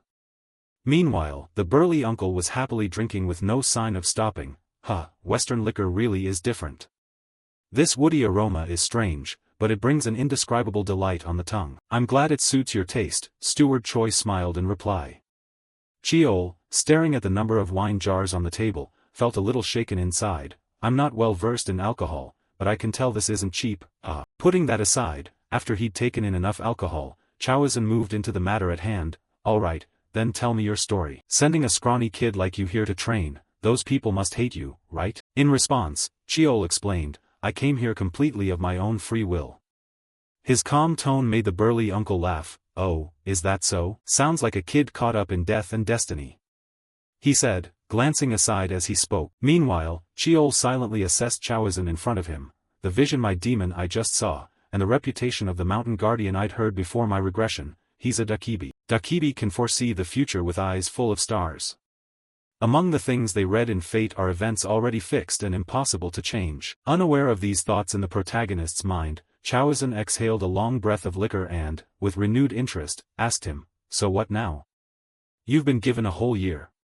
What do you plan to do with it? Before Cheol could answer, Steward Choi quietly reminded him via sound transmission technique, just so you know, he can hear everything you say now. Prompted, Cheol spoke his plans for the coming year. However, his words were concealed by the author. Time quickly moved to evening, and Steward Choi and Chawazin were having a private meeting. Chawazin's complaints continued to ring out, damn it, I've seen some odd people before, but that kid, when I mentioned the training grounds, he charged straight for them. And you too, wait until I finish dealing with those weaklings, then come along with them. Hearing this, Steward Choi nodded slightly in agreement. Thank you for allowing me to use the spirit water. From Chawazin's perspective, of course he wouldn't believe someone as important as Choi would escort Cheol here for no other purpose. He tossed the empty bottle behind him and asked bluntly, so why did you come here? You weren't just delivering liquor, were you? I don't like beating around the bush, so I'll get straight to the point. At this, Steward Choi no longer hid his purpose and asked coldly, could it be that the mountain keeper read the omens, and the master sent me to ask? Immediately after the words, Chawazin's hand unconsciously tightened around his cup of wine. He spoke in a slightly drunken voice, omens, I've read them, but there's not much I can say. Before the chubby uncle could finish, Steward Choi nudged, surely a Dakibi who's just been treated to drink won't refuse to lend a hand? In reply, the uncle slammed the table in anger, old man, that's an apology gift. Haha, I brought over 10 jars of wine, Choi chuckled, leaving Chowazin to fume and grumble helplessly. God damn, I knew this would happen. Then he let out a long sigh, his face suddenly growing more serious than ever, and said, there's still a long road ahead. The sex gate opened long ago and human power has reached its peak. Chaos will follow. Tell him not to be impatient, let things take their natural course. Across from him, Steward Choi received the reply and cheerfully answered, yes, I will pass this on to the head of the family. For some reason, Chowazin sounded a bit irked and grunted, TCH, if I had won that damned wrestling match back then, I wouldn't be tangled up in this mess. But still, it seems you like that beast-skinned kid, don't you? Aren't you worried? Upon hearing that, the old steward's expression grew solemn. He looked at the wine in his hand and shook his head. As a servant, I simply serve the bloodline of the Lee family. On the other side, Chowazin shrugged and reminded him, you heard he wants to go there, didn't you? He's still just a rookie. Chowazin said as he poured himself a glass, as if providing a safety net for Cheol. Steward Choi also implored, Chowazin, just keep an eye on him once, you'll find it interesting. Time passed quickly, and the scene shifted to a general training room. At that moment, waves rippled through the space. And then Cheol's figure appeared from the void. Haha, every time I see this it amazes me.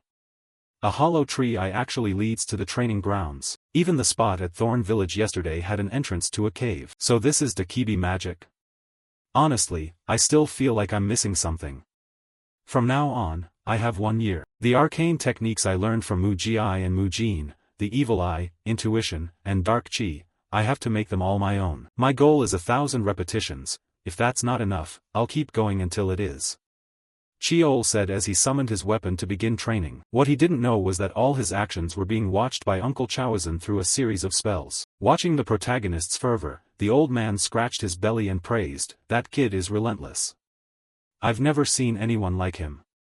He trains until his body falls apart, then recovers with spirit water, repeating it over and over. It sounds easy, but it's nothing less than self-torture. No wonder his fate is so bleak. Chowazin snapped his fingers to dispel the surveillance magic, then lay back, sighed deeply, and lamented Cheol's fate. He was destined to die young or live in misery. Yet now he's overturning that unchangeable fate and even suppressing his innate energy. A being without fate, when was the last time I met someone like that? Truly, blood doesn't lie. Your family is so strange even the heavens must be fed up. Chowazin said excitedly. Time sped by. 3 months later spring arrived, and Chowazin's complaints echoed everywhere. Damn it, that Choi said it would be interesting. But I'm bored out of my mind. I'm done, won't watch anymore. That kid only practices basics all day, where's the fun in that? Aside from asking permission to gather herbs, he barely speaks.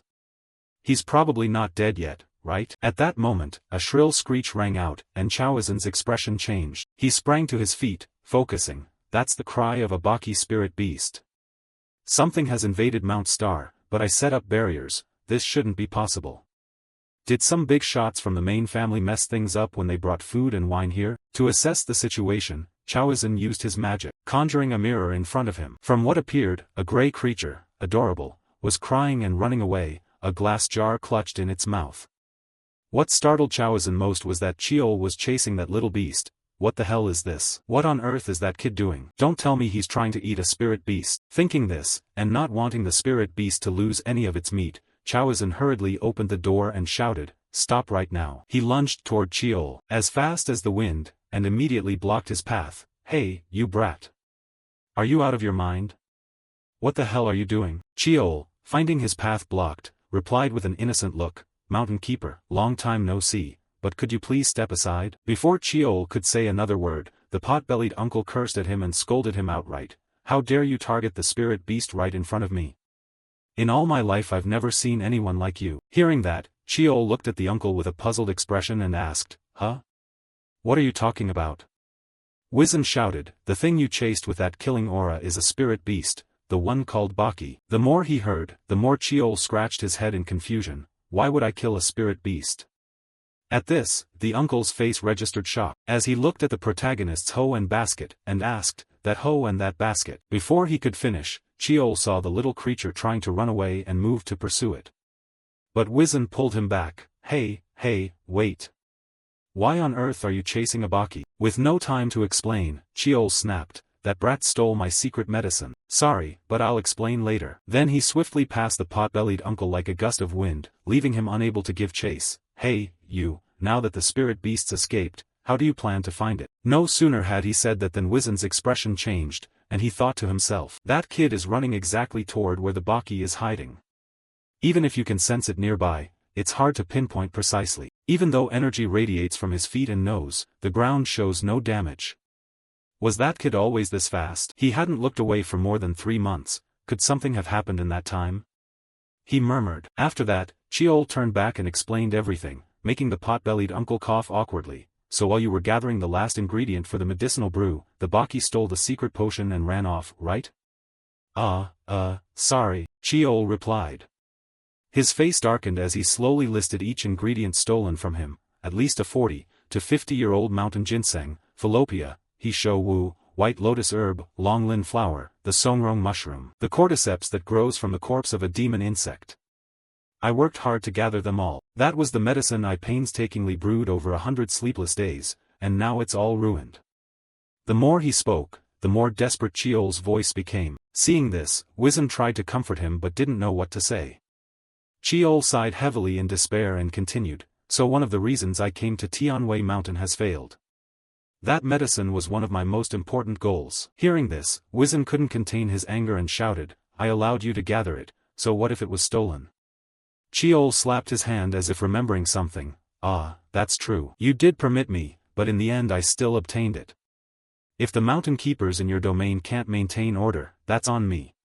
His sharp words struck the uncle like a knife, flooding him with guilt. All right, fine.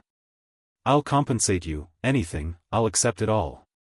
The uncle declared, pounding his chest. At this, Cheol heard and broke into a sly grin, as if he'd achieved his aim. You just said you'd give me anything, didn't you? Conveniently, Mountain Keeper, there are 2 things I need you to do for me. Time passed quickly, and the scene shifted to inside the training room. At that moment, the silhouette of the queen spider also appeared before the protagonist. Seeing that, he took a deep breath to calm himself, then slowly wrapped his sword in his aura.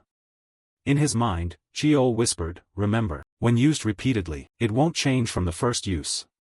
With that, he swung his sword forcefully forward, using a skill called Demon Flame Force, slicing out countless red energy slashes that shot forward at wind-tearing speed, instantly wrapping around the queen spider's legs, making her scream in fury. Taking advantage of this, Cheol began to use Rock Wind Force, causing his sword to be enveloped in a jade-green aura. Then he struck straight at the queen spider's midsection, sending a stream of green pouring everywhere. However, although he had successfully inflicted a wound, Cheol's face still looked slightly scowling, as if not satisfied. Not enough power to kill it, he murmured. By his estimation, the queen spider's body had almost been cleaved in 2, yet with her immense life force, she could still launch a counterattack. Her sharp legs lunged straight toward Cheol, but before they could reach the protagonist, the queen spider's body suddenly transformed into a talisman and fell to the ground. Uncle Wizen, standing nearby, picked up the talisman and complained, damn it, why do I have to serve some brat? I don't know why I promised to do these kinds of things again. Hey, kid, want to take a break? Hearing this, Cheol wiped the sweat from his face and whispered, gotta try once more. Seeing that, the uncle could only sigh, suit yourself. Focus and visualize the target in your memory. Following that advice, Cheol closed his eyes and concentrated. Meanwhile, Baki tossed the talisman high into the air. The talisman then dissolved and formed an illusory swordsman before Cheol, so the 2 of them launched into continuous clashes.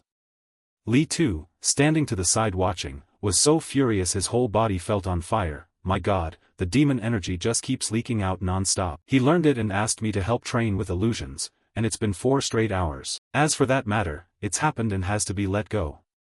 The second task, gathering the demon energy herb, isn't difficult either. Over the past 3 months, its body has become noticeably healthier and taller. Overall, it's become more refined and shows clear maturity, not necessarily stronger, but steadier. Putting that aside, should probably ask about that weapon sometime. Time flew, and after finishing his training, Cheol was now relaxing in a hot spring. I feel revived. If not for the hot spring, I don't think I could have endured. I wish Tianwei Mountain had hot springs like back home. Right then, the sound of footsteps splashing in the water rang out, making Cheol's eyes fly open in surprise. Someone? I couldn't sense any aura even though they're this close. Chiol wondered to himself. To answer him, the familiar voice of the pot-bellied uncle sounded, "You look exhausted, so you must be real." In response, Chiol turned and asked, "Oh, Mountain Keeper? Did you come here for something?" The uncle replied with a slightly irritated tone, "I've worked hard too, don't you get any rest? You've been here a while, are you resting properly after training?" Chiol scratched his head awkwardly, "I always rest like I'm supposed to." Hearing that, Wizen realized Chiol had misunderstood and clarified, "I mean coming here after each training session, kid. I've lived a long time, but this is the first time I've seen someone train as foolishly as you, seriously." Wizen stepped forward, chewing an egg in his mouth. Meanwhile, Chiol didn't want to bathe with a pot-bellied middle-aged man, so he forced a smile and stood, "Haha, really? I think I've fully recovered. I'll head up first, if you don't mind." But before he could leave, Wizen's serious voice rang out, "Wait, I still have something to say. Sit down. Hey, the thing you just swung a moment ago, what's its name?" Chiol held out his hand, looked at the ring on his finger, and asked, "Do you mean this?" Wizen stared at the ring and nodded, "That's right. Where did you get it?" "I promise I won't tell anyone about it. I'm not certain, but this is tied to its identity." Chiol actually didn't know much about the weapon, so he could only say simply, "Its name is Mujin. I took it from my family's secret vault." Turning back to Wizen's point of view, his eyes showed a flicker of memory as he began to tell a story. "I don't know how much you understand about that thing, but I once saw something very similar a long time ago. Back then, there was a mage who could communicate with spirits and read the stars overhead. That mage always carried something, a stone that could freely change its shape. With that stone alone, the mage could perform all kinds of magic or use forbidden arts without paying a price. He naturally became the foremost mage of his era, but then the stone he trusted eventually swallowed him. He lost his mind and began to wreak havoc like a monster. He changed like that in less than a year. He wouldn't die easily, so in the end they sealed him." After saying this, Wizen waved his hand, dispelling the image he'd just created. Chiol, curious about the outcome, asked, "What happened to the stone?" Wizen shrugged, "They gathered the power of countless mages of the time and destroyed it." At that, the protagonist stroked his chin and thought, "That's similar to a story I once read in Jiangwa." Then Chiol looked up and asked, "Could that mage have been sealed somewhere called Manhwa?" The uncle shook his head, "No. He was sealed on an island to the east." Hearing that, Chiol relaxed a bit, "So it's not what's recorded in Jiangwa. The stone and Mujin are separate objects. But they might be connected." Unaware of Chiol's thoughts, Wizen continued, "Back to the story. Back then, I smelled a rotten stench from that stone, and that odor is very similar to the scent coming off you right now. A strange smell, not human, not animal, and not a spirit. Mujin is an alien object with an unclear nature. There are better weapons out there, why don't you give this one up?" The uncle said with a smile. Meanwhile, Chiol swallowed anxiously. His tone sounds like a gentle suggestion, but it carries a suffocating pressure, as if it squeezes my heart. Then he drew a breath, embarrassed but steadying himself, and said plainly, "When I got the demon eye, my father advised sealing it, and I said this, word for word, if it is a power given to me, I will subdue it and use it." Hearing that, Wizen couldn't help but burst out laughing, "Arrogant brat. You said that to Taishin?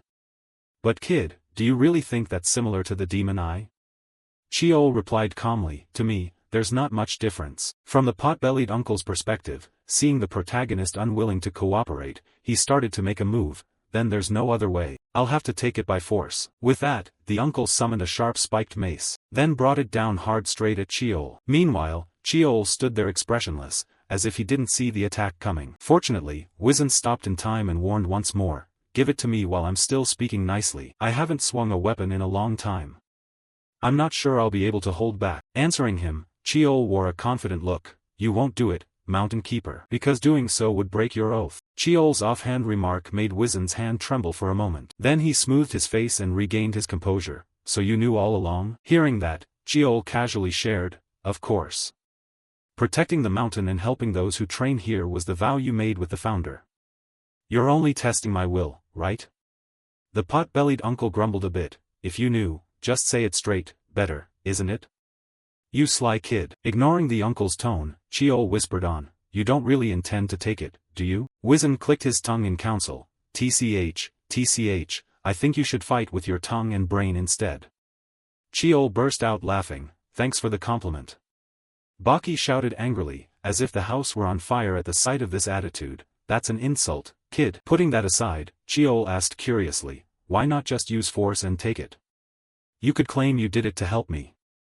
At that, Wizen's expression turned serious as he said to him, that thing doesn't carry the weird aura of that mage's item. So perhaps it's not the kind of artifact that devours its wielder. Cheol nodded, looking at the black ring on his hand. I understand. Thanks for telling me. Putting that aside, Mountain Keeper, you just threatened a student with a weapon, didn't you? I'm pretty meticulous about calculations, you know? Don't you know that? Cheol said with a smiling face, like a sage. Wizen couldn't contain his annoyance and shouted, hey, you rotten profiteering brat. Time passed quickly, and the scene shifted to Cheol's temporary lodging on Tianwei Mountain. At that moment, the sword in his hand emitted a black aura and slowly dissolved. Meanwhile, Cheol was somewhat pleased by that. Finally, I can't believe it took me 3 months to complete Judo's memory. In his mind, Cheol thought, before I left Tianwei Mountain, I received 2 swords from 7th brother J-Hack, the masterpiece saber Judo and the stellar sword Effenberg. Effenberg possesses innate energy, allowing it to emit a chilling aura. Its memory is limited, so I absorbed them at the main hall. Let's see what Judo's abilities are. The second memory about Mujin that I had seen before the Academy's regional evaluation and the new power I gained from Mujin. The ability to use a weapon's power by copying it. At that moment, a strand of energy shot out from the protagonist's fingertip, wrapping tightly around the hilt of the black sword, and pulled it toward Cheol's hand. Judo's ability is to transfer attributes from one item to another. Simply copying form alone doesn't demonstrate the power. I can probably only use the strength of weapons absorbed through the black energy, since I already broke the seal on Sungmu Mountain. Then I should check the black sword's memories as well. Next, his consciousness began to be pulled into an unfamiliar scene. Before I broke the seal on Sungmu Mountain, I could only see up to this point. The important part starts now. At that moment, a young man spoke up, I intend to seal this sword. I won't let my children be swayed by the sword's power. Hearing that, a man in a white robe behind him replied, sealing it is not difficult, but are you sure? If you do, no one will be easily chosen by it anymore. To that, the young man in front simply shook his head calmly, if they're not worthy, it's better they don't use it. Then the robed man reached forward to begin sealing the sword. From his palm a ribbon of golden light shot out, forming characters that were etched onto the blade. When he finished, the man in the robe continued, the sealing is complete. As for the contents of the seal. At this point the sound became distorted for a moment, so Cheol couldn't make out what the seal's wording actually was. Then the robed man's voice returned, after the third seal is broken, its power will be released. Do you accept that? The young man nodded slightly. That won't make a big difference, so it's fine. Even so, I must test it. With that he gripped the sword tightly, enveloping it within a layer of radiance. As for Cheol, witnessing the scene left him stunned. Could there be a mana channel running inside the black sword? In terms of complexity, it's no different from a human mana system. At that instant, the young man swung the sword in a powerful arc. However, the mana wasn't simply blocked, it scattered chaotically. The young man murmured, I'll need to reinforce the seal a bit more. At that point, Cheol was ejected from the sword's memory. His head ached a little. Still, Cheol was delighted by it. A power that can erase mana? Who would have guessed such a weapon could exist? In the days that followed, Cheol continued his practice fights with the Queen Spider as usual. At that moment, the protagonist lunged forward at high speed. As he closed in, he used Iron Weapon Strike Thunderbolt, unleashing a blinding slash that cleaved the Queen Spider's body in two with a single strike. Seeing this, the chubby Uncle Wizen smiled and came over to congratulate him. Not bad, kid, you actually did it. Do you know this is your first victory after a string of failures? It took you 7 months. Hearing that, Cheol grinned and teased, I know. Now I can beat you anytime, right?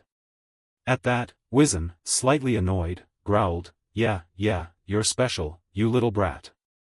So, what are you going to do now? Cheol said he thought he should stop training for now. As soon as he heard that, Wizen felt relieved and slapped him on the back. Hey, good idea. While we're at it, I'll take a break too. That was exactly what Wizen had been hoping for. However, Cheol's real wish was to raise the training to a new level. I think it's time for a challenge. A challenge created by the founder, the Bloodless Dream. Speaking of the Bloodless Dream, it was a trial made for the Li clan. It contained all sorts of enchantments and the field power of Mount Chanwi, and was an illusion reinforced by elf magic. It selects those worthy of being tested. It was one of the vows tied to the Mountain Guardian. Turning to Wizen's perspective, when he heard Cheol say that, his voice grew a bit serious. Do you really want to test it? Chiol nodded and replied firmly, yes, I'm trying for that. Hearing that, Wizen bluntly warned him, you in your current state aren't strong enough to pass the trial. However, it seems you are ready to be tested. Li Chiol, the 9th generation of the Li family. I grant you permission to enter the bloodless dream. As he spoke, the uncle reached out his hand, which Chiol eagerly took, saying thank you. Next, Wizen led him to the entrance of a cave and introduced it. This is the entrance to the bloodless dream. Hearing this, Chiol asked curiously, but isn't this the cave that leads to your residence? It is, Wizen nodded. Then the uncle stepped forward and used his power to lightly touch the air, causing it to ripple. Suddenly, a massive stone door appeared before them. Seeing it, Wizen turned and continued, you probably already know. Once you enter the bloodless dream, you cannot leave until the trial ends. Go on in. Chiol stepped forward, promising he would return as quickly as possible. As for Wizen, the uncle also wished Chiol luck. If you can get through the trial, more power to you. I can't stand looking at him any longer. Good luck. With that, Chiol put both hands into the door and pushed hard. A blinding light burst from within, forcing him to raise a hand to shield his eyes. Inwardly he thought, to some, he's a war god, to others, a dragon slayer, or even a legendary figure from fantasy tales.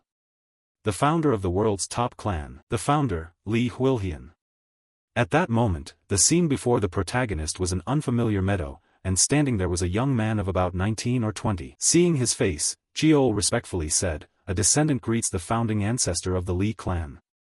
Then he summoned his weapon and focused ahead, unable to hide his awe. His presence is overwhelming. So he's still alive. Throughout history, over the generations, only a few have dared challenge the bloodless dream.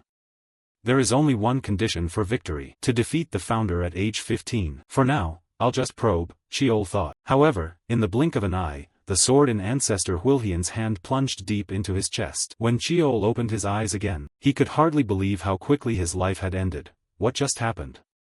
Was my heart just pierced? I wasn't being careless. I've been beheaded in simulations before, but at least I knew how it happened. But this time, aside from having my heart pierced, I know nothing. The more he thought, the more worry showed on Chiol's face. But quickly he shook his head, counseling himself, calm down. Think this through carefully. He didn't use any secret techniques or special moves, not even an aura-enhancing body technique. Even with the sixth sense, I couldn't detect it. Even with my eyes closed, could it have been a strike to a blind spot? But could that be possible? He would have had to read all my movements to do that. Then again, that also means he's that strong. Thinking that, Chiol gripped his sword tightly and slowly rose to stand, facing his ancestor. And even after witnessing it once, the protagonist couldn't help but feel a numb chill across his scalp as he sensed the terrifying presence radiating from Huilhian, which made him force a laugh. Haha, honestly, I don't know if I can win or not. In another development, Butler Choi reported the news to head of the household Taishin, Master, we've received word from Mount Chanwi. Nearby, Taishin wiped his sword with a handkerchief and said, so he's gone into the cave. But he shouldn't have that level of skill. That child has never truly failed. From the naming trial in Mount Sungwu to the challenges of the Blood Tiger and the Faceless Cursed Queen, in terms of results, he didn't win them all, but he never truly failed. In other words, he's never encountered a real wall. Do you know why the survival rate in the Bloodless Dream is below 50%? It's because they break mentally when they hit the wall named Li Huilhian. So what happens to someone who's never faced such a wall when they stand before it? The master wondered aloud, curious. Back with Chiol, he was lying on the grass, panting like a beaten animal. Then ran a hand through his hair in frustration. Damn it. Downed in one more move again. He tricked my senses with a feint to the front, then from the flank launched the real strike. A strike that pierced my blind spot perfectly. Could he really have grasped all my patterns in the blink of an eye? Thinking that, Chiol jumped up, looked at his trembling hands, and reminded himself, this feeling hasn't returned in a long time. The feeling of despair, helplessness, and fear that comes from someone I absolutely cannot beat. But I can't let myself collapse now, because in this world, no one understands this feeling better than I do. One who has hit bottom, and the only thing left is the way to rise. Every move I make is not meaningless. Gradually, I'm starting to understand. The ancestor isn't a wielder of some unfathomable mysterious power. His strength is the gift of finding the right answer in each moment. He instinctively seizes the optimal choice. That's the essence of martial arts. Small fundamentals, simple techniques, are the solid foundation like the earth itself. So, I must watch the ancestor's blade exposure closely. Chiol quietly reminded himself, his eyes wide as a cow's, stunned as he carefully observed the young man's movements ahead of him. Then, in a moment, Wilhian's blade seemed to slow in his eyes, allowing him to gather the information, a horizontal slash from left to right. This time, I will see it. After that, Cheol threw himself into training and forgot everything else. As time passed, he gradually began to parry Wilhian's attacks. First strike, second strike, third strike, fourth strike. Bang bang. I'm starting to be able to fight on par with the ancestor. Finally, I've learned to use my own flow of chi in combat. It's transformation and freedom, and what I lacked for so long, controlling countless weapons and rooting every technique on an immovable, solid foundation. Now I understand. The true purpose of the bloodless dream is to break the wall called oneself. Clutching the spear in his hand, Cheol shot forward like a gust of wind. Inwardly he thought, there's something the ancestor didn't have, a strength in myself I never recognized. In his head he recalled his aunt Jiangwa's words, your magical talent is extraordinary. I stake my honor on that. At that moment, Cheol beamed and called out, thank you, aunt. Then he used a move called air-resistant chi waxing wind, causing his entire spear to be enveloped in a spiraling green energy. Next, Cheol put all his strength into a powerful forward thrust with the spear. The impact was so strong the air detonated with a deafening boom. And at the point where the two weapons collided, Wilhian's sword couldn't withstand it and shattered into pieces. Thus, the white wall before him collapsed. As for Uncle Wizen, though he was sitting drinking, he couldn't help worrying about the hero's situation. It's been a month since the kid entered the bloodless dream, right? Back in Taishan's time, no one passed the trial for 100 years. Yet less than 50 years later, another person appears. No sooner had he said that than the space around Wizen trembled violently, making him startle and cry out, could something be happening on the mountain? Could it be? Thinking of something, Wizen hurriedly tossed his wine bottle aside, then darted quickly toward the entrance of the bloodless dream. Standing there, he peered forward with worried eyes and murmured, so you finally passed that trial? Just as he expected, the stone door slowly opened, and Cheol stepped out and said, I have returned, Mountain Guardian. Time quickly passed until evening. Cheol rested in the hot spring, and Wizen came to him with a smile and asked, so? How does it feel? Hearing that, Cheol reflected on what he'd been through and shook his head. I absolutely don't want to go through that again. Seeing his expression, his uncle couldn't help bursting into laughter, as if he'd struck gold. Yet you don't seem changed at all. Usually those who come out have dead eyes like rotting fish, because their inner aura has changed. Hearing this, Cheol realized that everyone seemed to have their own answer. Next, he turned and asked, so, do you know what my father was like back then? The conversation shifted to Taishin, prompting Wizen to grow a bit excited and share, you mean Taishin? So, old man, he's my father after all, you're curious, aren't you? Do you know what that kid said the moment he stepped out of the bloodless dream? The training is finished. I take my leave. Thank you for everything. He said that with his arms crossed, trying to mimic Taishin's tone so hard that even Cheol was stunned. Cheol muttered, did you just imitate my father? Wizen asked, did I? Really? Not very similar, is it? Cheol shook his head in protest, not similar at all. Putting that aside, Wizen continued to praise, hey kid, you've caused quite a stir. You're the youngest person ever to clear the bloodless dream. Although that trial isn't really about who finishes fastest, there's still more than a month left before you leave the mountain. What are you going to do? Keep training? Hearing that, Cheol stood and replied, no, I plan to rest, recover, and what I've learned. Wizen cast a teasing, delighted look at him. This kid, looks like he never changes, but he actually can change. Wizen cast a teasing, delighted look at him. This kid, looks like he never changes, but he actually can change, he said cheerfully. Cheol could only sigh, by the way, Mountain Guardian, isn't it time to receive my reward now? Surely you haven't forgotten you once threatened me with that, right? His words made the pot-bellied uncle suddenly embarrassed, unable to meet his eyes. Now, kid, that is. He stammered, at a loss for words. Cheol didn't want to faff around, so he said plainly, I'm not asking for anything too difficult, I just want to borrow your demon warhammer. At that request, Wizen's eyes widened in surprise. But then he glared at Cheol and scolded, that thing isn't something ordinary people can hold. You probably can't even use it. Cheol was of course aware of that, and had a plan when he made the request. It's fine, I just want to touch it a little. Touching it shouldn't be a problem, right?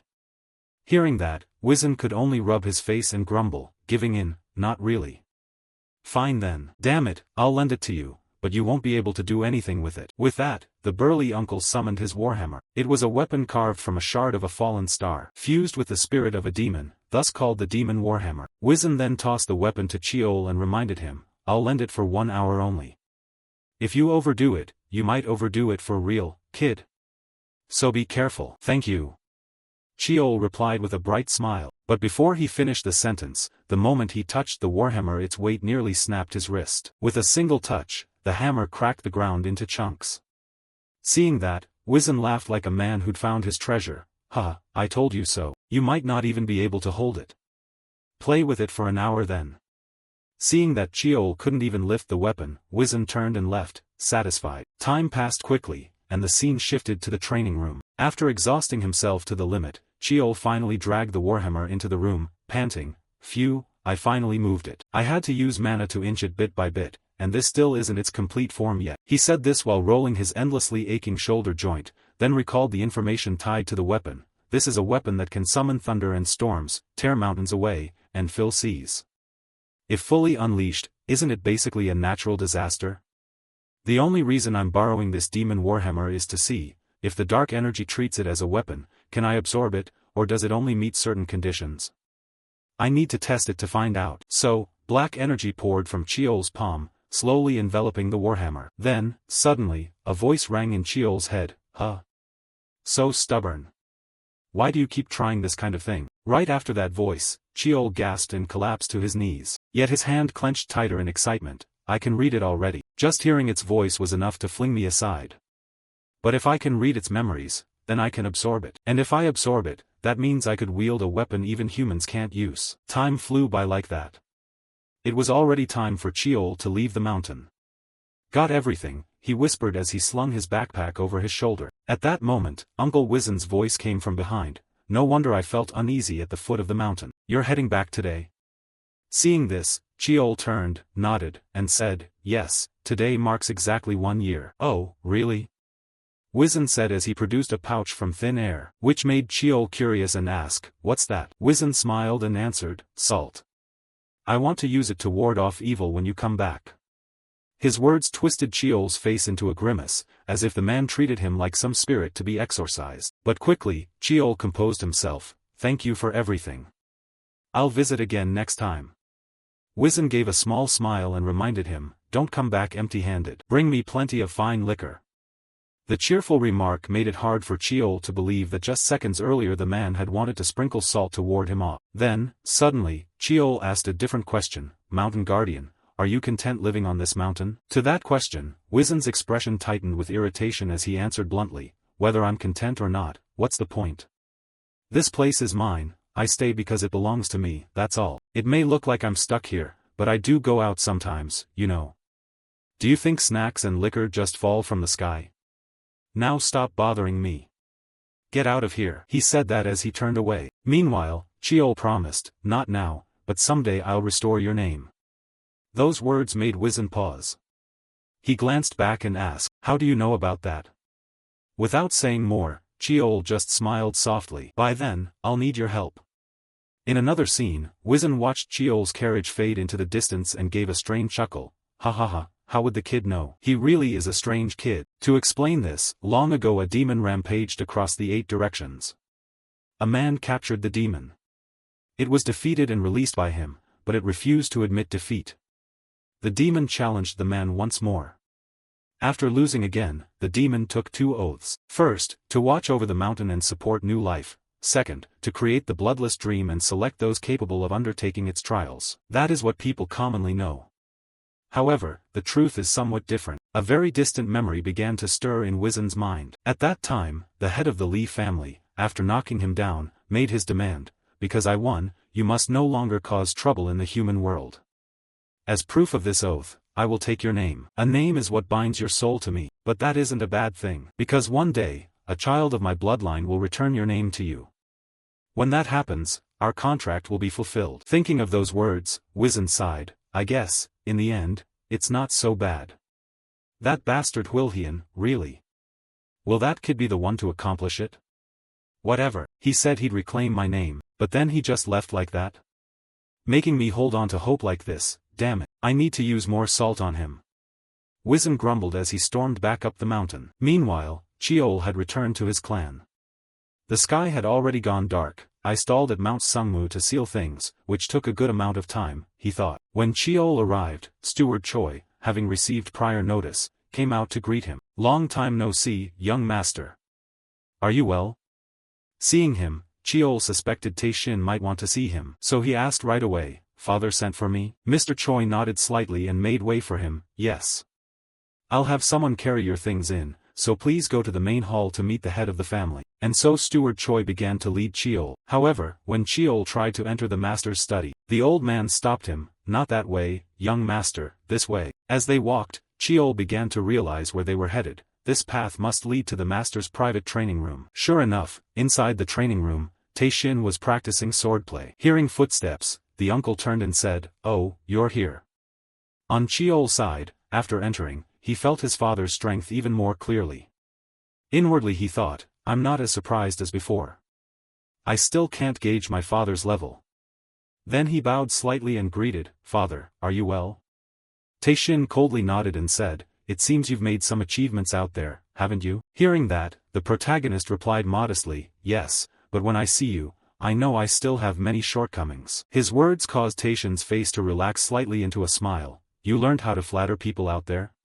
If so, I'm disappointed in you." Seeing his current expression, Cheol was a bit surprised and thought to himself, "Damn. That was just a joke a moment ago. Father is smiling?" At that moment, Steward Choi spoke up, "The tea is ready, sir." Tae-shin calmly thanked Mr. Choi, then asked Cheol to follow behind him. Next, once the two were seated at the tea table, Tae-shin seriously asked, "How have you been lately? I don't want to hear only from your performance reports. I want to hear your thoughts, so I had you summoned privately." At his father's question, Cheol's hands involuntarily clenched. "If you want to hear my true thoughts, then..." Blah blah blah, and with that, the protagonist began to speak out everything he felt. Meanwhile, Uncle Tae-shin had his own thoughts. This strange feeling, summoning you wasn't to hear a report of your achievements, but to hear your thoughts on this training. It's also the first time. After listening, he calmly sipped his tea and whispered, "Is that so? You didn't waste your time, did you?" Cheol smiled and replied, "I didn't want to squander the time you granted me." Before he could enjoy that line of praise for more than a few seconds, Tae-shin's voice turned colder and demanded, "Is that why you came back late today?" In response, Cheol said he stopped at Mount Sungmu to pay respects to the ancestors. "That's all, sir." "That's all?"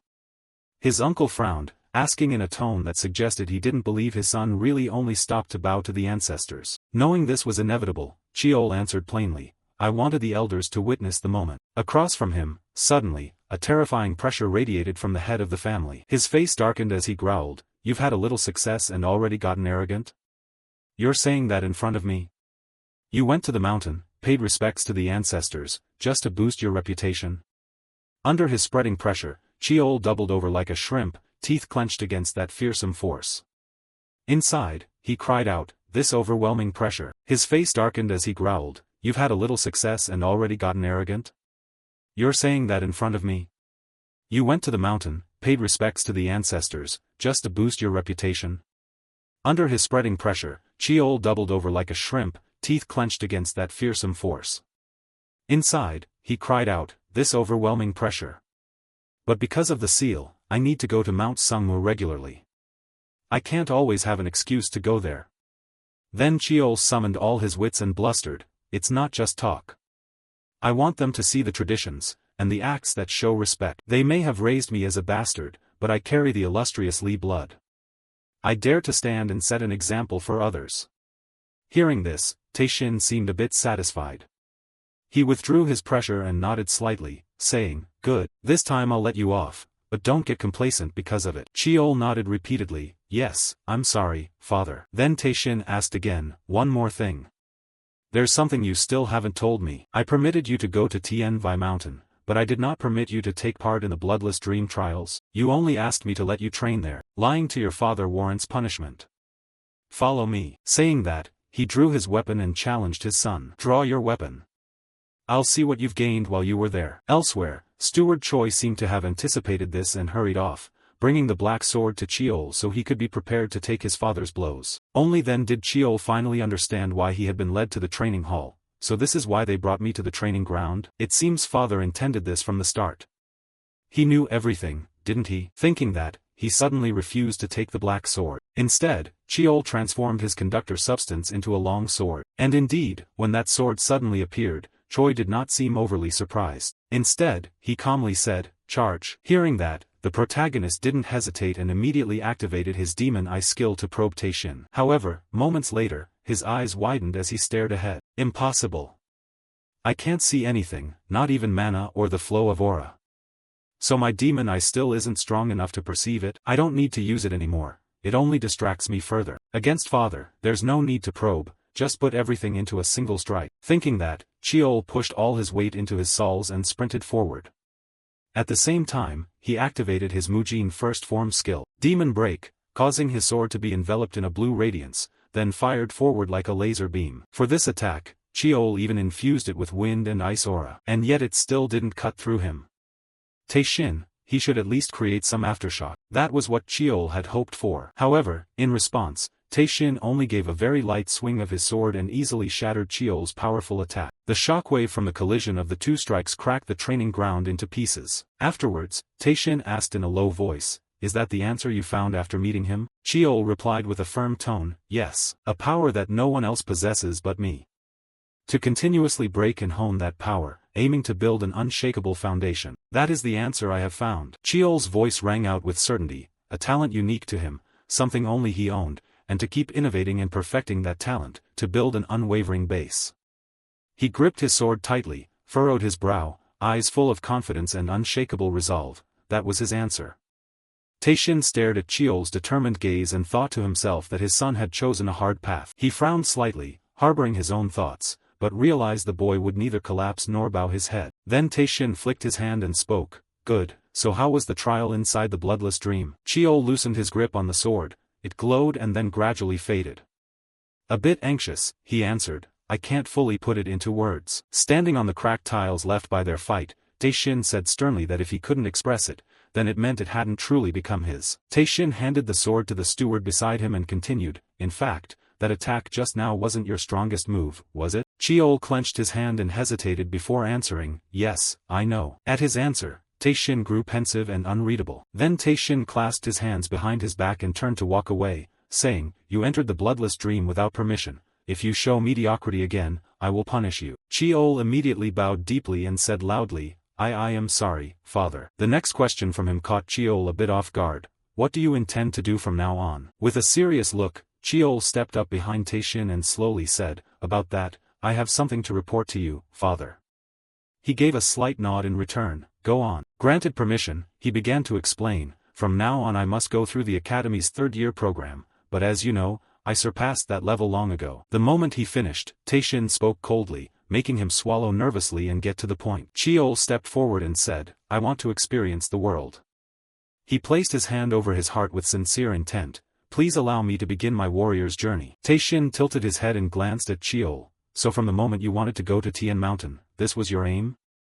Cheol nodded decisively, "Yes, that's right." Then Cheol hesitated for a moment before continuing, "However, the bigger reason is that I want to increase my own strength." Taishin bowed his head slightly, his eyes full of thought, trying to achieve many goals at once. Those habits, one day they could be the noose that tightens around your neck. Cheol stood straight, feet together, bowed low and replied politely, "I will remember." Cheol squinted and fell into contemplative thought. This was both advice and a warning, wasn't it? Then suddenly he spoke again, "Right, the warrior's journey." Moonlight bathed the manor at night, evoking grandeur and an indescribable mystery.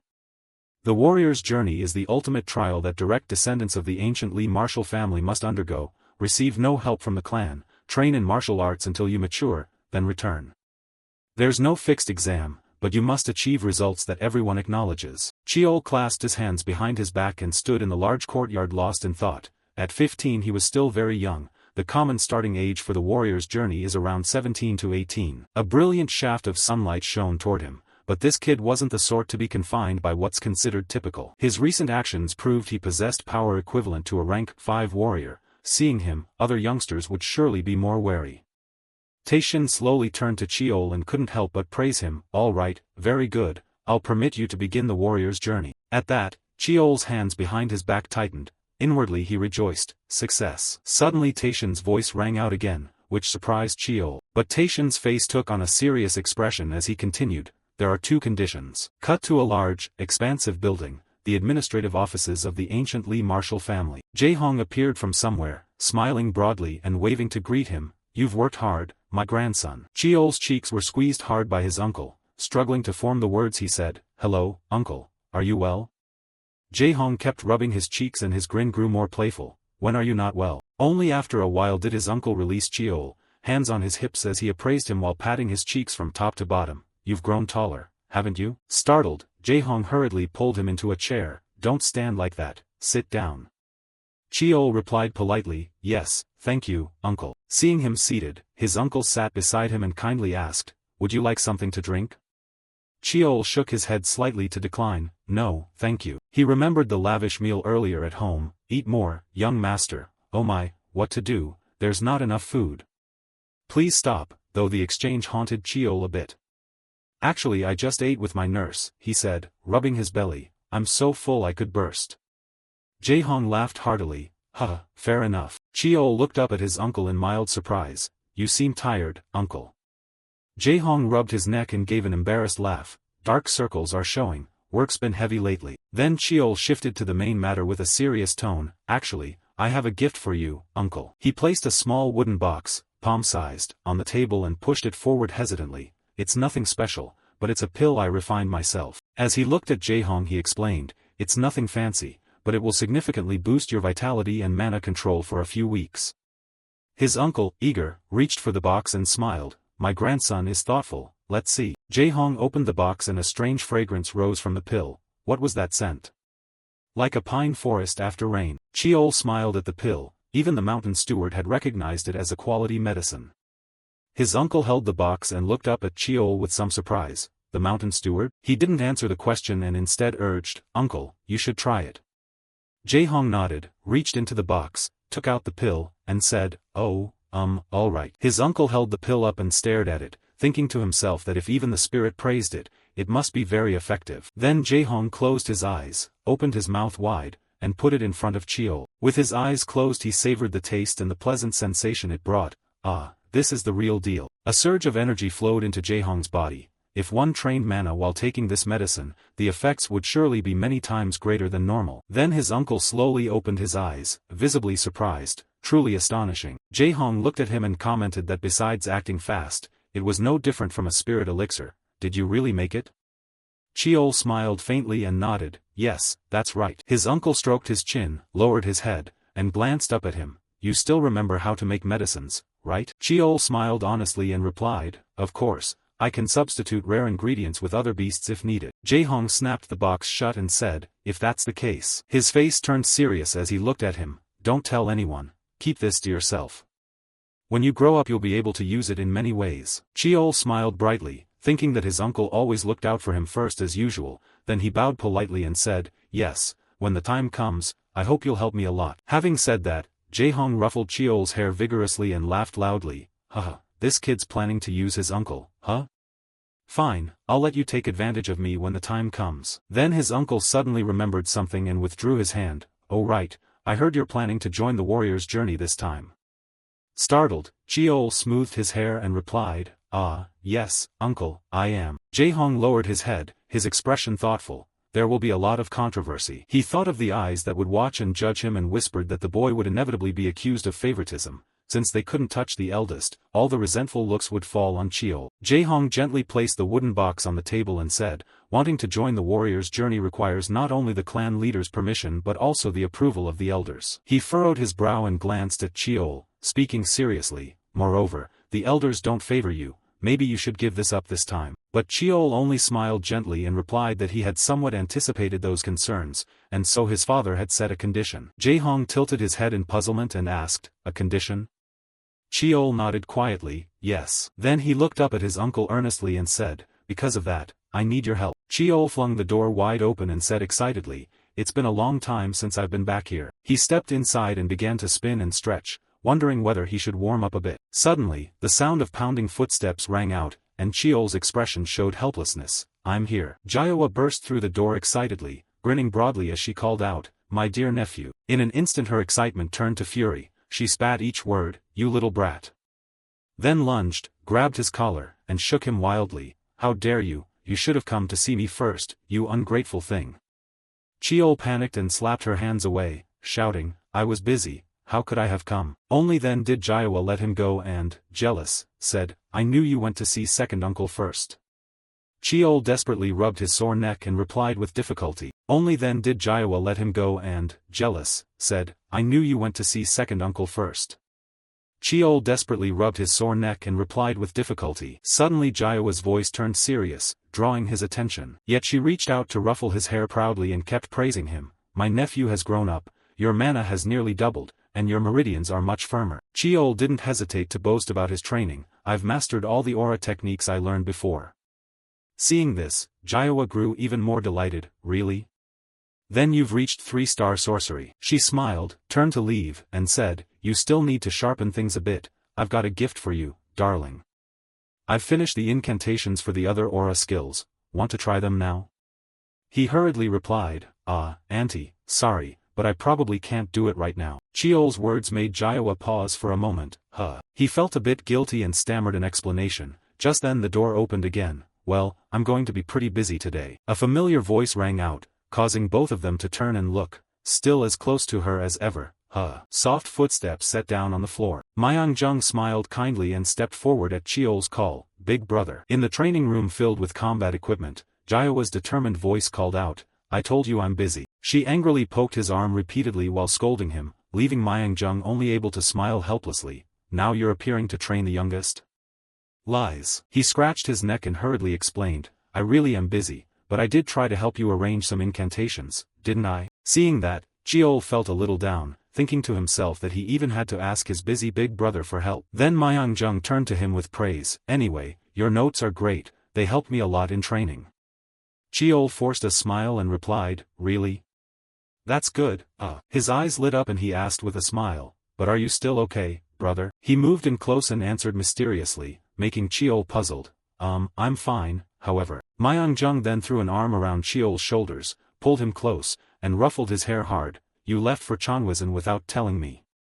Cheol giggled and replied, sorry, I was on duty then. Being patted on the head, Cheol beamed brightly, then after returning home he was summoned again by his father. Myang recalled his conversation with Taishin in the study. I need you to teach the basics of martial arts to the youngest. Will you do it? He widened his eyes at the unexpected request and asked, what? Myang thought to himself that he would surely teach better than the elders. He rubbed his chin in thought, but Taishin wasn't one to fuss over such matters. Then Myang bowed and quickly accepted, yes, I'll teach him. Just as he placed his hand on the door, Taishin's voice called out, you should prepare to leave. Myang turned and gave a small smile, thank you, sir. He walked across the courtyard lost in thought, vacuous dreams, even he had never been allowed that trial, and at his current rate of progress. At that thought, Myang broke into a satisfied smile. Now he understood why Taishin ordered him to teach the basics. The two shared a silent harmony of thought, understanding each other. Taishin wanted him inspired by watching the youngest, or perhaps he wanted competition. On the wide hallway, Myang strode with determination.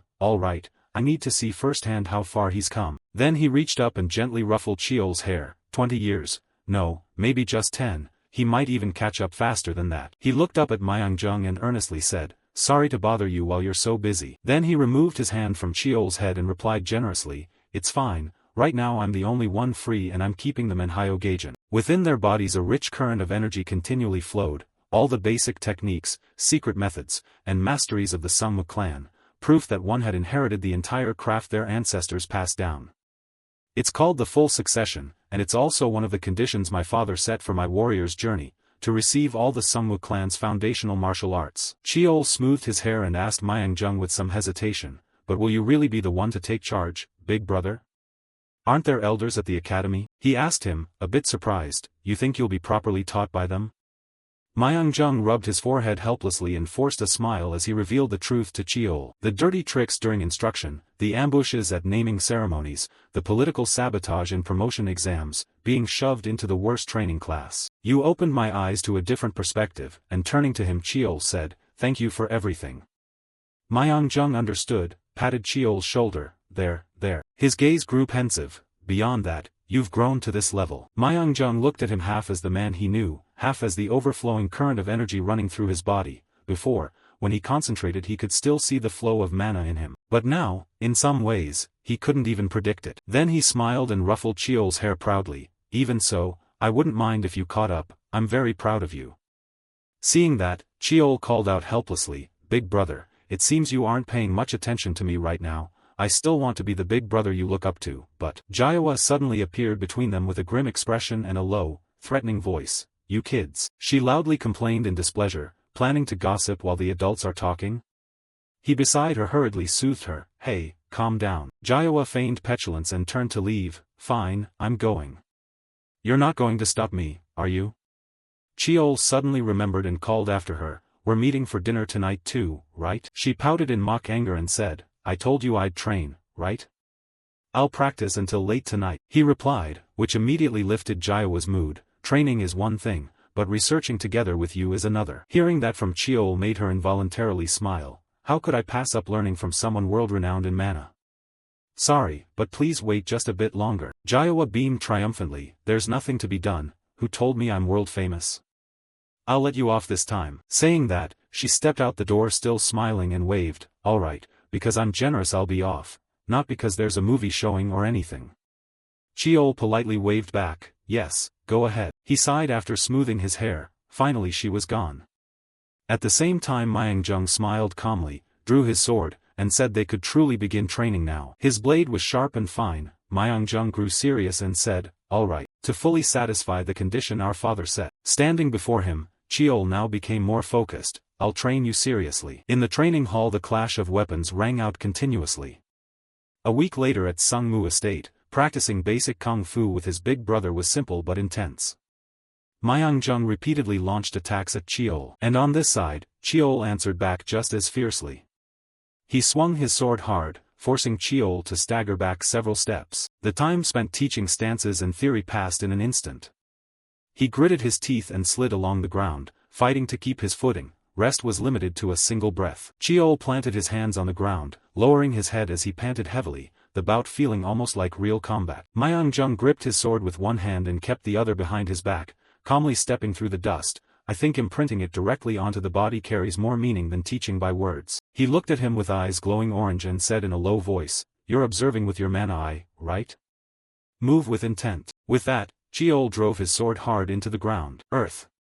He let out a cry, struggling to brace himself and get up. Ugh. Cheol stamped hard on the ground, then dashed forward at high speed, shouting, Hiya. He decisively lunged his sword at Myung-jung, thinking to himself that he could clearly read the flow with his mana eye, yet his body wouldn't obey his will. Cheol's eyes flared red as he launched relentless attacks. The sword strikes came from angles that were structurally impossible to withstand. Not just the muscles, even the joints could hardly take it. Suddenly Myung-jung spoke calmly, you thought that move was beyond you, didn't you? He flinched and stepped back, eyes wide in surprise as the other had somehow surged in like a storm. Wrong move. The Lee Sung-mu bloodline's body is stronger than you thought. Cheol stared, bewildered, at the sword inches from his eyes. A red flash sparked in his eyes as he leaned back to dodge Myung-jung's incoming blade. Move, he told himself. He was slightly surprised to see Cheol already able to evade his strike. Had he caught up that much? Myung-jung grabbed the collar and pulled him out hard. Solid foundation, quick to absorb. This kid couldn't perform moves like this before. Myung-jung grabbed the collar and pulled him out hard. Solid foundation, quick to absorb. This kid couldn't perform moves like this before. Myung-jung rolled up his shirt sleeve and said, alright, you seem to be catching up, I'll raise the difficulty a notch. He smiled with meaning, his hand gripping the sword that shone amid a blaze of blue aura as he taunted, let's see how far you can follow. Seeing the power radiating from Myung-jung made Cheol tremble slightly. Damn, he's really serious now. The late sun streamed through the training room windows as his voice rang out, today's training ends here. The late sun streamed through the training room windows as his voice rang out, today's training ends here. He looked down at Cheol, exhausted and sitting on the ground, battered all over, sweat and dirt caked on him, and said awkwardly, it seems I pushed too hard during practice. Cheol only managed a weary smile in reply, it's fine, training should be like this. A hand was offered to him as Myung-jung's voice said, come on. Then he pulled Cheol to his feet, looks like you've caught the feel of it somewhat, which made it easier for him to stand.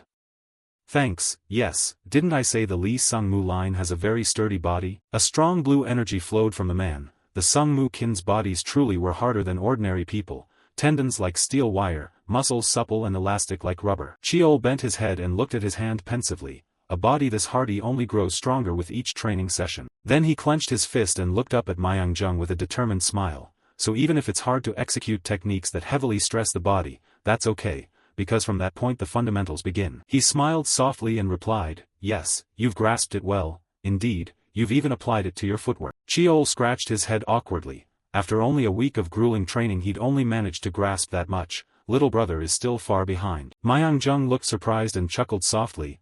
He says he's still lacking?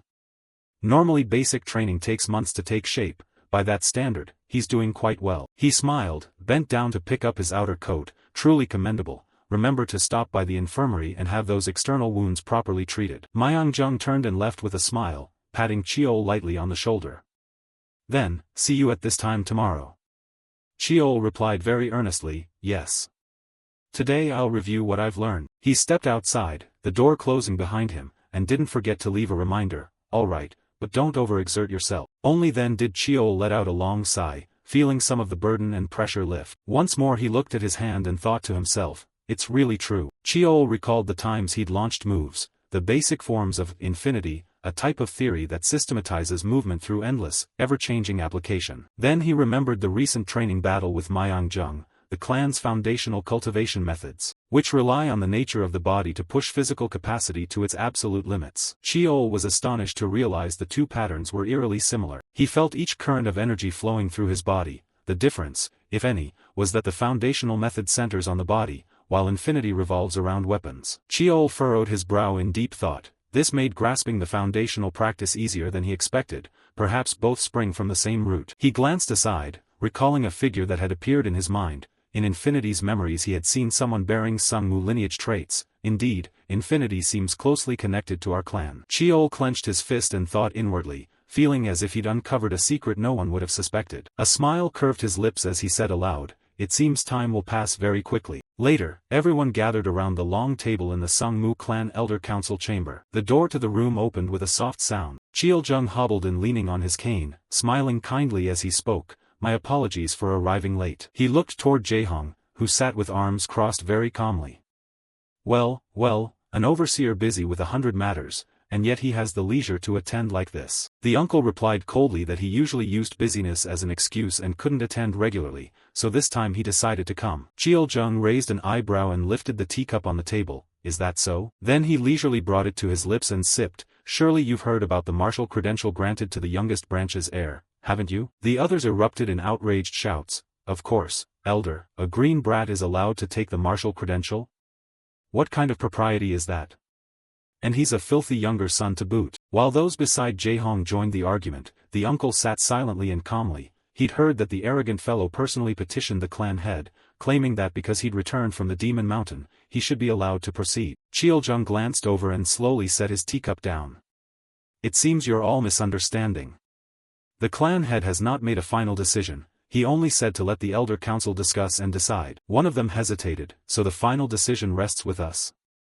Someone nearby boasted loudly, at this point just flat out veto it. Cheol-jung forced a smile and stroked his beard. Haha, it's not that simple. Recalling the image of Cheol fighting with fierce intensity, he said, the clan had reported that the kid possesses combat strength equivalent to a level 5 warrior. And he even overcame the bloodless dream. There's no valid reason to refuse. There's no valid reason to refuse. Suddenly a hand shot up. Jae-hong spoke confidently, may I say a few words? During the council, everyone buzzed with discussion while only Jae-hong remained calm and listening. Lee Tae-hong never took sides in political matters. The uncle always stood alone, not aligning with any faction. The elders saw Lee Tae-hong as a neutral man who wanted to keep himself clean while avoiding commitments. Jae-hong sat with his arms crossed regardless of how things went, so when they saw Lee Tae-hong at the meeting, all the elders thought he must be siding with him, because the two of them are both scoundrels. Up until now the uncle had shown no reaction, just calmly listening, but Jae-hong suddenly opened his eyes with a very serious look. Of course Lee Tae-hong knew this well. The uncle glanced at them, thinking their thoughts were plain as day, those old snakes. And the topic they were debating concerned the next tests, the 3 trials that a direct blood member of the Songmu clan must undergo, selection, the naming fate ceremony, and the warrior's journey.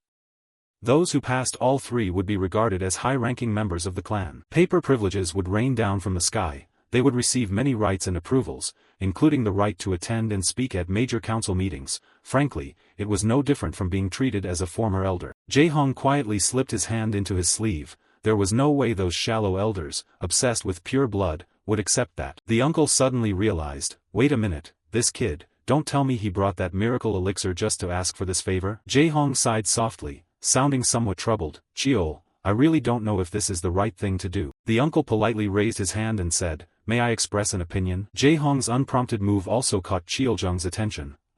What does the overseer want to say? Then he smiled and said with implication, I've heard the overseer is rather close to that kid. The uncle inwardly felt disgust and thought his tone was truly cutting, but outwardly Jae-hong showed enthusiasm and friendliness without revealing any weakness. With such effort, how could I hate the boy? Cheol-jung propped his hands on the table and rested his chin, as if probing the uncle. However, I think this matter is getting a bit out of hand, he said. You think it's gone too far? Jae-hong remained unruffled and calmly replied, yes, the boy has sufficient evidence, but we cannot ignore tradition and procedure. I think the youngest should understand there are things a person cannot do just because they want to. Cheol-jung laughed smugly, not noticing the corner of Jae-hong's mouth curl into a smile. Ho ho, I thought the overseer disliked all those traditions and protocols. The uncle bristled inwardly, thinking, what a meddlesome old man, but outwardly he had to maintain his image and proper demeanor. It's not that I don't understand their importance, I just want to avoid them because, as a man of progressive ideals, handling issues so rigidly can cause trouble. Seeing that, he nodded slightly, I understand your meaning, overseer. Cheol-jung tilted his head and asked, so, what solution do you propose? In the council chamber Jae-hong's calm voice echoed, if the council has no reason to refuse, we just need to create one. Honestly, this issue isn't that complicated. The uncle placed his hand neatly on the table and spoke confidently, ultimately the only problem is that the youngest hasn't proven himself yet. Cheol-jung glanced at Jae-hong with meaning, didn't the clan head acknowledge that he has strength equal to a level 5 warrior? The uncle refused to back down and immediately retorted, but can the clan head publicly declare that? He narrowed his eyes with a look of scheming calculation. Jae-hong placed both hands on the table, clenched them, and continued, then. The uncle gritted his teeth, thinking to himself, let the brat do as he pleases. Jae-hong straightened and looked directly at everyone, declaring firmly, I think we simply need to create an opportunity for the boy to prove himself. Cheol-jung, surprised, hurriedly asked, you mean create an opportunity? You don't mean a match, right? The uncle nodded, confirming confidently, causing the other sect heads to murmur, that's right, considering what the youngest has done, we won't refuse. He lifted an eyebrow, his eyes deep with implication as he slowly asked, then who should he fight? Jae-hong confidently suggested, wouldn't the person who most recently completed the warrior path be the best match? But the seventh young master, Jae-hak, would never agree to this, it doesn't suit his style. Cheol-jung stroked his beard thoughtfully, imagining Seol-ah, fierce and brandishing a knife. What about the sixth young master? The uncle nodded softly, wouldn't Seol-ah be a suitable choice? If there's an issue, we can set limits for Seol-ah. He felt quite pleased, thinking to himself, not a bad idea. Cheol-jung could already picture her hateful face when they met again. Besides, as Madame Beck said, the sixth young master harbors strong hostility toward that kid. He smiled and spoke a bit louder, I think this approach isn't bad. What do the other elders say? The others had no objections. I also think this plan is pretty good, it's acceptable to me. Everyone agreed with the proposal. If the chief elder had consented, none of them would object. Then Cheol-jung's voice rose, then let's adjourn the meeting. In the waning light a voice praised, you did well today, overseer. Jae-hong stopped and turned, great elder. Cheol-jung stepped through the doorway against the light, hobbling along with his cane. He smiled kindly and probed the uncle, it seems I misjudged you, what made you change your mind so quickly? Jae-hong replied calmly, as I said earlier. Cheol-jung tapped his cane and nodded in understanding, I know well your loyalty to the clan. Suddenly he struck his cane down hard on the wooden floor. But listen, overseer. Cheol-jung's eyes had taken on a different look, his voice carrying a warning. In performance, even the smallest details matter. Jae-hong only grinned sheepishly and scratched his neck, replying, performance? I don't really know what you mean by that. Every word he spoke caused the uncle to pause, his eyes, his tone, every single word. Then Cheol-jung smiled and walked past Jae-hong but didn't forget a gentle reminder, you, overseer, keep calling him, the youngest, while everyone else calls him a bastard. As the uncle's polite expression hardened, no longer as cordial as before, Cheol-jung's back receded down the dim corridor, his low voice carried, after all. In the training hall, the aftermath of the previous battle, cracks and breaks in the floor, still remain. 3 weeks later at the Sungmu grounds, Cheol's confident voice rang out, today might mark the end of this training session. Myung-jung feigned surprise, then watched as he drew his sword from its scabbard and said, really?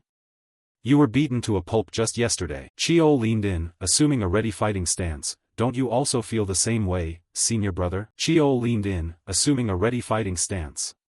Don't you feel the same way, senior brother? Without another word, he swung his sword and charged at him. Cheol frowned, watching Myung-jung's every motion intently. He raised his sword and successfully blocked the strike. Then Cheol swung his sword and knocked Myung-jung back. Myung-jung grinned with delight and launched another attack, praising him, nice stance like that. Cheol continued to block Myung-jung's next strike. His eyes suddenly gleamed gold. Through training, his sixth sense and mystic sight could trace every path of the blade. At that moment Cheol lunged and raised his sword, seizing the initiative to attack. I can block them all. His eyes went blank and soulless as he slashed down at Myung-jung.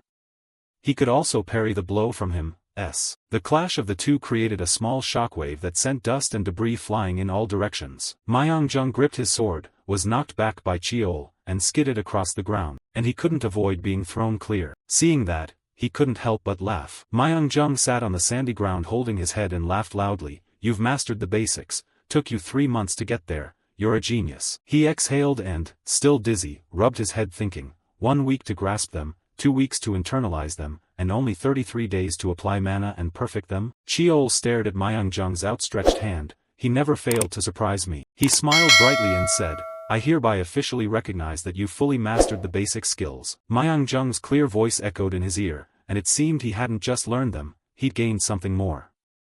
Cheol smiled, both pleased and resigned. I really can't hide anything from the senior. He reached up, took his hand, and replied, yes, I'm also training my teleportation. Do you want to help?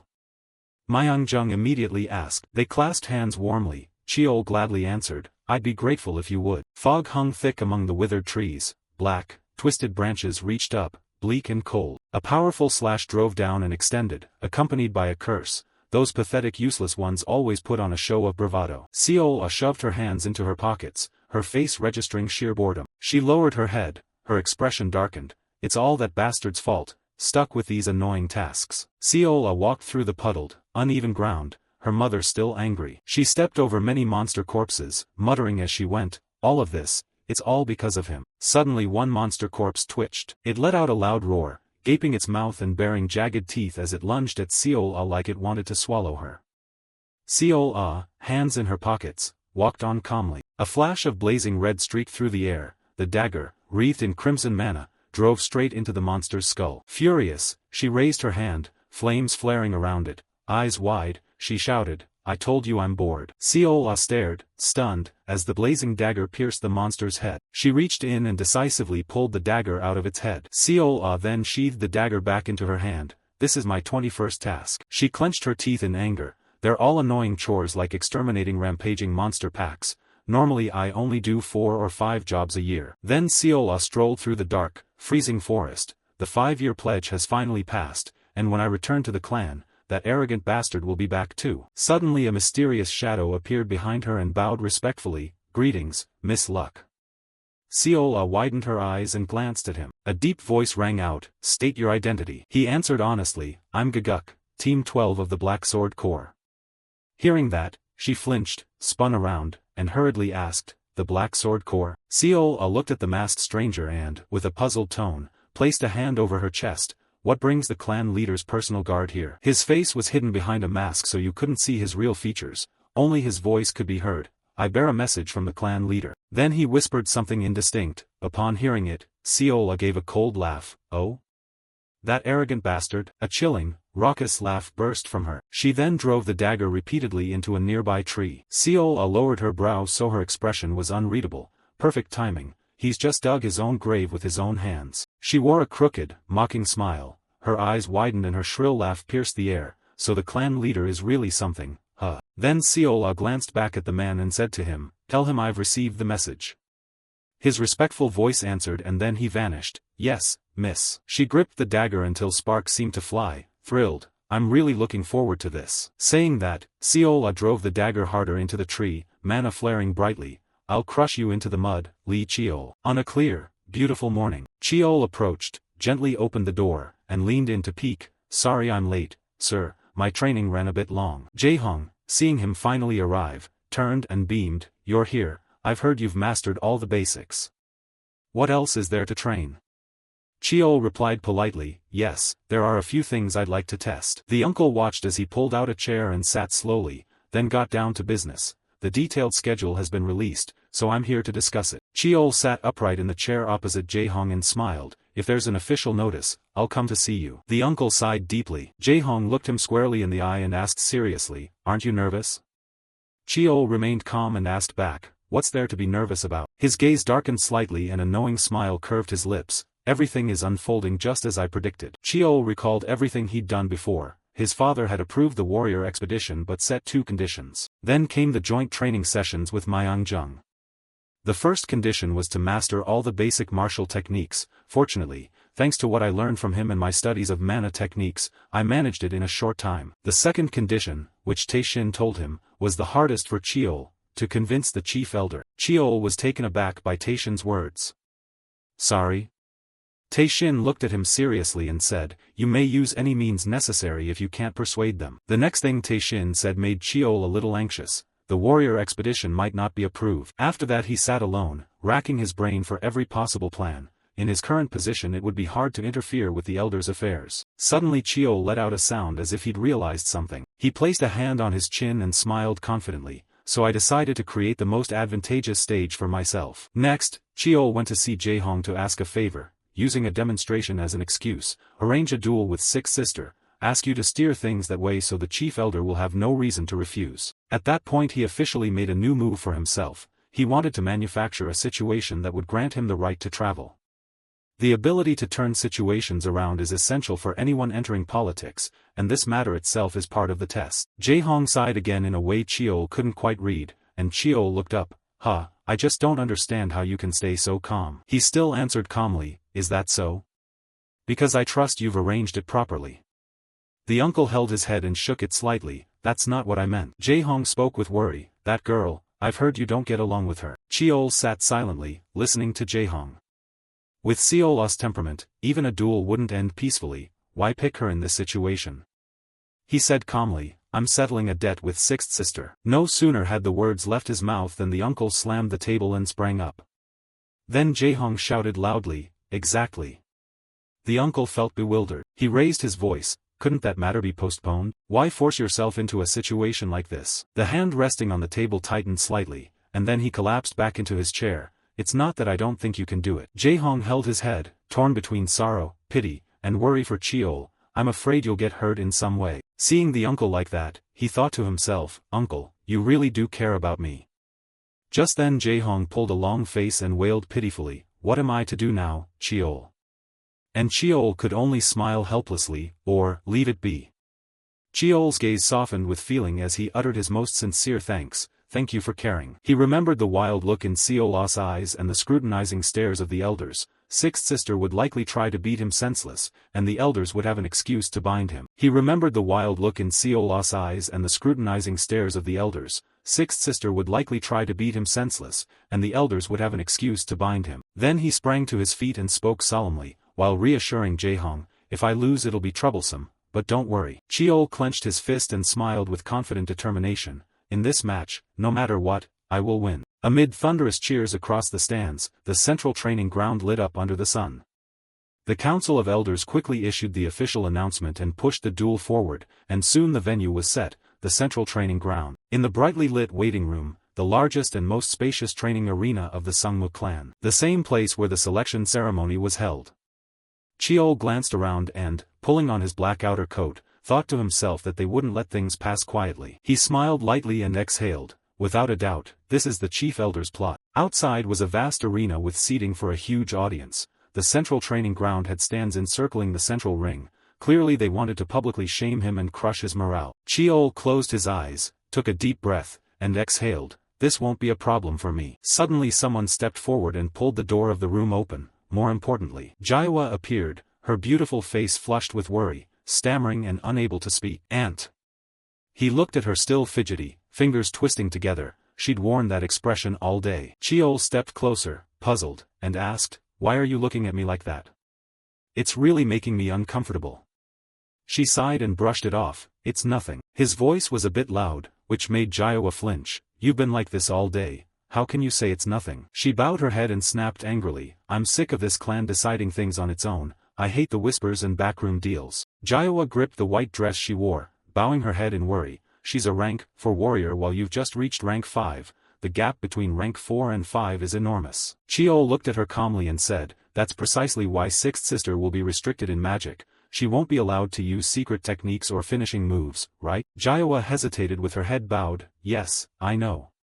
She held out her hands, clearly trembling, her voice trembling with fear and worry. "But, what if you really lose?" Jiangwa clutched her head in panic, eyes darting around as she whispered, Magic. If only I had trained you harder. If only I had revealed Mujuan to the clan earlier." Suddenly a clear, respectful voice rang out, jolting her. "Please stop, Elder Li Kyunghwa." Gawa appeared beside them before anyone noticed, smiling confidently. "Young master will win, just like he always has." She narrowed her eyes, stepped forward, put a hand on Jiawa's shoulder, and reassured her, "As his teacher, shouldn't you offer some encouragement?" Her eyes remained downcast, the weight and worry hadn't completely left her. Still, Cheol thought to himself as he looked at Jiangwa that she trembled like a frightened fawn. She must have lost something in the Sungmu clan. A solitary image of her flashed in his mind. He didn't know her past, but if he wanted, he could easily investigate it all. Cheol, very clear-headed, pushed the thought away. Intentionally, he did not pursue it. Then he gently lifted his foot,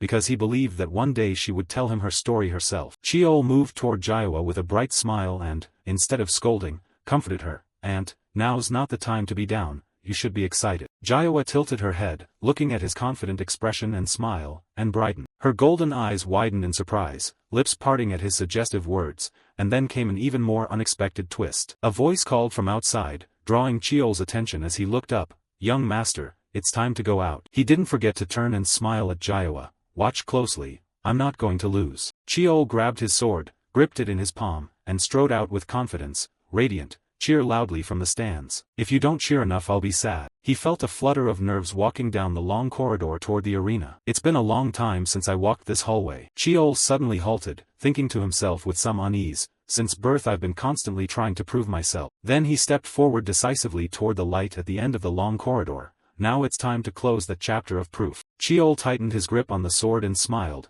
murmuring to steady himself, "Let's go." He entered the arena with a steady bearing. The stands around him were packed with spectators. They'd arrived very early. The atmosphere was wildly lively. Cheol quietly noticed the tier of seats closest to the arena. There sat Taishin with a stern expression, his wife beside him, Father and Lady Beck, and the row of elders including Jaehong and even Cheoljung. Both he and the elders were present. Suddenly a sharp, acidic voice sounded that made him glance over. "Hey, you arrogant bastard of a bastard." Seola stood opposite and spat with contempt. "You keep your head held high like that, huh?" She sneered to show her disdain. "I've never liked your neck." Seola casually twirled the knife in her hand. "Just some bastard who always acts high and mighty. It's so irritating to see." Then she caught the knife, pointed it at Cheol with a confident, provocative smile. "Today I'll snap that neck. Get ready." He tilted his head and smiled dangerously, replying, "I'm looking forward to it, Sixth Sister." The referee standing between them raised his hand and shouted, "Then, begin now." The duel between Miss Yuck and the 9th young master starts. With the referee's go-ahead, both place their hands on their weapons simultaneously, ready in the fighting stance. "Ready." Cheol closed his eyes briefly to sense the air around him. The moment the referee shouted begin, he opened his eyes. Cheol's eyes flared brilliantly, and many streaks of energy, demonic glare, radiated around him. But in an instant Seola had appeared behind him, holding a knife that blazed with fire. Cheol was stunned by her speed and glanced back. Where Seola's knives were streaking in from, when had she gotten behind him? He stood rooted as 3 throwing knives came at him from the rear, 2 more blazing blades shot toward him from the front, 2 more in front. He hadn't even had time to see her throw them. Seola saw him trapped from both sides and grinned smugly. Throwing knife technique. Her knife was scorched and burned, blazing with mana fire, a skill where she channels mana and ki into the blade and throws it. A unique technique the Sixth Sister devised herself. Its name evoked falling flames. It's called Firefall. 5 blazing throwing knives surrounded Cheol. He stood stock still, unable to evade. Cheol's eyes suddenly lit up. The black sword he held radiated pure black power. then, the brutal energy skill. Cheol gripped the sword and slammed it down into the ground with tremendous force, summoning a bolt of lightning that struck the arena's center, causing the ground to tremble slightly, the thunder variant. The incoming throwing knives were knocked aside by the impact. Seola was no exception and stepped back several paces. Terrible. Dust and smoke billowed across the arena, completely obscuring Cheol. Only a dark silhouette remained. Then the smoke slowly cleared to reveal his face, smiling calmly as he said, "I've heard a lot about Sixth Sister's wondrous throwing knife techniques." Cheol confidently pointed his sword straight at her, his voice carrying a challenge, "But they're not as impressive as I expected."